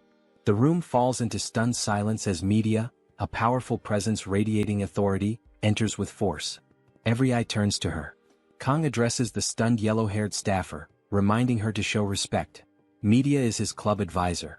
The girl's face goes pale as realization sets in. She is too shocked to speak. Media steps inside with a warm expression, clearly pleased to see Kong in person. He bows slightly and politely apologizes for the inconvenience, acknowledging how busy she must be. Media reassures him that any request from him is worth her immediate attention. It becomes clear to the yellow-haired girl that Kong is not just any student. He is the academy's top incoming cadet. Media turns to him, requesting the registration paperwork and reminding him of his upcoming written exam. Kong hands her the documents, expresses his thanks, and exits the office confidently. As soon as he leaves, another staffer rushes to bring a chair for Media. She sits and casts a sharp glare at the yellow-haired girl, whose earlier arrogance has completely vanished.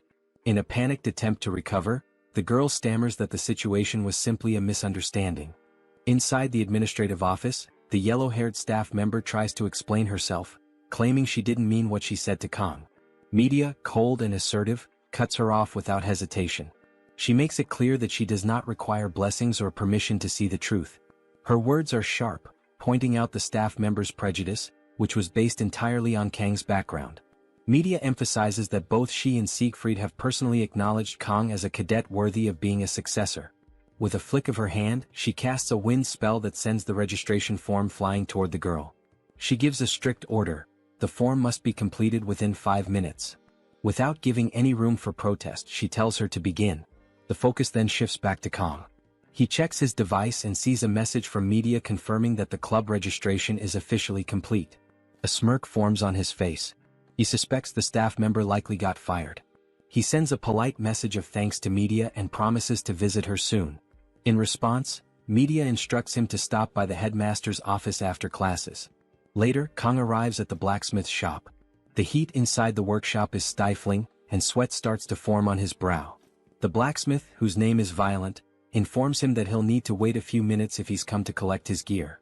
Hearing this, Kang internally notes that for once, Violent actually sounds like a proper shopkeeper. He's unsure of Violent's true opinion of him, but given his memories from the game, Kang remembers this character with mixed emotions. As a former player, Kang recalls Violent as one of the key NPCs for weapon services, and his presence was infamous. In the original mobile game, Violent had a reputation for draining resources without remorse. Light spenders like Kang didn't suffer too much, but heavier spenders used to practically beg before upgrades. The name Violent became synonymous with scams. Kang remembers a particularly bitter moment when Violent downgraded his mirror same from B rank to A rank, a sting he hasn't forgotten. Violent notices Kang's silence and asks what he's thinking about. Kang responds vaguely, saying the blacksmith reminds him of someone he once knew. Violent laughs and takes it as a compliment. With a sense of pride, he presents the upgraded weapon to Kang, claiming the work is not only perfect but might even include a special option. Kang examines the weapon and notices a definite improvement. The mirror same's active time has increased from 40 to 50 seconds, which is a significant boost, especially considering the upcoming dungeon challenges. Kang reflects on how 10 extra seconds might seem minor but can be game-changing in combat. He considers the potential of combining this upgrade with his transfer blessing during future enhancements. Despite his past frustrations, he acknowledges that the blessing of painlessness, his unique commander-class blessing, is surprisingly adaptable. Following Violent's advice, Kang checks the weapon's rank. It's now at D rank with the potential to reach A rank. For a weapon made with A rank beast materials from Kayaking, Kang had expected at least a C rank outcome. Still, the increase in the weapon's hardness by 2 levels is encouraging. It will no longer shatter on contact, which is vital for aura infusion down the line. Suddenly, a new window appears in front of him. He hesitates, sensing that something is off. Clicking on it, a message appears, revealing that due to the successful enhancement and the weapon's growth potential, it can now hold up to 3 special abilities. These will activate randomly and require mana stones. This is unexpected. Kang's eyes widen, and he immediately begins to think about his supply of mana stones, only to remember that he had already handed most of them over to Violent. In a dimly lit room within the academy, one of its elders lies on the floor, eyes fixed on a photograph of his deceased father. That man, Lyman von Bienhark, was once known as the Mad Tiger, a figure of legend among the 7-star heroes.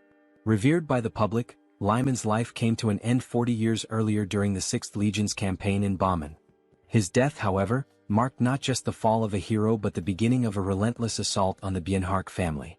Rival factions, hungry for dominance, pounced on the perceived weakness. Left behind in the aftermath, the elder bore the weight of his family's survival. Consumed by vengeance and necessity, he navigated a bloody path, using internal betrayal to eliminate his own kin. Only through ruthlessness did he restore the Bienhark legacy. By the time he turned 30, he had secured his place as an elder of Joaquin Academy, embracing his role as a guide for humanity which he deemed foolish. He devoted himself to enforcing the supremacy of the Chosen, believing that the masses could only be controlled by rallying them against a common foe. Demons served that role perfectly. With their terrifying presence, the elders could justify their rule, tightening control under the guise of protection. Yet unpredictability remained a constant threat. Lyman, with his destiny to challenge the Demon King, had been one such disruption, selected by the heavens themselves. The elder knew all too well the staggering power gap between humans and demons, and he doubted Leon's chances of success. Still, ancient tales, like that of the hero Joaquin sealing the First Legion commander, kept hope alive among the people. That sort of myth had no place in the elder's carefully constructed world. His thoughts drift to a more recent memory, the day a humanoid demon entered his chambers. Mistaken for a mere instructor at first glance, the truth became clear the moment their eyes met. She had already passed the threshold. She had bound herself to a Legion-class demon, abandoning her humanity. Beings like her, half human, half demon, were labeled only one way: villains. Her presence was a grim reminder of the chaos rising beyond the Elder's control. Faced with Leon's defiance and now Kang's unsettling influence, the Elder mutters about the growing complications. Even the Auditor seems reluctant to act without a clear cause. Rising from the floor, he calls for his butler, who answers from the shadows. Without hesitation, Clady von Bienhark issues a cold command: summon the Undertaker squad. There is work to be done. Meanwhile, the scene transitions to a classroom, where Kong sits scribbling notes in a notebook. His thoughts remain fixed on mana stones. Ever since acquiring one had turned his world upside down. Having 3 open slots available to embed them felt surreal, like striking gold. In a game setting, such stones would drop only from A-rank beasts or dungeon bosses, extremely rare and high-risk materials. These magical creatures, despite sounding impressive, posed threats on par with demons. Kong glances towards Saki, fast asleep at her desk. He assumed she had another long night. It's been a week since they cleared the Water Buffalo dungeon as a club. Through that experience, Kong learned that mana stones were the key to unlocking the Stone Gate, which held the Cow King. The stone he now possessed came from Behemoth Gigant, a creature of immense power. Someone had managed to defeat it and claim the prize. In the game's lore, even a single step from Gigant could cause the terrain to tremble. But even Gigant was nothing next to the titans introduced in later updates: Tainted Knight, Basilisk, Manticore, Lich King, Drogue, monsters of S-class caliber, equivalent to cataclysmic forces. As these thoughts swirl in his head, Kong questions whether the risk of hunting such beasts simply to enhance his gear is even worth it. That kind of grind was supposed to be Leon's responsibility, not his. Chloe arrives and asks if the seat beside him is taken. Kong greets her casually. She spots the sleeping Saki and pauses, observing her for a moment. Kong remarks that Chloe seems fully recovered from her previous injuries. She confirms it, smiling, but reminds him that it was Kong who had been seriously wounded during their last battle. She also recalls something peculiar from that day: his weapon had glowed a brilliant blue during the fight. Kong, hearing news about Leon's recent progress, silently reaffirms that farming mana stones is worth the danger. Despite abandoning dreams of peace or stability, his core objective remains survival. However, survival now seems more elusive than ever. Unlike when he was merely a player following a scripted path, the presence of unpredictable variables throws everything off balance. The world appears to be actively rewriting itself, subtly but unmistakably shifting the plot Kong once knew. A full month has already passed since his arrival at the academy, and the secrets surrounding the Second Demonic War, set to erupt in 3 years, are gradually approaching the surface.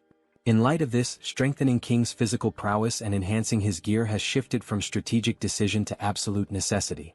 Meanwhile, Speed Weapon takes notice of Saki sleeping through class again. Chloe voices her annoyance, pointing out that if Saki intends to sleep, she should find a more suitable place. Speed Weapon, attempting to wake her, is promptly rewarded with a punch to the face from the still slumbering Saki. Back at his desk, Kong reflects with a mix of concern and irritation. Just then, Kong notices Speed Weapon standing beside him and questions when he arrived. Speed Weapon complains about being hit by Saki, prompting Saki to grumble in her sleep that he's still a decade too early. Speed Weapon shifts the conversation to club matters, checking on their progress. Kong informs him that the principal has already given the green light. All that remains is to recruit one final member. Satisfied, Speed Weapon brings up Leon's latest accomplishments, noting how the supposed protagonist has cleared a high-ranked dungeon recently.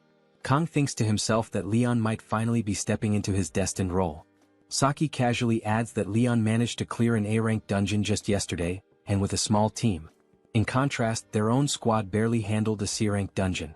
Speed Weapon teases her for keeping such close tabs on Leon, suggesting she might like him. Saki, however, says nothing. Her silence fuels Speed Weapon's confidence in his theory until she glances at Kong, turns away, and declares she's no longer interested. She then drifts back to sleep, leaving Speed Weapon confused and visibly thrown off. Kong, however, is still lost in thought. He recognizes that Leon's growth is real. If things continue like this, Leon will likely be the one to obtain Bamong during the upcoming survival training on the deserted island. But something else gnaws at him. The existence of Tsushima, a character with 0 notable traits, continuing to survive this long seems almost unnatural. Kong suspects that Tsushima might be absorbing misfortunes originally intended for Leon, acting like a lightning rod for bad fate. The possibility unsettles him. Speed Weapon checks in on Chloe, asking if she's feeling better. She nods in affirmation. Kong returns to his inner resolve. Even if Leon's path is beginning to align with that of a traditional protagonist, it changes nothing for him. Should King's life be threatened, Kong won't hesitate to draw his sword. He has neither the inclination nor the obligation to follow a heroic script. He is not the main character of this tale. He is Kong, the sword demon, a man determined to carve his own fate. Elsewhere, the setting shifts to an ornate palace. A maid escorts 3 individuals through a grand corridor. Among them, a man enthusiastically tells his boss that they've succeeded in being summoned by one of Joaquin Academy's elders. He sees this as a massive opportunity. The woman leading them, clearly the boss, immediately scolds him, warning that another outburst will cost him. Nervous, the man attempts to calm her down, trying to dispel the tension. Another man, brown-haired and clearly more familiar with their boss, tells the blue-haired newcomer that she harbors a deep dislike for the Academy's leadership. The new guy, puzzled, asks why she accepted the mission in that case. The answer is simple: the money. The brown-haired man reminds him of the enormous payout, 100 million won up front and double that upon completion. Hearing that, the blue-haired man agrees. To him, this is nothing more than business. Their boss, growing tired of the chatter, coldly orders them both to be quiet. As tension fills the air, the group of men falls into silence out of fear. Approaching an elaborately designed room, the maid addresses Clady, announcing the arrival of the visitors. Clady instructs her to let them in. Inside, the boss of the group is revealed to be Ray Shun, a known villain. Accompanying her are 2 subordinates, the brown-haired Jang Taepeng serving as vice-captain and the blue-haired Parak. All 3 are members of a notorious assassin-villain organization known as Undertaker. Clady formally acknowledges Shun's presence but receives no response. Without delay, he hands over a file containing the next target, a student named Kong. Upon seeing the photo, Parak reacts dismissively, making assumptions based on appearance. Clady outlines the assignment: eliminate Kong during the upcoming survival training exercise on the deserted island. The job comes with an upfront payment of 100 million won, along with a bonus to be paid upon completion. When asked about the post-mission cleanup, Clady responds curtly, leaving the responsibility to Shun. He remarks that the island is isolated, surrounded entirely by sea. The narrative then transitions to exam day. Kong sits alone, eating lunch while reviewing material about the emergence of divine blessings, which began nearly 700 years ago following a major revolution. Feeling somewhat reassured by his strong midterm performance, he doesn't feel particularly anxious. Still, with final rankings displayed publicly on the Academy's board, he knows he can't afford to be careless. Without the pressure of rankings, he would have simply scribbled random answers, but now the competition, especially with his clubmates ranking first and second, pushes him to maintain his pride. Lacking answers during the test, he has already decided to stick with the third option by default. Just then his phone vibrates. Curious about the early message, Kong sees it's from Saki. She reminds him about the exam and checks if he's eaten. Although he doesn't see her as his mother, he responds that he had a sandwich. Saki follows up with a detailed recommendation to consume red bean jelly, citing its benefits for brain function, metabolism, weight management, anti-aging, and circulation. Bewildered by the flood of health tips so early in the morning, Kong offers a cultural reply. In Korea, sweet snacks are traditionally eaten before tests. Saki, surprised by his quick reply, asks for specifics. He answers with a local snack, yote. Saki grows annoyed at what she perceives as a joke and demands a serious response, but Kong ends the conversation there. Placing his phone down, he mentally prepares to conquer the exam, determined not to be outshined by someone obsessed with jelly.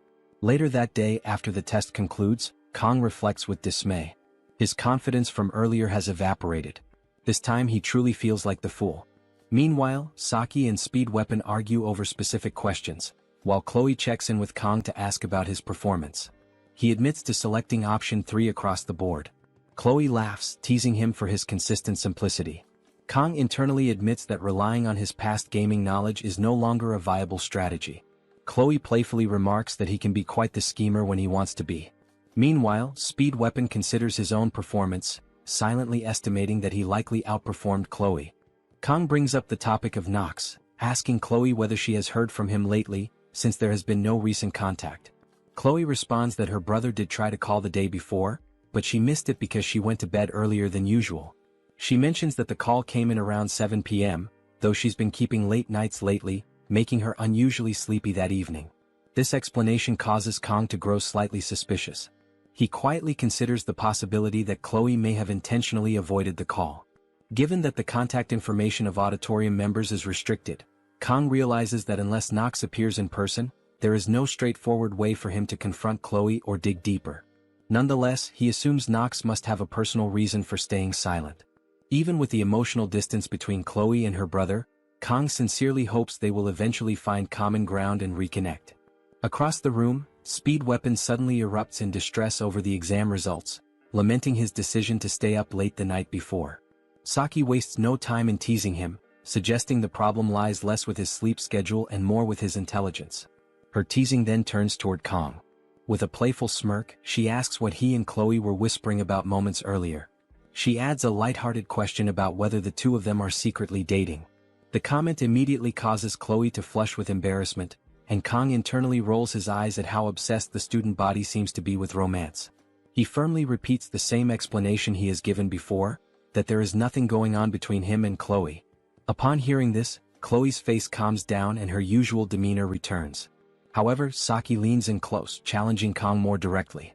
She wants to know why he has been ignoring her messages lately. The question catches Kang off guard. He asks her to clarify what she means by lately, pointing out that he only ignored her one time. In that exact instant, something shifts in Chloe. The mood darkens as she enters a jealous state, her aura changing sharply. A flare of intensity surrounds her, and her expression turns serious. The moment she realizes that Saki has been messaging Kang, Chloe's entire posture stiffens. With a low, threatening energy, she demands to know whether Kang and Saki have been secretly talking to each other. The two lock eyes and the tension in the air is undeniable. Saki is confused. She wonders why Chloe didn't react when she sat near Kang but is now blowing up over a simple exchange of messages. Speed Weapon, surprised by Chloe's reaction, tries to grasp what is going on.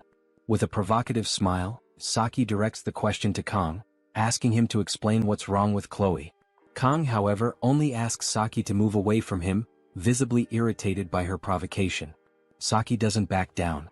She keeps pushing, trying to understand why Kang can't answer, even after knowing Chloe for such a long time. Kang grows more irritated but doesn't respond. He just thinks to himself, wondering what goes on in Saki's head for her to act like a spoiled child.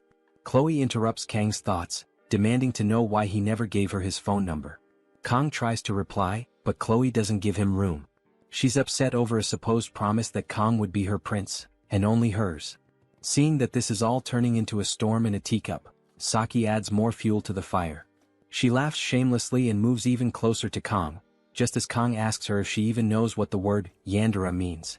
Saki doesn't take it seriously and says she doesn't understand such apparently English terms. Before she can escalate things further, Speed Weapon steps in abruptly, grabbing her face and asking if she has any idea what's happening. Saki is more concerned about retaliating for the slap to her face, but Speed Weapon's attention is locked on Chloe's insanity. Seeing Chloe holding a small blade in her hand, Kang starts wondering what he can do to de-escalate the situation, realizing it's already gone beyond anything they've faced before. He had even looked up videos on how to deal with yanderes but ended up forgetting everything. Chloe begins walking with a threatening posture and starts her bizarre speech. She declares that from now on she will make sure he sees no one but her. Before she gets any closer, Kang tries to reason with her. But suddenly she lunges with a quick strike and Kang barely dodges in time, nearly getting slashed across the neck. Witnessing the attack, Speed Weapon panics, worried about Kang's safety, while Saki simply observes. Chloe keeps attacking, accusing Kang of always finding ways to make her sad. Completely furious, she launches a direct strike, stating that Kang is always surrounded by others, never her, and even spends time with other girls. Kang realizes the attack isn't directed at him, it's meant for Saki. He reacts quickly, countering the blow and destabilizing Chloe. Saki, ignoring the danger, mocks the situation. Still inconsolable, Chloe tries to press her attack again, but Kang has had enough. With a fast and awkward move, he pins Chloe down onto the table, immobilizing her. He tells her to drop the blade while holding her arm. Ordering her to calm down, Kang asks her to listen. Chloe insists he has no right to ask that, since he didn't give her the attention she believed she deserved. The atmosphere shifts completely when Kang says that between the two of them, he prefers face-to-face contact. He finds phone contact too cold, a phone should never come between them. Chloe completely lowers her guard, enchanted by Kang's words. Getting closer, leaving her totally defenseless, Kang thanks her for always thinking about him. Speed Weapon becomes emotional from the scene, while Saki shows her frustration that the show is over. Kang finishes by reminding Chloe that he stayed by her side the whole time in the Buffalo Dungeon, ending with a request, "Don't be upset." Chloe pulls herself together, her rage turning into passion, while Kang turns his back, relieved to have resolved the situation. Speed Weapon checks to see if Kong is okay and Kong confirms that he is. Chloe then asks what the next topic of the meeting will be, but Kong says they need to clean up the mess first. Meanwhile, Saki turns her back to the group and walks toward the door. Kong notices her leaving but has no idea what might be going through her head. Sometime later, as the sun sets, Saki and Speed Weapon walk together, both sharing the same thought, Kong Jiama. In Speed Weapon's thoughts, he reflects that Chloe's murderous behavior toward Kong is driven by a twisted kind of love. However, in that situation what remained most in mind was the fact that Kong, despite showing a welcoming smile, was ready for serious combat, holding his knife. It became clear that Kong operates using persuasion, negotiation, and also force. By achieving a balance between these points, his relationships are like those of a commander, a ruler. Such qualities will, without a shadow of a doubt, make Kong great. Looking at Saki, who is totally focused on her cell phone, Speed Weapon asks why she's been in a bad mood the whole time, leading Saki to promptly deny it. When he asks what's so important on the phone, Saki replies that she's about to delete a video because the subscribers are not interacting properly. Speed Weapon jokes that the video must be about how to deal with Yanderas. Saki then shows the phone, clearly upset. Speed Weapon is surprised by the 210,000 views, saying it's a very popular video to delete. I certainly wouldn't delete it. I'm counting on your help to reach 210,000 views on this video. Back to the scene, Saki replies that she doesn't need the video anymore, and Speed Weapon doesn't argue. Speed Weapon then asks why the channel is called Saki-chan's Japanese. Saki answers that she just typed the first thing that came to mind. The scene shifts to the library, where Kong reflects on an upcoming event. He notes that, although the event is described like a survival game, it's actually conducted almost like a summer camp. The tasks of the event are to survive, identify poisonous plants, and follow the instructor's tips. To prepare, Kong lists all the books related to the subjects. Kong reconsiders his judgment when he sees the word survival on the book cover, pondering the relevance given by the Academy. After all, it's 3 days of evaluation. Remembering the story of the game, Kong, as a former player, knows that during this event Leon obtains the fist of his legendary weapon, Bamung. Not only that, but it's also during this period that emotions between Leon and Abel emerge. While playing, Kong was deeply immersed in this stage of the game, but being a character now, he doesn't care as much. The truth is, as he observes a book with the events, the chaos surrounding Kong has made him simply not care at all about any kind of romance. There's already enough to worry about, considering that the elders are against him, there's a mysterious, malicious instructor, and he still needs to recruit members. No matter how beautiful someone is, romance simply won't be a priority. What interests him most as a swordsman is just one thing: Bamung, a sacred and demonic sword. As a former player, he knows exactly the power of this weapon and where it is. However, this weapon is fragmented, and collecting all the pieces is part of the main storyline. That makes it impossible for Kong to collect it. The requirement to acquire the sword is to ascend to the Blessing of Miracle. This weapon was made exclusively for the protagonist, whereas all Kong has is a sashimi knife. Following the possible paths, Kong is determined to make the most of the event. He then begins to map the locations, starting with Avalon Island, which has no monsters, but there is the possibility of yet another ambush. To prevent that from happening, a high-level instructor will accompany the group to ensure safety. While looking for books about Avalon, Kong reflects on the conveniences that make it possible for him to achieve his goals safely. Kong reflects on his preference for books over the internet, because in them lies ancestral knowledge. After finding a book about the history of Avalon, Kong returns to his table. The island is described as uninhabited, characterized by shifting terrains and a central lake. These things were already known to Kong. Frustrated, Kong considers the possibility of an endless search for a specific piece of information about the island. Meanwhile, Leon approaches. Kong is caught off guard by the encounter, and as he turns around, Leon greets Kong, emphasizing how long it's been since they last met. Some of Leon's fans tend him from afar as he puts his hand on Kang's shoulder and then greets him, emphasizing how long they haven't seen each other. Kong was taken aback when he noticed Leon reading a book titled Introduction to Magic. Observing him, Kong reflected that this doesn't seem appropriate because, as the game's protagonist, Leon shouldn't be studying magic in the library. But apparently the incident at the midterms had him worried enough. Kong stared at him, reflecting internally whether he could trust what he was seeing while Leon remained in silence. So then, Leon showed interest in what Kong was doing, asking what he was reading. Kong explained that he was reviewing material about Avalon Island, the site of their upcoming training, and was researching its characteristics. As they exchanged glances, Leon remarked on Kang's commitment, which Kang silently admitted was true. His recent days had been consumed by training, dungeon exploration, and monster studies. Knowing what disasters awaited 3 years into the future, Kang felt a heavy pressure to prepare. After a while, Kang answered Leon by saying that he needs to take care of the future. Leon then responded that they were different individuals, implying that Kang and he were fundamentally unlike each other. The comment left Kang puzzled. Though Leon's general path still mirrored the one he followed in the original game, something about him had undeniably changed.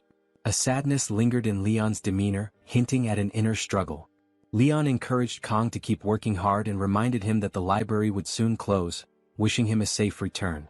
Kang thanked him and offered the same. As Leon departed, Kang wondered if this melancholy was the burden borne by a hero responsible for humanity's survival. It felt as though both light and darkness weighed heavily on Leon's shoulders. Yet Kang returned his focus to the book, determined to extract the necessary information before the library closed. The scene shifts to the training grounds on a remote deserted island where all the students had gathered for their survival exercises. The atmosphere buzzed with anticipation as the instructors made final preparations. Among the crowd, Rachel and Abel spotted Saki approaching and immediately commented on how elusive she had been lately. It had been quite some time since they had last seen her, and her sudden appearance caught them slightly off guard. Saki was accompanied by Chloe, who stayed quietly by her side. Offering only a brief hi, Saki greeted them with her usual calm demeanor. Facing her directly, Abel asked if she was prepared for the training ahead. Saki replied in a composed tone that she would proceed as she always did, and then turned the question back, asking if Abel was ready as well. Watching the exchange unfold, Rachel couldn't help but smile mischievously. Leaning in slightly, she teased Saki, suggesting that she had quietly managed to advance to the higher class without anyone even noticing. Rachel joked that school life must have been quite entertaining for her lately. In response, Saki clarified with her usual bluntness that everything had been handled properly and there was no reason to inform them about it. Rachel cast a sideways glance toward Abel and muttered under her breath about having to sit back and watch Kang be taken away. Abel immediately dismissed the comment as nonsense, brushing it off with a scowl. But Rachel only smirked and insisted she was simply stating the truth as she saw it. Rachel pointed out with a sly grin that Saki had already explored the Buffalo Dungeon with Kang, participated in various club activities alongside him, and now would once again be near him throughout the entire 3-day survival training trip. Her tone was light but carried a teasing edge, as if she were gently accusing Saki of monopolizing his time. In response, Saki calmly explained that Kang had made it clear he intended to undergo the training independently without forming any teams. Chloe, who had been quietly listening, nodded in agreement. She added that Kang had specifically mentioned having personal goals he wanted to pursue alone and needed space to focus on them. At this revelation, Rachel's eyes lit up with sudden excitement. A mischievous glint appeared as she realized that technically no one had been officially paired with Kang Jayama for the training. This left an opening and opportunity. Saki raised an eyebrow at Rachel's obvious shift in mood, immediately suspicious of her intentions. Abel too narrowed his eyes and asked pointedly what Rachel was scheming now. Rachel merely shrugged, acting innocent. She argued that while Kang had indeed said he wanted to go alone, he had never outright forbidden anyone from following him if they happened to cross paths. There was, after all, no formal rule against it. Saki couldn't help but admire the way Rachel twisted the situation to her advantage, finding a loophole so easily. It was a kind of bold cleverness that Saki herself would never have thought to use. Rachel smiled even wider, sensing their attention. She suggested that deep down everyone probably shared the same unspoken thoughts about wanting to stick close to Kang. Building on the moment, Rachel proposed a solution that would make things fair for all of them, what she proudly called the Rachel game. Both Saki and Abel were caught off guard, visibly startled by the sudden proposal. The atmosphere between them shifted, filled now with a mix of curiosity and wariness as they waited to hear exactly what kind of crazy idea Rachel had just unleashed. Rachel elaborated that Avalon Island's terrain and environment were constantly shifting, making it difficult even with the use of warp gates, as students would arrive at random locations. Each of them would have to find a way to navigate the island independently, facing a challenge designed to test their survival skills. Saki, characteristically direct, urged Rachel to get to the point. Rachel declared that during the 3-day survival training, whoever found Kang first would claim him. The others would then have to back off, granting exclusive rights to the winner. The proposal left the trio stunned. Rachel eagerly asked for their thoughts. Chloe declared her enthusiasm, vowing to win this time. Saki found the idea amusing and decided to prove her resolve by planning to send a verification photo. Rachel grinned, encouraging Saki to show how much she had grown. Abel became flustered at the mention of exclusive rights and briefly thought about her grandfather before declining to participate in Rachel's proposed challenge. She apologized and said she had no time for such trivial games, stating she would not join. Rachel accepted her decision with a nod and confirmed that the rest would continue without her. As Abel walked away, Rachel observed that Abel had been occupied with special training recently, a comment that Chloe supported by noting Abel's dedication. Meanwhile, Kang appeared, feeling fatigued after spending the entire night in the library. Fortunately, he had already recorded all necessary notes on his phone. Among the details was a reminder from the headmaster that Avalon Island was not considered an official monster zone, though students were still advised to bring light equipment. Kang had prepared his own unique gear, including 24 sashimi knives from Daiso, which he considered his secret weapon. At that moment, Kang received a message from Media, checking if he had packed medicine and clothes. Smiling, Kang reflected that Media felt more like a mother, or even a grandmother, than a friend. As the instructor began calling names to organize departures, Kang realized it was time to move. A sudden memory surfaced, the academy security guard's warning about a dangerous female instructor, one with purple hair, purple eyes and notable height. Kang suspected that the instructor might use the chaotic environment of the island as a chance to act. However, he also realized that the conditions could work to his advantage if needed. Kang recalled that Speed Weapon had sketched a picture of the suspicious instructor, but when he compared the drawing to the women present, he noticed that many female instructors had purple hair, rendering the sketch useless. Feeling frustrated, he wondered how he was supposed to identify anyone with such vague information. Sieg then arrived, dressed casually in a vacation shirt, accompanied by Abel. Sieg complimented Kang on his recent dedication to training, observing that when talent combined with effort, results did not just add up but multiplied. He also reminded Kang about the importance of rest and encouraged him to enjoy the training exercise. Kang thanked Sieg and wished him good fortune as well. Amused, Sieg laughed, praised Kang's cleverness and walked away. Watching Sieg leave, Kang thought he seemed genuinely cool. Abel, on the other hand, stared silently at Kang before turning and walking away without a word. Kang mused that Abel needed to relax more and predicted she would probably have a boyfriend soon anyway. Suddenly, Saki attempted to sneak up on Kang, intending to startle him. However, Kang's instincts reacted automatically, and he flicked her forehead before she could succeed. Caught off guard and annoyed, Saki complained that she had only wanted to joke around because she was bored, and now he had hurt her. Kang smiled apologetically, explaining that he had sensed a presence and reacted out of reflex. Despite his apology, Saki remained upset, insisting that her forehead was not a punching bag. She explained that she had come to wish him luck before sadly walking away. Watching her retreat, Kang found himself unable to understand Saki's behavior. She seemed to lack sleep and constantly lingered around him. Ignoring her made her even more persistent, and Kang remained uncertain about what exactly she found so interesting in him. Although she was officially recognized as a heroine now, Kang was determined not to form any unnecessary attachments. An announcement then interrupted his thoughts, informing all students that the dimensional gate to Avalon Island was activating. The voice encouraged everyone to be cautious and enjoy the experience. Kang steeled himself, deciding that he would focus solely on finding what he needed without getting entangled in needless trouble. In a flash, he was teleported to a random location on Avalon Island. Stunned by the breathtaking scenery, Kang reflected that although it had been a year since he fell into this world, this was the first moment it truly felt like he was living in a fantasy. Surveying his surroundings, he realized he stood before one of Avalon's sacred sites, the apple tree of beginning, which he identified with awe as Yggdrasil. A loudspeaker then echoed across the landscape, announcing the official start of the deserted island survival training. Kang resolved to postpone any sightseeing, focusing instead on the opportunity to find a new blessing. Kang meticulously studies the map of Avalon Island, a copy he obtained from the library archives. The map, worn but detailed, bears a crucial annotation made by him: the location of the blessing of regeneration.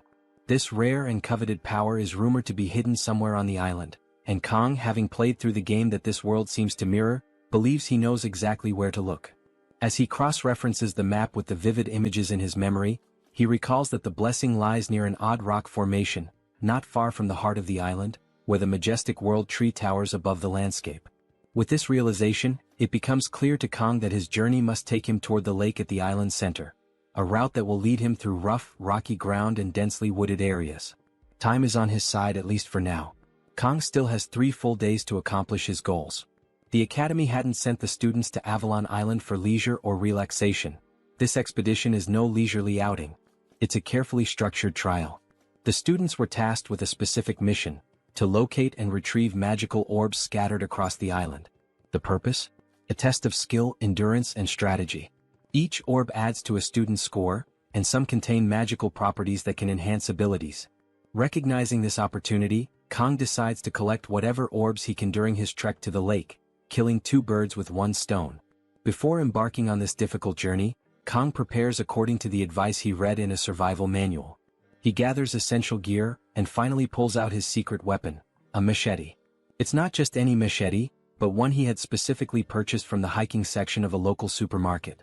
It was a bit of a luxury item, something he normally wouldn't buy, but he had splurged on it for this exact scenario. Holding the weapon now, Kang reminds himself to grow familiar with it, since he intends to reserve the use of his 50-second blessing of painlessness for an emergency. He takes a few experimental swings. The blade cuts cleanly through the air, and the grip feels solid in his hands, though the overall feel is not yet second nature. Still, if the machete fails him, he has a backup plan: his trusted sashimi knife. Just then, movement in the underbrush catches Kang's eye. A rabbit bursts out from the foliage, startling him. Seeing an opportunity to test his weapon, and possibly secure dinner, he prepares to strike. But as the creature bounds into clearer view, Kang's eyes widen. This is no ordinary rabbit. It's enormous, far larger than any rabbit should be. Nevertheless, he reassures himself with bravado, muttering under his breath that if he could once defeat the Cow King, a rabbit shouldn't be a problem. He lunges forward, preparing to activate his blessing of God. But to his dismay, the blessing does not respond. Nothing happens.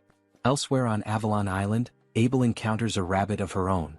Unlike Kang, she is immediately captivated by the creature's appearance. It's fluffy, small-eyed, and entirely adorable. She hesitates to harm it. Questions form in her mind. Where is its mother? Why is it alone? Overcome with a mix of curiosity and affection, she reaches out to pet it. But in an instant the rabbit snaps. It bites her finger sharply and darts off with lightning speed. Abel gasps, then curses. Her affection turns to fury. She charges after the rabbit, calling out for it to stop, her voice echoing through the woods. Initially she had planned to let it go, touched by its cuteness. But now, after being bitten, her pride and patience are bruised. She sees this chase as a perfect opportunity to test the results of her sword training. Declaring aloud that a rabbit like this is nothing to her, Abel sprints forward. But to her astonishment, the rabbit suddenly accelerates and, impossibly, smirks at her. The expression is unmistakably cunning. It dawns on her that she had misjudged it entirely. The rabbit had been concealing its true power, just as Kang tends to do. Still, Abel refuses to back down. Her voice sharp and determined, she proclaims, "No matter how fast you are, before the blade of Nibelung, I will not lose."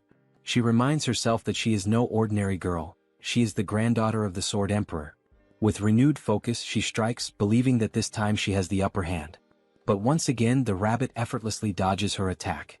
Then, without warning, the earth beneath her feet crumbles, and Abel plunges into the waters below. As she sinks into the cool depths, the image of the rabbit grows distant, and unexpectedly her mind turns to thoughts of Kang. Meanwhile, deep in another stretch of forest, Kang remains locked in a taxing battle against the oversized rabbit. Sweat soaks his clothes and each breath comes harder than the last. Gasping, he mutters bitterly to himself that all his training amounts to little without the aid of his blessing. He had believed his physical condition, honed since his past life, was sufficient. But clearly he was mistaken. Reality hits hard. He is outmatched and out of breath. Eventually he slumps to the forest floor, resigning himself to defeat. It's not worth chasing a rabbit he cannot even touch. He tells it to go, waving it off. But the creature doesn't run. Instead it stands tall, looks him in the eyes and smirks, mocking him. Then it speaks, calling him weak. The insult cuts deep. Fury surges through Kang. Without hesitation, he hurls the machete aside, his hand reaching instinctively for the sashimi knife. His grip tightens around the handle as he finally activates his blessing of the sword god. In another quadrant of the forest, Rachel is dashing through the undergrowth, her blessing of agility helping her glide over roots, stones, and uneven earth. She leaps over a fallen log, lands in a crouch, and pauses. Looking around, she realizes with a growing sense of dread that she's been running in circles. "This is bad," she mutters, her voice barely above a whisper. Despite the situation, she tries to keep her spirits up, referring to the ordeal as the Rachel game, though the term feels more like nervous self-reassurance than confidence now. Lost and unsure of her next move, she lets out a shaky laugh. Rachel suddenly notices a bird soaring across the sky above her. Its dark feathers, sleek and gleaming in the sunlight, instantly remind her of Kang's hair. This resemblance sparks something in her, and in a flash of spontaneous conviction, she takes it as a sign. The bird, possibly a crow, is moving swiftly in one direction, and Rachel doesn't hesitate, she decides to follow it. In her mind, the message is clear. If she runs in that direction, she's bound to encounter Kang. She affirms this belief to herself with confidence, her inner voice telling her that there's no point in overthinking things. Acting on instinct is better, and hesitation would only slow her down. Her resolve surges anew, and with renewed purpose she charges ahead, chasing after the bird's flight path. Her thoughts are entirely focused on reuniting with Kang. As she runs, Rachel yells out with unwavering determination, her voice echoing through the forest as she announces, loud and clear, that she's going to see Kang now. Elsewhere, Saki suddenly stops in her tracks. She pauses, ears straining, almost certain she just heard Rachel's voice echo faintly in the distance. She's not entirely sure, but the sound lingers in her mind. Taking a moment to assess her situation, Saki checks her supplies. Jelly snacks, a soft blanket, a cardigan for warmth, and her weapons, all accounted for and neatly packed. But the one thing missing is Kang. She reminds herself that she willingly agreed to take part in this bizarre challenge Rachel had dubbed the Rachel game, though she refuses to treat it lightly. Losing is not an option. Determined, she surveys her surroundings. Saki is somewhere along the island's outer shore, facing the vast and uneven terrain of Avalon Island. The only landmark that remains consistent on this ever-shifting island is the world boundary. With this in mind, and knowing Kang's temperament, Saki reasons that he would likely choose a more isolated place. Something deep in the central forest where he wouldn't be disturbed. It's not going to be easy reaching that area, and she knows it. The journey will be a hassle and potentially dangerous. But she steels herself, there's no turning back. More than anything, she wants to see Kang. Not just because she's in the game, but because she doesn't want to lose him. That quiet feeling inside her heart pushes her forward. And when she does finally see him, she already knows what she'll do first. Settle the score for the time he flicked her forehead. With a smirk, Saki says aloud that Kang had better wait for her. The story then shifts again, this time deep within the forest, beneath the moonlight. There, Chloe is locked in combat. She gracefully and effortlessly dispatches a wolf monster with a single fluid strike. Her confidence is radiant, and a slight smile forms on her lips. She whispers softly to herself that Kang should wait for her. Here on this island, she's determined to find him before anyone else does. That way, when she finds him, he'll be looking at her, and only her. She dashes forward with quiet intensity, but then her movement slows. Her senses sharpen as she becomes aware of something. A presence nearby. It's human, unmistakably. Her heart races, the thrill of anticipation rising. It must be Kang. It has to be him. At that same moment, the focus returns to Kang, who has just succeeded in catching his food. Now he's crouched beside a small campfire, carefully cooking it. But the peaceful moment doesn't last. He stiffens as he feels something, a presence approaching from the shadows of the trees. His instincts flare. This isn't an animal. The energy is different. It's human, and whoever it is, they're clearly headed straight for him. Kang's body tenses. He cannot afford to lower his guard, not here, not now. He grips his weapon, heart steady but alert. He's been saving his blessing for a situation just like this, and he knows this could be the moment. As the presence draws close enough, then, movement from the bushes. A figure leaps out. It's Chloe. She bursts forth, calling out Kang's name with excitement. But she is abruptly stunned. The presence she had felt, it wasn't Kang. It was Rachel. Both girls freeze as they lock their eyes. There's a beat of silence. Then, in perfect unison, they shout in frustration and disbelief, wondering why they are finding each other again. Meanwhile, in another part of the forest, Kang stands poised, sword still raised, ready to strike the figure that had approached. But at the very last instant he stops himself, eyes widening in shock. The figure before him is Abel, with wet clothes in an awkward position. She had stumbled forward and collapsed in surprise, just as he was about to attack. Seeing him now, her cheeks flush a deep crimson.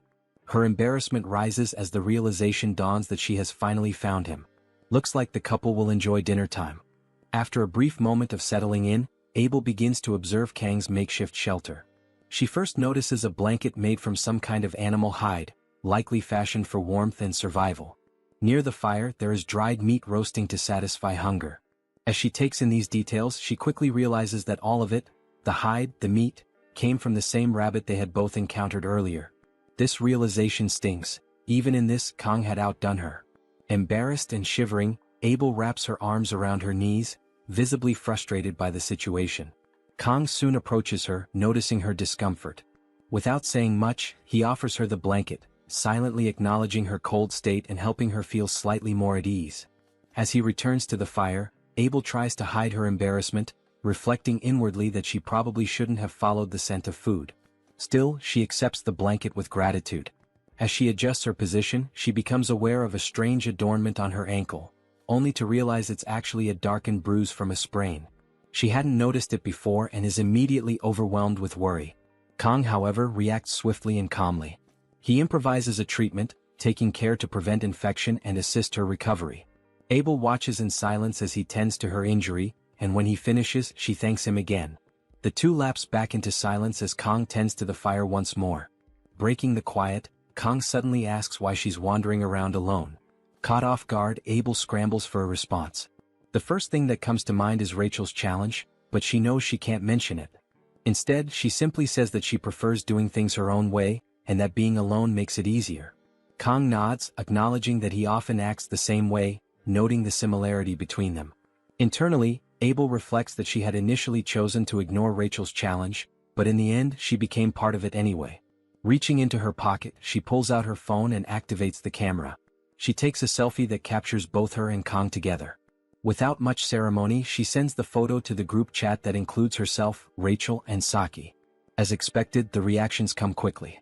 Saki is irritated, reminding Abel that she had said she wouldn't participate. Rachel, amused, compares Abel's actions to those of a smug cat.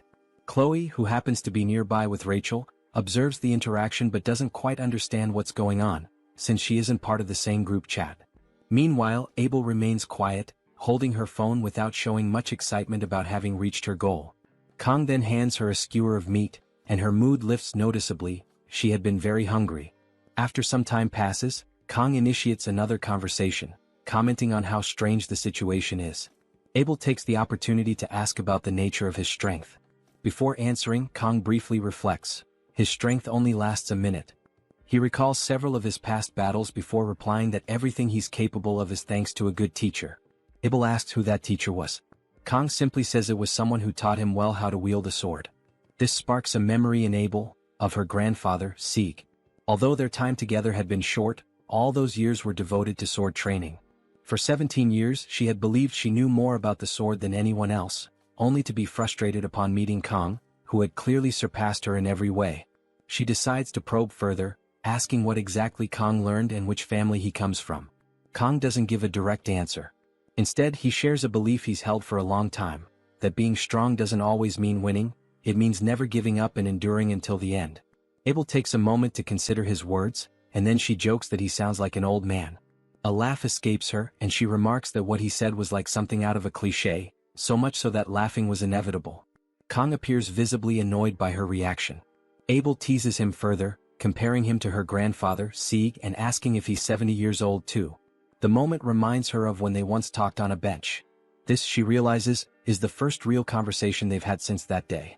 Kang doesn't reply. Instead, he quietly offers her another skewer of food. Abel understands the message without words. She eats and silence returns once again. The scene fades into the next morning. Abel awakens to find herself alone. Looking around, she realizes that Kang has already left. He's gone and he left everything behind. Noticing the dried meat once again, Abel laments Kang's silent departure. He left without saying a final word. Her thoughts drift to the moment he treated her injured ankle. As she looks at the makeshift tourniquet, tears begin to fall to the ground, surprising her. She was crying without realizing it. The emotion overwhelms her. This was the first time someone had taken care of her. Until now, Abel had always faced challenges alone. No matter how great the obstacles, she had overcome them through sheer will. Even in moments when she felt like crying, she had always held back, believing that giving in to emotions would hinder her goals, a burden she called the curse of the Nibelung. Wiping away her tears, she begins to wonder why Kang had been so considerate toward her. Remembering that there are still 2 days left before the training ends, she refocuses. Gripping her sword and organizing her belongings, she tells herself that nothing will change if she just sits and cries. With renewed determination, she sets out once more, hoping to find Kang again and return the favor. Wrapping herself in the cloak he gave her, Abel resumes her journey. Meanwhile, Kang is exploring another part of the island, thinking about how comfortable the previous night had been, though now the weather has become hot. He assumes Abel must be awake by now and briefly reflects on her beauty. Still, something inside him believes that she doesn't like him. He blames it on her character, concluding that's just how someone from nobility is expected to act. Reflecting on the previous night, he reminds himself that his gesture of kindness wasn't driven by any emotional attachment. She had simply looked helpless and he couldn't just ignore her. Helping someone once wouldn't change the world or the fate of the game. Kang eventually realizes that he's exited the forest biome and now moves across rocky terrain. As he continues, he recalls that this is the day when Abel and Leo are supposed to meet and begin to develop feelings for one another. For a brief moment, he wonders whether it was the right decision to leave the blanket behind, considering it might have been better to take it with him. However, nearing a large tree, he shakes off the distraction and redirects his focus toward finding the blessing before sunset. This particular blessing is one of regeneration, a spirit tier blessing though considered lower ranked than the transfer blessing. Its primary purpose is to enhance healing abilities. Kang begins to imagine ways to make the most of it, such as combining it with the transfer blessing to use Speed Weapon's healing ability on himself, amplifying the healing effects. He even considers using it to repair his sashimi blades. The way he thinks about the blessing makes it sound almost miraculous, though he knows it won't regenerate lost limbs, only heal wounds. Ultimately, what matters most is that this blessing is considered a hidden one and doesn't influence Leon's development. Leon will grow incredibly strong regardless, so there's no harm in Kang taking it for himself. After scaling a rocky cliff, Kang reaches the tree and is stunned by the stunning visuals and the difference between seeing the game's environment from within rather than from a screen. Catching his breath, he's relieved to have located the site of the regeneration blessing. But something shiny among the ruins of what looks like an old temple catches his eye. As he approaches, he sees a massive orb glowing among the rubble and wonders if it's some kind of bonus. Feeling lucky to have discovered it while only intending to find the blessing, he begins to think his fortunes may finally be turning, after enduring so much bad luck. Unable to resist shiny things, Kang decides to stop wasting time and reaches out for the orb. Suddenly, an attack strikes the ground near it, jolting him into high alert. He then wonders what's happening, only to realize that someone else is there with him. The stranger speaks first, remarking that they hadn't expected anyone to come this far, especially since the area around the tree is hardly a tourist destination. Stepping out from the shadows, Leon reveals himself and asks whether Kang had really gone through all that trouble just for the orb. Kang remains silent for a moment, while Leon narrows his gaze at him. Leon then speculates that the orb wasn't Kang's true goal and that he must be there for another reason. Kang defends himself, claiming he saw the orb from afar and simply approached to retrieve it. Leon doesn't buy Kang's explanation and declares that if Kang wants the orb, he'll have to defeat Leon first. With that, both of them draw their weapons and a standoff begins. On the day of Leon's birth, it was as if fate itself had smiled upon him. The world seemed to acknowledge his arrival with silent approval, as though he were destined for greatness. Later in his journey, Leon came across the emblem of the hero, a powerful symbol that confirmed his place in the grand narrative that surrounded him. Meanwhile, Kang stood in growing confusion. By this point in the story, Leon was supposed to be with Abel, sharing in a crucial development. This day was marked as a pivotal moment, one that should have unfolded elsewhere, yet here Leon was, sword in hand, swinging through the air with calculated grace. Kang's thoughts raced as he tried to understand what had gone wrong. He questioned whether he might have inadvertently altered the course of events, perhaps disturbing an essential encounter between Leon and Abel. But nothing unusual had happened the night before. No confrontation, no revelations that could have led to this detour. Even if Leon had learned something troubling, there was no logic in responding with violence. Yet something still felt undeniably off. As Leon moved, his sword caught the light and Kang's heart skipped a beat. The weapon was instantly recognizable, Bamong. But something about it felt incomplete. The sword, known in legend as the most cursed and malevolent of demonic blades, bore a strange addition, a blue gem embedded at its core. This gem, the Ether Jewel, was no simple ornament. It acted as a divine regulator, muting the chaotic magic of the blade and imbuing it with holy power. However, because Bamong's essence was rooted in magic, the jewel could only control it to a limited extent. Ultimately, the sword's alignment would always reflect its wielder's true nature. In the original version of the story, Bamong represented duality. It could become a tool of salvation or destruction depending on the bearer's choices. That thought chilled Kang to the bone. He considered the possibility that Leon might be leaning toward the darker path. Before Kang could fully process this, Leon addressed him with a calm tone, framing the encounter as a friendly spar. There was a disquieting honesty in his words, and Kang recognized that Leon planned to use their duel as a means to improve himself, even if it meant treating Kang as a temporary obstacle. Despite some understanding of Leon's intentions, Kang knew one thing for sure. Whatever excuse Leon had given, about some orb or pretense, it was just that, an excuse.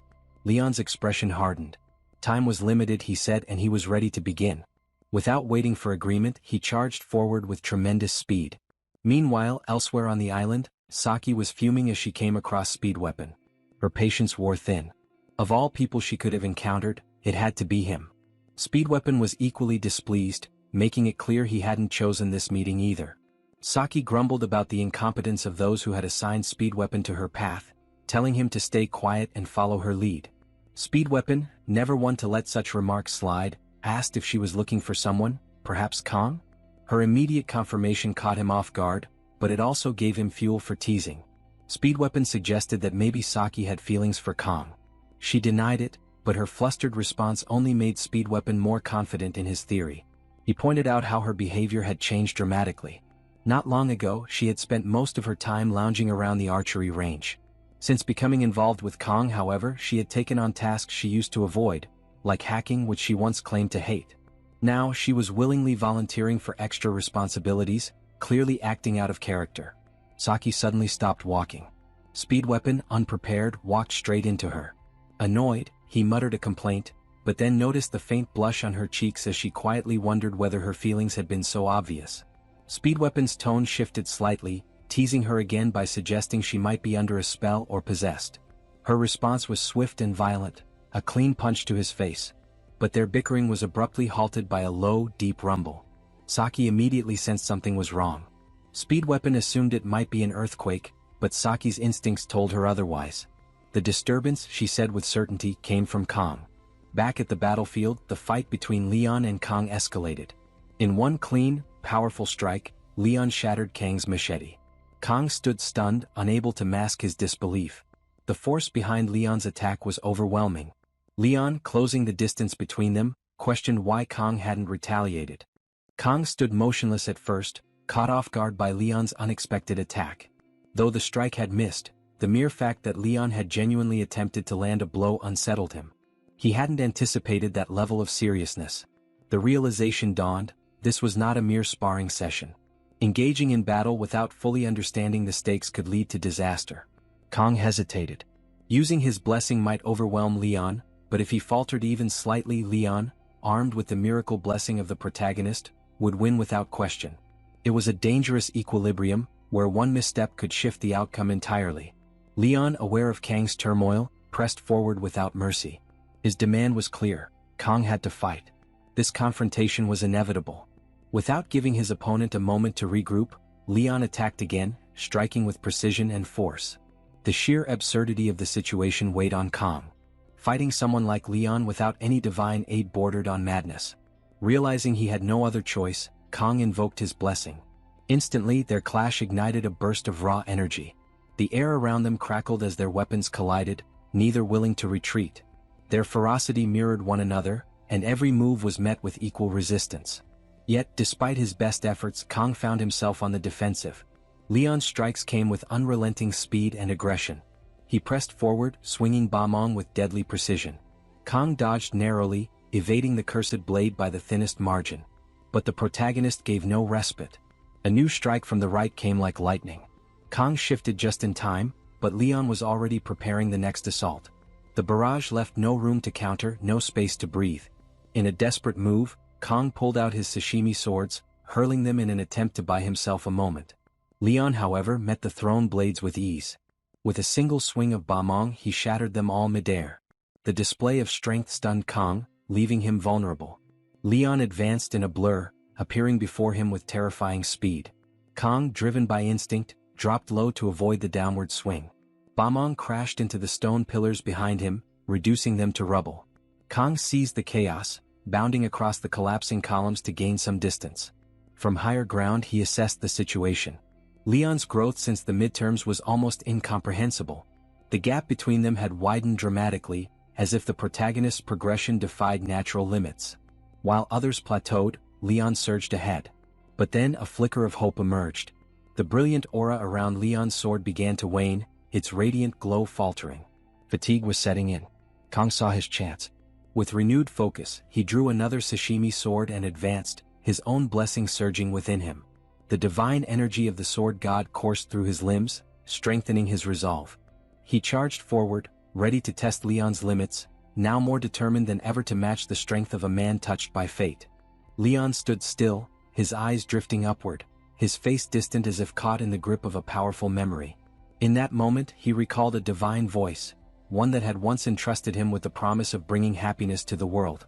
The weight of that mission pressed heavily on him, both a sacred calling and an unbearable burden. As those words echoed in his mind, the aura around him reignited, now burning with a golden yellow radiance. His expression softened into a faint, almost melancholic smile as he turned toward Kong. Without hesitation, Leon summoned the full force of his power. The battlefield was consumed by a brilliant golden light that surged outward in every direction. It was overwhelming, both beautiful and suffocating. The energy radiating from him held the weight of righteousness, conviction, and divine purpose. With sword in hand, he charged forward, seeking to end the clash with a single, decisive blow. But Kong was prepared. At the height of the assault, he invoked the full blessing of the sword god. Empowered by divine strength, he met Leon's charge head-on. Their weapons collided in a burst of raw energy.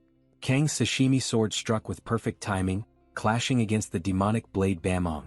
The impact shattered the blinding aura and unleashed a devastating shockwave that tore through the surrounding terrain. Leon staggered back, the golden glow of Bamong flickering and finally extinguishing. In the silence that followed, the realization of his defeat began to settle in. The battle was over. As he struggled to steady himself, Leon's thoughts turned inward.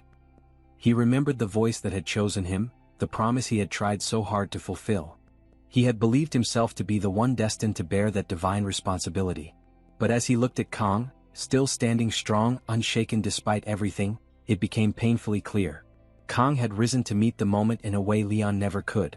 That unwavering strength, that clarity of purpose, it should have been him. In the end, Leon understood. He had been chosen, but the one truly worthy had always been Kong. After his intense duel with Leon, Kong turned around, expecting to find his opponent still there, but the space was empty. Where Leon had stood just moments ago, there was now nothing. Kang's brow furrowed and thoughts began to swirl in his mind. The duel had caught him off guard.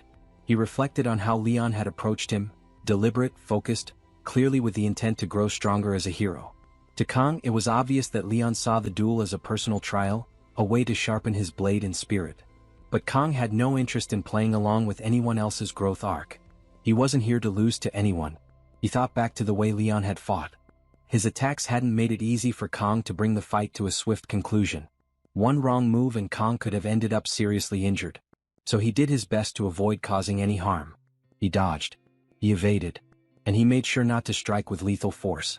Still, he had to admit, Leon's progress was remarkable. It made sense for someone who was, by all accounts, the story's protagonist. Kong glanced at his sword, bombed, and noticed a bit of damage. Minor, perhaps, but worth noting. Thankfully, a capable blacksmith would be able to repair it. With the right materials, restoring it to full form wouldn't be an issue. More importantly, he hadn't seriously hurt Leon. He'd done what he needed to do. He'd won. And that was enough for now. As he lowered his gaze, he saw an orb on the ground and picked it up. At that moment, a shimmering system window appeared before his eyes, congratulating him for obtaining a new blessing, the blessing of regeneration. It explained that the blessing could rapidly multiply damaged cells to heal his body, though it wouldn't be effective against major injuries. Kong tilted his head and wondered aloud if it was a passive ability. To find out, he focused on a small wound on his arm, and to his astonishment, it vanished instantly. Relief coursed through him and a small smile crept across his face. The blessing was clearly powerful. He was glad he'd come. Glad he'd endured that difficult encounter. It had all been worth it. Later that night, the weight of everything caught up with him. Kong sat alone, the duel with Leon replaying in his head. He wondered, was it really about Abel? Leon had mentioned that the fight was inevitable, but at the time, The tension of the moment had been too thick for Kang to ask why. Now he questioned what Leon had meant. He also started to wonder what Leon's role really was in this world. But even more than that, he pondered his own existence here. After all, he was the one who had been thrown into this strange world. He reaffirmed his resolve to press forward, to carry out what he believed needed to be done. In his past life, he'd had a fiery spirit and a stubborn streak a mile wide. He'd often stood up to rude customers, driven by his innate sense of justice and fairness. That core part of him hadn't changed. While he had tried to stay out of the main storyline at first, his priorities had shifted. Self-preservation became the mission. He hadn't intended to affect anything major, only to earn a blessing quietly. But now, after clashing with Leon and hearing about threats to his life, the stakes had risen sharply. Kang realized this wasn't just some story anymore. His life was in actual danger. And if it came to it, he might have to kill a person instead of a monster. He let out a sigh and looked up at the stars. Was he really okay? Maybe it was time to learn how to relax, even a little. But that moment of peace was cut short by a familiar voice. "You talk too much," said Saki, her tone a blend of annoyance and amusement. "You should just act like yourself." Kang flinched and spun around, his heart skipping. Was he hallucinating from sheer exhaustion? Was he imagining things? He paused to consider. If Saki were really here, she'd probably say something like that. She'd probably be nagging him about his brooding. His mind wandered again, wondering what the others might be doing. Elsewhere, Saki and Speed Weapon sat far apart from one another, clearly not on speaking terms. Saki had even drawn an imaginary line between them and warned him not to cross it, or face consequences. At the same time, Rachel sat nearby, showing Chloe a photo that Abel had recently shared in their group chat. Chloe was left speechless the moment she saw the picture Abel had sent. Her wide-eyed astonishment drew a burst of laughter from Rachel, who couldn't contain herself at the sight of her friend's reaction. It was a moment of lightness, fleeting and distant from the growing tension that loomed elsewhere. Far from their laughter, Kang sat alone, silent and reflective. Despite everything that had unfolded, thoughts of his companions stirred a faint smile on his face, a subtle reminder that not all was grim. But the quiet did not last. In a matter of moments, danger crept into his resting place. Fatigued, Kang had fallen asleep, unaware that the shadows had brought a deadly threat. A group of assassins, their presence hidden and silent, had surrounded him. With lethal precision, they launched their blades, aiming to end him before he could awaken. Yet instinct sparked in him like a fire. Kang's eyes snapped open, his body twisting just in time to evade the worst of the strike. One blade grazed his arm, drawing a shallow cut, but it was far from fatal. His survival shocked the would-be killers. Among them, Perek watched in disbelief. Whispering to his captain, he questioned how someone so young could possess such skill. He even suggested scouting Kang, clearly seeing more than just a target in the boy. His captain, however, dismissed the notion with a cold command to stay quiet. Kang now stood face to face with someone he recognized, Ration, the infamous leader of the Undertaker group. Her name was etched into stories of betrayal and vengeance. Once a noble's daughter, she had fallen from grace and carved her name in the dark underworld as a contract killer. Though Kang knew her tragic past, he saw no innocence in her. She had chosen the path she walked. The tension mounted when Perek addressed Kang, confronting him with half-formed suspicions. The young hero's silence was piercing, and when he finally met Perek's eyes, the intensity in his gaze silenced the man. Even hardened assassins could feel something cold and dangerous beneath Kang's expression. Perek muttered doubts about Kang's true nature, suggesting aloud that he couldn't just be a student. The vice captain, agreeing, began to show his own unease, noting that Kang's abilities far exceeded what anyone would expect of a cadet. As darkness gathered around the vice captain, Kang's instincts sharpened. With calm boldness, he assessed the situation, voicing his deduction that the group's backers had to be at least elders. That statement shifted the air. The assassins froze, no longer confident. Kang's words had struck too close to a truth they didn't expect him to know. Angered, Perek stepped forward, demanding answers, while the vice-captain stiffened, stunned by how much Kang seemed to know. His muttered disbelief betrayed how off guard he had been caught. Ration intervened before things escalated further. Her voice cut through the growing storm, pulling her people back. For a moment, it seemed the encounter might end there. But Kang stepped forward again, calling out Ration and her group. He exposed them for what they were, mercenaries who killed for money. His words were deliberate and sharp, striking at the very thing Ration resented about herself. The accusation burned. The vice-captain trembled with anger, fists clenched. But before anyone could act, Kang blurred into motion, closing the gap between himself and Ration in a single fluid step. The stillness that followed was charged with meaning. No more words were needed. The confrontation was far from over. But a line had been drawn, and it was Kang who drew it. Kang stood mere inches from Ration, his presence electric, his eyes fixed on hers. He challenged her outright, his voice sharp and biting. "What's wrong, Ration? You don't like being called an assassin by a scholarship cadet like me? Just because you used to be a noble?" The words hit hard. The display of speed that brought him so close left everyone, Ration included, momentarily stunned. But it was the venom in his words that struck deeper. In an instant, anger flared in the vice-captain, who launched himself at Kang. Yet before the strike could land, Kang's blessing surged to life. With a single, precise blow, Kang dropped the vice-captain. Silence fell. The rest of the Undertaker group, Perik among them, stood frozen, speechless. Kang, standing tall in the aftermath, wrestled silently with the gravity of his actions. "I've taken down a person," he thought grimly. "Not in a simulation. Not in a subspace. But here. In the real world." The realization was heavy, yet it didn't stop him. He pushed his blessing to its peak. Dark energy poured from him like a tidal wave. His right eye turned pitch black, a mark of the immense power flowing through him. His voice, loud and resonant, cut through the silence. "What are you waiting for?" The question rang out, filled with a calm threat that made even Ration hesitate. Perik and the others didn't move. They couldn't. Kang's presence alone had paralyzed them. And yet Kang noticed something else. The duration of his blessing had increased. A faint smile curled on his lips. "This isn't bad at all," he mused, his confidence sharper than ever. Then a sudden memory intruded. Kang, back in a simpler moment, was rummaging through his fridge. Something about the way it was organized confused him. Every item looked perfectly placed, but it hadn't been him. On a juice box, a strange note caught his eye. It read, "Take down everything." Kang blinked. The message was bizarre, and it didn't feel like something he had written or seen before. Had he not gotten enough sleep?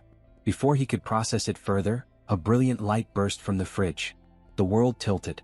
The system's voice returned, clear and cold. "Eliminate everything that stands in your way."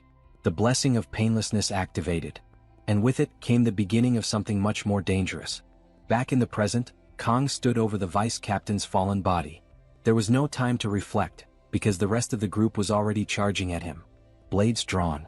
Faces grim. But Kang moved like a shadow. With elegant, lethal precision, he cut them all down in a single motion. Two more rushed him from the side, hoping to catch him mid-move. But Kang leapt into the air, evading their attacks entirely, and brought them down the moment he landed. It was over in seconds. Perik and Ration stood in disbelief. Perik shouted at the others, demanding they stop panicking. "He's just a student," he barked. "Form up. Focus." But even he didn't believe it anymore. Ration's thoughts spun. This wasn't how things were supposed to go. She had expected a simple job: strike, retrieve, disappear. Easy. Efficient. Not this. Not him. Perik turned to Ration, desperate. "What now, Captain?" But before the words even reached her ears, Kang was already there. He closed the gap between himself and Perik in a blur and took him down with a final, thunderous strike. Ration didn't move. She couldn't. This was supposed to be a mission with zero complications, and here she was, face to face with something unexplainable. A force that didn't match the file she was given. A cadet? No, not this one. This wasn't just a top-ranking student. This was a monster wrapped in human skin.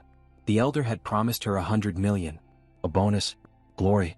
And now all she could think of was cursing him to the pit. Kang approached her with slow, deliberate steps. But he didn't strike. Instead, he lifted his sashimi sword and calmly pointed it at her. His voice, composed and final, cut through the tension. "Everything's mostly taken care of." He wasn't boasting. He was stating a fact. In his mind, Kang tracked the timer. Only 9 seconds left on his blessing of painlessness. Nearly all of it had been used up, first with Leon, now with the Undertaker group. He exhaled slowly. Though it had been self-defense and he had no regrets, he hoped he wouldn't have to rely on that blessing again. The sensation it left behind was cold. It wasn't like fighting demonoids. It was real. In a desolate clearing, only 2 figures remained standing, Kang and the last of his enemies, Ration. Moments earlier, he had effortlessly dispatched her entire team, leaving no room for doubt about his resolve or his strength. The group that had come after him wasn't just any group, they were assassins sent specifically to eliminate him. In his eyes, that alone justified the brutal efficiency with which he fought. He felt no guilt for what had occurred. What he wanted now was information. He needed to know who had sent them. As Kang stepped closer, the air thickened with tension. He demanded to know who had placed the hit, hoping Ration would give him the answer. But she wasn't so easily shaken. Instead of replying, she threw the question back at him, wondering aloud if he truly believed she would reveal such a thing.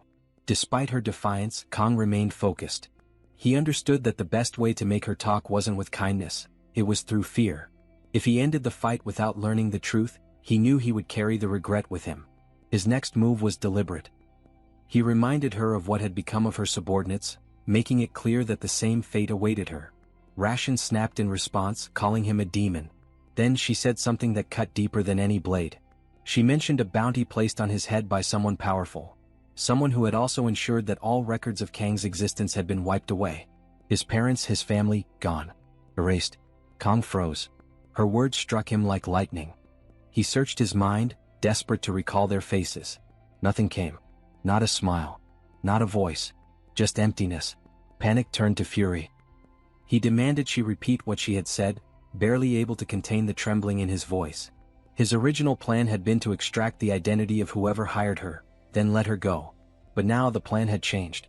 This wasn't about negotiation anymore. This was personal.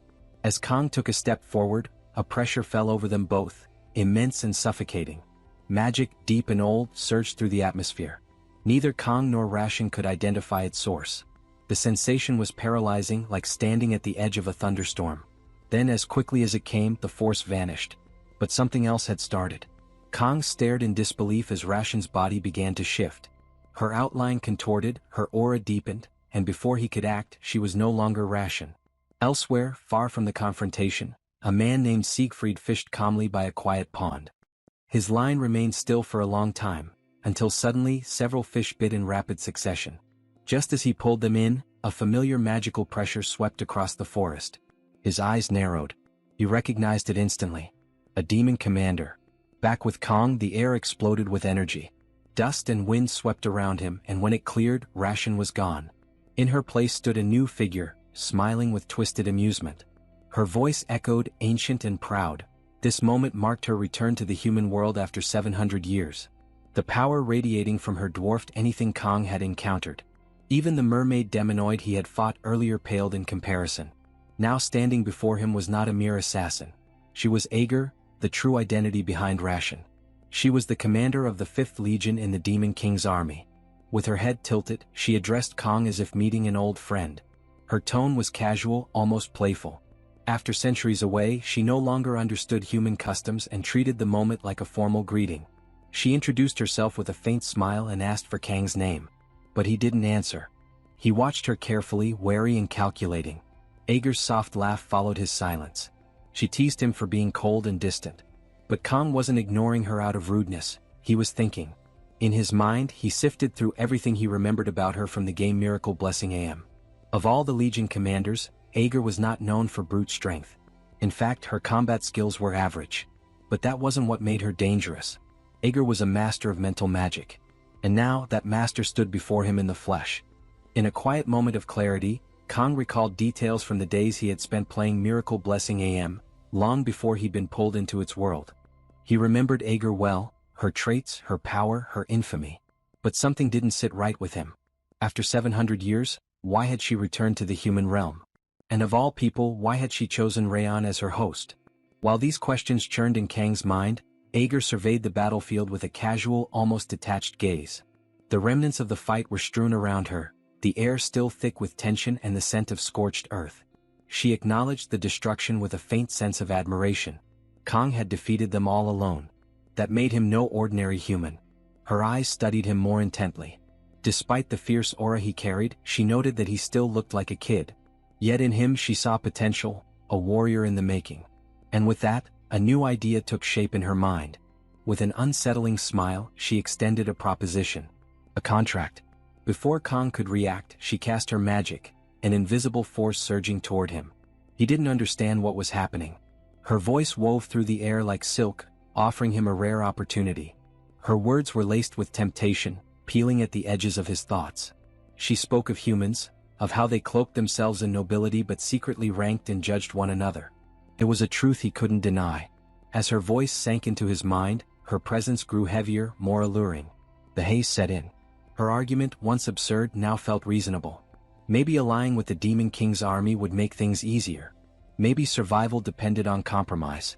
Aeger's voice echoed inside him, sweet and persuasive. It was, after all, just a dream, one of glory.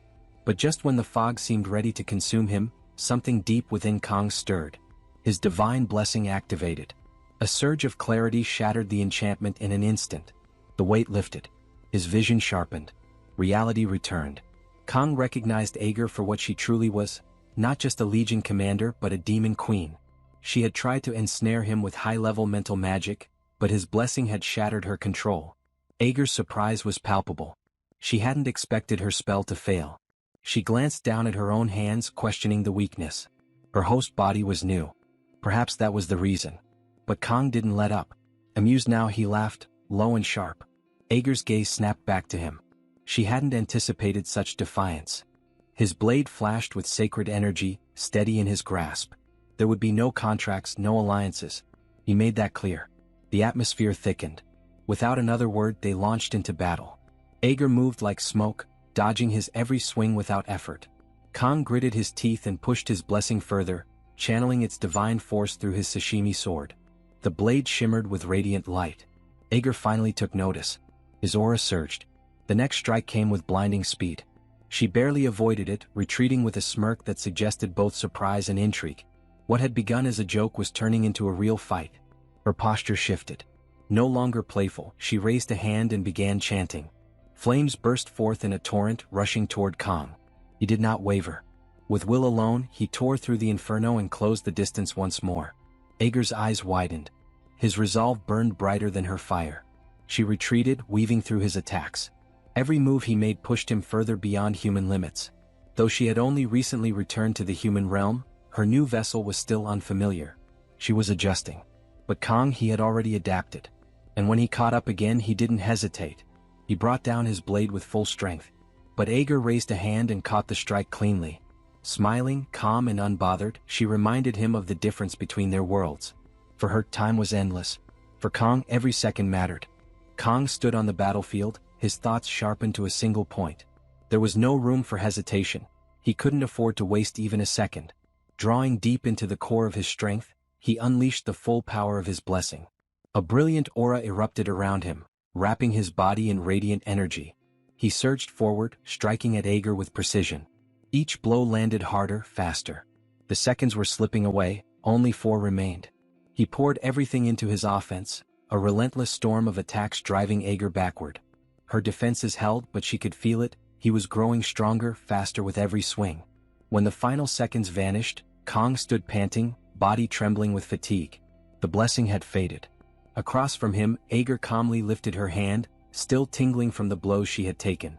With a single spell, she healed it effortlessly. Her gaze lingered on Kang. She spoke of his potential, of the fire that pushed him to burn through his limits. Even at his young age, he outshone the one once prophesied to serve as the Demon King's vessel. There was promise in his spirit, enough to ignite her curiosity, enough to stir something in her long dormant. Having acclimated to her new body in this world, Aeger decided it was time to test him one final time. Her voice rang sharp and commanding as she summoned a spell, flames surging to life in her palm. With a word, she launched it at Kang, daring him to survive it. But before the spell could land, a flash of silver tore through the air. Siegfried arrived, blade gleaming, intercepting the magic mid-flight. The flames shattered against his sword, and in the roaring aftershock, his voice called out to Kang. Aeger's demeanor shifted, her tone cold. She warned Siegfried to step aside. It was not his battle. But he held his ground, unmoved, his stance a shield between Kang and the oncoming storm. Aeger's eyes narrowed with renewed focus. She would not be denied. With a flick of her hand, she released the full force of her magic again, the spell crackling as it sped toward Siegfried. Then the world turned white. Everything vanished in a blinding haze, and Kang found himself suspended in a vast, empty space, weightless, directionless. Confusion gripped him as he drifted. Was this death? But the light faded. The world returned. He blinked, breath caught in his throat. Before him stood Siegfried, sword still drawn, unwavering. The spell had been blocked completely. The commander had shielded him, not only with his blade but with absolute resolve. The scene rewinds to moments before. capturing the instant when Siegfried intercepts Ager's ferocious blow. As he absorbs the strike, a thought echoes within his mind: such extraordinary potential should never be wasted in a place like this. Kang, that young warrior, might be the one destined to finally sever the cursed cycle binding humans and demons together. Although Siegfried manages to divert the devastating attack, his arm becomes trapped in the impact, suffering a grave wound. Yet, despite this, he stands unwavering, steadfast before the demonic adversary towering over him. Deep inside, he firmly believes that Kang will rise as the guiding light of humanity. Wincing from sharp pain, Siegfried coughs and shifts his gaze to Kang, who slowly begins to stir, consciousness flickering back. In a gentle, almost fatherly tone, he urges the young man to rest and allow his battered body to heal. Despite the bleak reality unfolding, Siegfried holds onto a composed facade, aware of the grim truth surrounding them. Kang notices the severe injury and reacts with worry, but Siegfried answers with a faint, reassuring smile. He quietly insists that there's no need to worry, tightening his grip around his sword's handle. He reminds Kang that wielding a sword doesn't require both hands, urging him to focus solely on recovery. He promises to keep their foe occupied. Elsewhere on the chaotic battlefield, Ager's expression twists into pure confusion. She struggles to comprehend how Siegfried, a mere mortal, could endure her destructive power. How is this frail old human resisting my sorcery? She mumbles under her breath, disbelief surging through her. None of it adds up. While they lock eyes, Siegfried calmly assesses the unfolding scenario. To summon a demon commander into this realm, a blood sacrifice is demanded, weakening the veil separating worlds he contemplates. Such beings require a human vessel to act as a conduit, restricting them from unleashing their full might. Even so, these entities remain catastrophic threats. Ager's face contorts in frustration. This is becoming intolerable. My new body and demonic essence must not be merging properly, she admits to herself, realizing why subduing Kang took so long. The fact that she now struggles against Siegfried only sharpens her rage. She strides forward, her voice dripping with venom. I don't know what deception you pulled, old man, but you won't escape this time. Suddenly, she lunges, but Siegfried erupts with a surge of pure energy, meeting her head-on and delivering a crushing strike to her arm. Ager reels back, gasping in shock. What just happened? She stares at her injured limb, disbelief freezing her in place. Siegfried narrows his gaze, his voice calm yet piercing. You're trembling, aren't you, Ager? Ager, infuriated, snarls and orders him to stop spouting nonsense. Overcome with rage, she lifts her hand and hurls a raging torrent of flame directly at him. Steeling himself, Siegfried stands firm. I may not fully understand why a demon commander crossed into our world, he states, his eyes locked firmly on the roaring blaze. But now I see it clearly, your fear. With deft precision, Siegfried redirects the fire spell as if it were nothing but a breeze. Ager stares wide-eyed, momentarily thrown off balance. Don't get cocky, she snaps. Blocking a few spells proves nothing. In an instant, Siegfried closes the gap between them, unleashing a strike at full strength. Ager manages to narrowly evade by leaping backward. Breathing heavily, she stares at the determined old warrior in utter disbelief. Where did this warrior emerge from? She questions internally. His presence radiates an overwhelming, oppressive aura. Then her gaze locks onto Siegfried's eyes, and a spark of realization ignites in her mind. That's it, he's a descendant of Aaron. Confronted with this harsh truth, Ager tightens her fists in frustration. Fortune clearly isn't favoring me today, she thinks bitterly. Yet, despite everything, he remains nothing more than a human, and an exhausted, aging one at that. Sneering with disdain, Ager scoffs as she readies herself for another devastating assault. Humans truly are pathetic. Let's see if a battered heir of Aaron can manage to evade this. She stretches both arms upward, and in an instant countless blazing orbs of fire materialize, blanketing the heavens. Siegfried and Kang both lift their eyes, startled and wide-eyed. What's wrong? Ager teases, her grin cruel and mocking. Overwhelmed already? Without hesitation, Siegfried propels himself forward, slipping nimbly between the descending infernos with astonishing finesse. Kang watches anxiously, his heart hammering in his chest, yet he knows he's barely hanging on to consciousness. I want to step in, but simply remaining awake is all I can manage now, he thinks. If I lose control over this blessing once more, I might never reclaim it. While flames shower the battlefield, Siegfried maneuvers with a dancer's fluidity, effortlessly slicing apart those that cross his path. His speed and elegance betray the age etched on his face. Observing his unwavering march, Ager snarls under her breath, grudgingly impressed. Not bad for an old fossil. Now standing directly before her, Siegfried holds his ground firmly. His burning eyes reflect an unyielding resolve. Charging forward, he announces, his voice unwavering despite the agony burning inside him, "Demons possess superior might compared to humans, that much is undeniable." During his younger days, Siegfried once loathed this brutal reality, despising the insurmountable chasm that no effort seemed capable of bridging. Yet only now, in the final chapters of his life, had he come to grasp something far more profound. As Siegfried pressed on with unstoppable will, Aegir couldn't suppress a begrudging respect. Even she, a high-ranking demon commander, understood the irreplaceable weight of experience that could not be overlooked. Despite his battered body and advanced years, Siegfried steadily diminished the gap separating them. She analyzed his footwork closely, searching for any vulnerability. That's when her eyes caught the grave injury to his arm, the crack she needed. Curling her lips into a sly, predatory grin, she began gathering her arcane energy. "Finish your stirring speech already," Aegir sneered, her voice dripping with sarcasm, as she unleashed a massive wave of dark magic toward him. Infuriated by her scorn, Siegfried pushed forward, weaving deftly between her relentless attacks, his determination searing like a flame. "Even you recognize it, Aegir," he shouted fiercely. "Humanity adapts. We become stronger even when drowning in despair. That is what terrifies your kind most. It's the reason you keep breaching our lands, terrified of our potential." In a heartbeat, Siegfried closed the final gap, raising his blade high, channeling his entire aura into the strike, and brought it crashing down with devastating force. Aegir initially looked stunned, but then a frigid smirk crept across her lips. With a subtle flick of her fingers, she activated a hidden incantation. Suddenly, vicious spikes of shadowy energy burst upward from the ground, arresting Siegfried's momentum instantly. He gasped in shock, his path completely obstructed.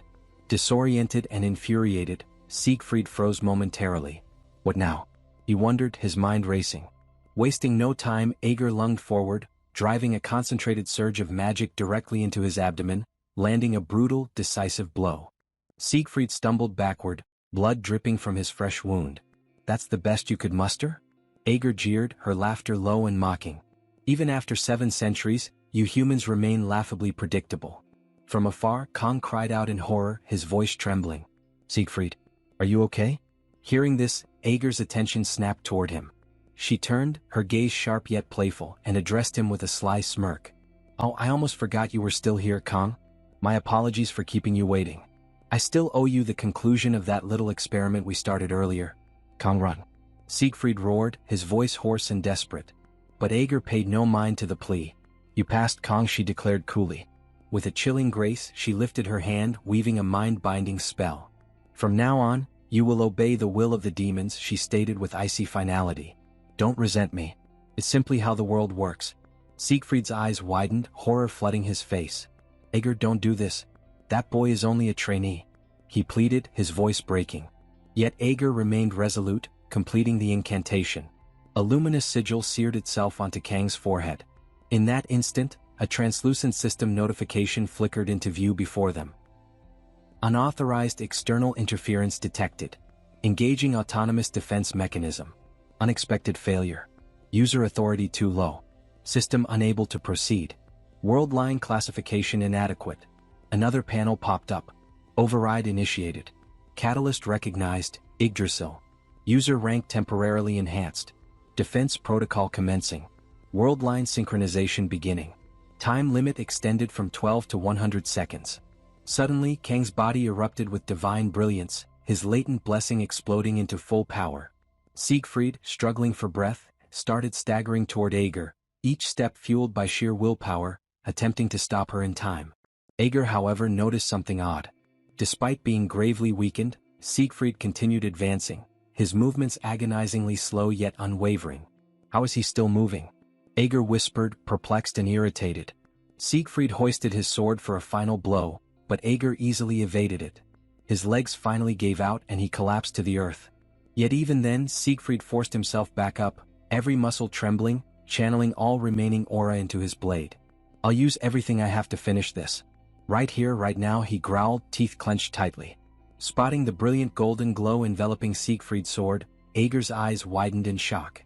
That aura, it's identical to 700 years ago, the aura of the Sword Saint, she realized with a shudder. Despite his broken state, Siegfried had transcended, evolving his aura far beyond anything Aeger had foreseen. Narrowing her gaze, she hissed, "I have to end this now." Aeger lunged forward at full speed, ready to eliminate him once and for all. But just as she closed the final gap, a devastating blow crashed into her from behind. She shrieked, spinning in utter disbelief. To her horror, it was Kong standing there. Yet something was off. He wasn't the same fragile youth she had mocked earlier. His presence radiated overwhelming power, an ancient, dreadful familiarity washing over her like a tidal wave. That presence, it's identical to 700 years ago. Another notification window materialized in the air. All user blessings forcibly enhanced and fully awakened. Pain immunity, divine variant, initiated. Regeneration, divine essence, engaged. Blessing of transition, sacred, now harmonizing all blessings and balancing the wordline distortion. Blessing duration expanded to 100 seconds. Aeger's expression twisted into pure fury. Aaron Hokin once again meddling in my affairs. Standing before her was Kanga, transformed beyond recognition. His entire figure wrapped in an ethereal, luminous radiance. A final system alert shimmered before him. Blessing of the Sword God, disengaged. What Kong held now transcended any previous form. The perspective shifts to Abel, who stands silently under the endless sky. Her eyes distant, lost in contemplation about the moment. It was the final day of the trial, she mused inwardly. Her gaze drifted upward, scanning the heavens. She couldn't help but question how the others had endured so far. Did they manage to survive? Were they holding on? Elsewhere, Saki checked her phone, her face drawn with tension. Meanwhile, Speed Weapon slowly awakened, rubbing the sleep from his eyes as he noticed Saki standing nearby. "It's not even sunrise yet," Speed Weapon grumbled, yawning. "You haven't slept at all, Saki." Saki's eyes stayed fixed on her phone screen. "It already is dawn," she snapped sharply. Speed Weapon blinked repeatedly, bewildered. Growing more agitated, Saki shot him an icy glare. "I told you the sun has already come up." Still half awake, Speed Weapon squinted into the distance. "Then why is it still pitch black outside?" He muttered under his breath. "Is it just me, or are you sure you're really second place in the written exam?" Saki retorted coldly, her patience fraying. Almost growling, she continued. "It's nearly time to return to the academy. We have to get to the return zone immediately." Around them, the air grew thick with a tense, uneasy energy. Other cadets had gathered since the previous evening, each looking equally bewildered by the unnatural gloom. Low murmurs spread like ripples through the group as they scanned the darkened surroundings, exchanging worried whispers. "Didn't the sun rise already?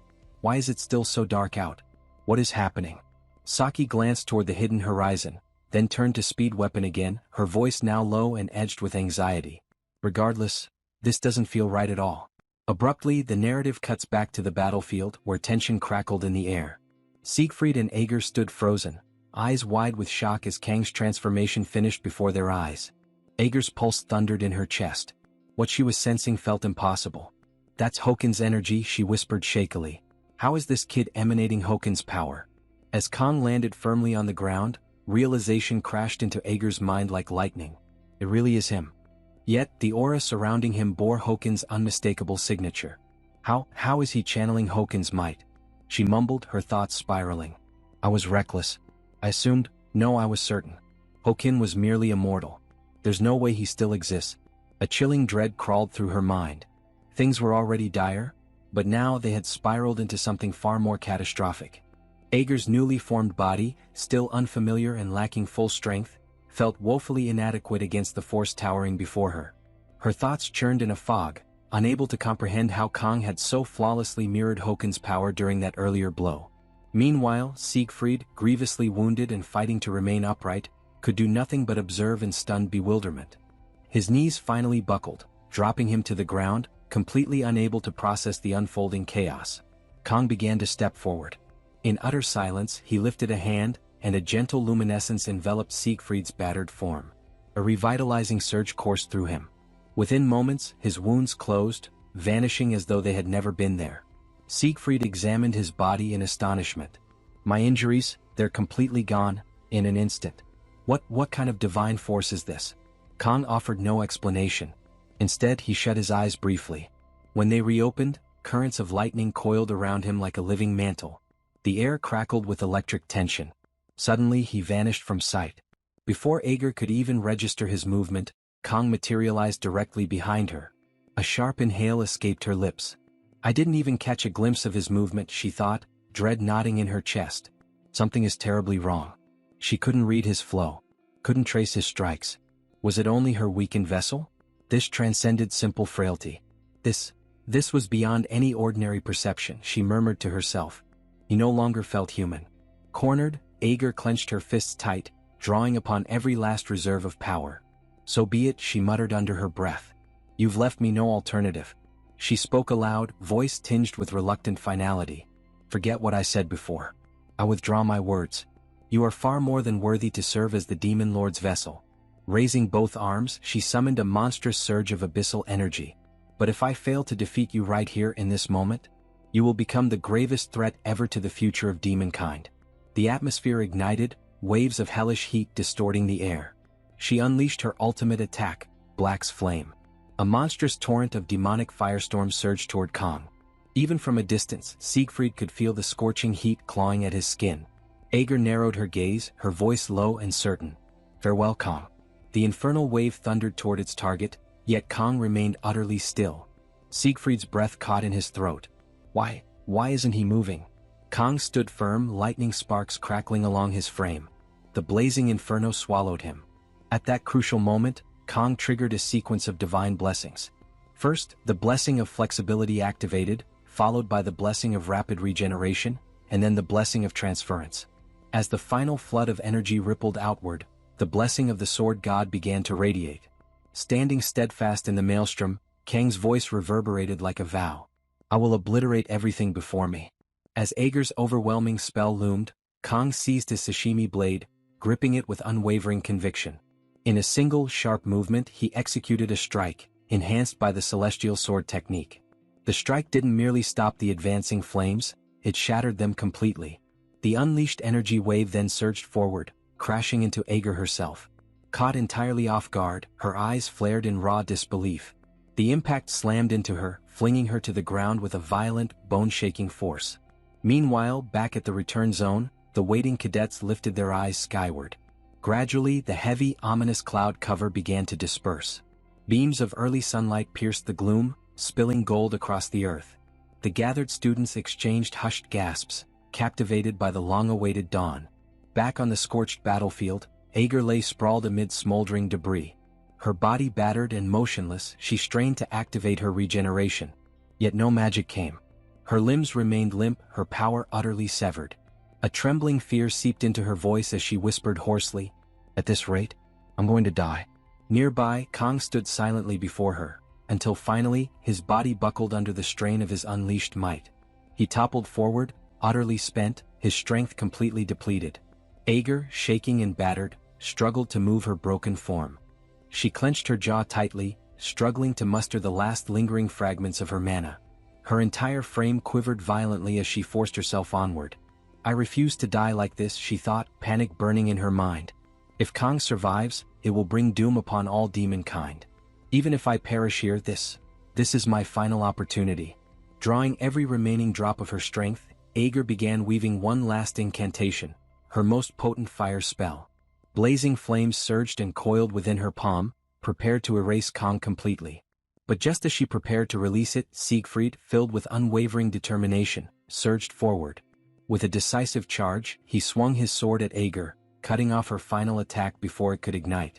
Aeger shrieked as his blade struck home, her frail, battered body unable to mount any defense. "You overlooked me," Siegfried spoke sharply, his tone cold as steel.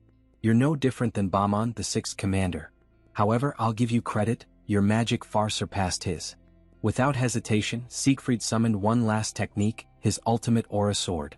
The blade shimmered brilliantly, pulsing with concentrated power as he brought it crashing down upon Aeger. Her form crumpled, finally defeated. Standing over her fallen figure, Siegfried spoke in a quiet, resolute voice. "I'm not merely a descendant of Eren. I am Siegfried von Nibelung." With those words, he spun around and rushed to Kang's side, falling to his knees beside the young warrior. His hands moved rapidly, carefully checking for wounds and injuries. "Stay with me, Kang," he murmured urgently. After a few tense moments examining him, Siegfried let out a deep, relieved sigh. His breathing is stable. A few meridian blockages, but nothing fatal. He's out of immediate danger. Even so, Siegfried could not quiet the storm of questions spinning through his mind. What had Kang become during that astonishing transformation? That unfathomable power, that divine radiance, it was unlike anything Siegfried had ever encountered. His thoughts drifted inward, searching for answers. What exactly are you, Kang? Since ancient eras, humanity has believed that every force in the natural world possessed a will of its own. Torrential storms, raging floods, meteors streaking across the midnight sky. Such phenomena inspired both terror and reverence in mankind's heart. Yet, paradoxically, those terrifying forces were venerated. People offered prayers, pleaded for mercy, sought protection, and craved blessings. Over countless generations, these primordial forces came to be named in many ways. As disasters, as divine manifestations, or as gods themselves. When everything calmed down on the battlefield, a portal opened, giving access to where all the other students were gathered. An uproar formed instantly, with everyone curious about what could have happened. Saki and Speed Weapon stepped to the front and witnessed the unimaginable. Sieg and another professor are carrying Kang, unconscious, on a stretcher. Saki is shocked by the sight, but her attention quickly shifts elsewhere. Chloe, overwhelmed by despair, tries to approach Kang, but is restrained by Rachel and the demonic professor. An argument begins, and before the chaos around Saki is limited to that, another reality comes to light. Her attention now turns to Abel, who is stunned by what she sees. As if Kang's condition were not enough, Sieg is also gravely injured and missing one arm. This causes Abel to break down in tears. Saki, realizing the gravity of the situation, comforts Abel. For now, the only thing to do is reflect on what could have happened in the exam zone that left the strongest people she knows in such a state. Sometime later, Saki watches a live stream where people discuss the matter, pointing to the battle between humans and demons. Some speculate on what happened, since the true event has not yet been revealed. People suspect betrayal, conspiracies, and even that Sieg injured himself. Another pressing concern arises. Will Sieg's position now be considered vacant? For Saki, however, the lack of any news about Kang makes her even more anxious. Maybe he has already recovered by now, but without concrete information, she cannot stay calm. Some nearby students comment that Kang has not been seen in class since the incident that left him on the brink of death, speculating he might not survive. That possibility leaves Saki irritated. She draws their attention, startling them, unsure if she is addressing them at all. Saki tells them to talk farther away, since she did not sleep well and they are too loud. The pair obeys her request and quickly leaves. Saki then refuses to believe in the possibility of Kang dying. Suddenly, Chloe's crying takes over the atmosphere. The redhead laments having spent all this time without being able to see Kang, and for that reason cries all day long. A week has passed since he was last seen, and Saki can no longer hide her concern either. She recalls the moment when she and the team tried to visit Kang, but were blocked by direct orders from the principal. Chloe, impulsive as always, even tried to force her way in, but that did not work either. The fact that visits were forbidden by direct orders highlights the seriousness of the situation. Putting the pieces together, remembering how Avalon Island was left covered in lava and releasing strange mana multiple times, along with Sieg losing his arm, leads to one conclusion. Some demon invaded the exam and fought against Sieg and Kang. Saki used her abilities to search for some useful information, but nothing came. An interesting fact about the lack of information was that Midea was supposed to give updates, yet all communication was cut off, to the point that even she had no news. Saki contemplates her frustration. Recalling the last contact she had with Kang, the flick on her forehead, she wonders when they will stand face to face again. Meanwhile, in the star class, Abel and Rachel are together. Rachel is worried about Abel, who seems distracted. Rachel calls Abel's attention, and at last, Abel responds. She had been lost in thought, and the mood is one of complete sorrow. Nearby, more students comment about news regarding the movements of the other members of the strongest group, trying to bring some sense of stability. Abel recalls the scenes of Sieg carrying and acting as a protector, but reflects that, in truth, Kang was the one who got seriously hurt while trying to protect Sieg himself. Abel's seriousness makes Rachel even more concerned for her friend. Elsewhere, the henchman responsible for setting up the entire ambush gets drunk. He smashes his bottle against the table. The scoundrel reflects on how things did not go as he wanted, which only brought more trouble. Looking at the document used to hire the mercenaries, he curses them as useless vermin. The scene shifts to a conversation where it is explained that practically all of Kang's muscles and nerves were twisted and broken. Midea points out that none of this was normal, given her experience. Sieg recognizes the severity, but notes that now Kang has recovered and is probably much healthier than before. Midea then brags about mobilizing every doctor and healer to treat Kong, even threatening each of them to save the hero at all costs. Sieg says that now everything is over, she does not need to worry anymore, or else she will get wrinkles. Midea becomes furious. She soon calms down and breathes with relief that, in the end, everything turned out well, holding on to positive thoughts. Midea then asks Sieg how he has been handling things. The master replies that there have been no major inconveniences, swinging his arm as a gesture to mock and lighten the seriousness of the situation. Midea recalls an encounter with one of the doctors, who expressed astonishment at never having seen such a monstrous recovery in his entire life. The doctor described the case as a miracle, and Midea could not understand what the future had placed before her. Trying to figure out why Sieg had spent an absurd amount of money on Kang's care and never left the hero's side for a single moment, Midea begins to wonder if it was guilt for not having prevented Kong from leaving the exam in tatters. Midea then takes a more direct approach. Since Kong is awake, what really happened? Her curiosity has kept her from sleeping for nights. Sieg replies that he needs to reorganize his thoughts before answering. He himself took time to process everything that happened on the island. Midea demands that he spit it out. Sieg tightly grips the stump of his arm. And finally, the truth: Ager, the fourth commander, appeared on Avalon Island. The information hits Midea hard and she refuses to believe it. Sieg says it is the truth no matter how absurd it sounds. It was she who tore off his arm when he tried to protect Kong. Midea, now accepting, asks if Ager was the one who caused all that to Kong, and also wants to know her fate. Sieg replies that Ager was eliminated. He points out that it is still too soon to make the information public, but he witnessed it with his own eyes. Midea asks if Sieg was the one who finished Ager. The answer comes with laughter. How could that even be possible? Midea relaxes on the couch. Then comes the quick assumption: Sieg was cornered and needed more backup. Sieg does not give her time to confirm and immediately reveals who delivered the final blow. The truth shatters Midea completely.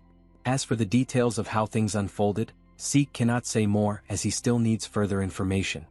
Enjoying his drink, Sieg jokes that now it is time for the young lady to visit a certain place before dealing with adult matters. Midea pauses, calls Sieg a boomer, and smiles as the conversation ends. The scene shifts to the school grounds where Speed Weapon tries to lighten the mood, saying they cannot stay depressed forever. That is why he moved forward with the idea of creating a recruitment poster for the club. Honestly, it was something ridiculous, but Speed Weapon showed it off with great joy. Since Kong had always been responsible for leadership, Speed Weapon felt it was his duty to do something for him and take the initiative, now seeking the others' validation for the poster. Saki gives her opinion, saying she is very surprised with the result and that she would never in her life be capable of doing something similar. However, her expression reveals the true meaning of her words. Speed Weapon tries to argue, but while he is speaking, Chloe moves behind the poster and stabs it with a box cutter. When Speed Weapon mentions that the poster is very eye-catching and would easily grab people's attention, Chloe finishes the job in a single motion. Speed Weapon panics at Chloe's action. She defends herself, saying she would never let Kong see a piece of trash like that. Upset, he asks how Chloe has the courage to so easily throw away something he spent all night making. She replies that at least it can still be burned, so it has some use. Saki then reaches for a golden bar on the bench, reflecting on how the noise cannot fill the emptiness in the group. Not even the sweets taste as sweet as before. Before there is much time for lamenting, the others greet the arrival of the hero. Saki quickly turns to the commotion. She stands up at once. Chloe and Speed Weapon are already there, eager to know how the hero is and pointing out how worried they had been. Saki instantly moves to where Kong is and, without much talk, gives back the flick on the forehead she had received from him before the exam. They both pause for a moment, the action completely unexpected. Then finally Saki shows her joy at having her comrade back. The group resumes their activities, with Speed Weapon saying he made a poster for the club, Chloe calling it trash, and Saki stressing that it should never be shown in public again. Meanwhile, Saki's chocolate is left aside. If you enjoyed this video, don't forget to give it a thumbs up, it really helps. And for more content like this, make sure to subscribe and hit the notification bell so you don't miss any updates. Let me know in the comments if you'd like to see another part. I'd love to hear your thoughts. See you next time. Bye-bye.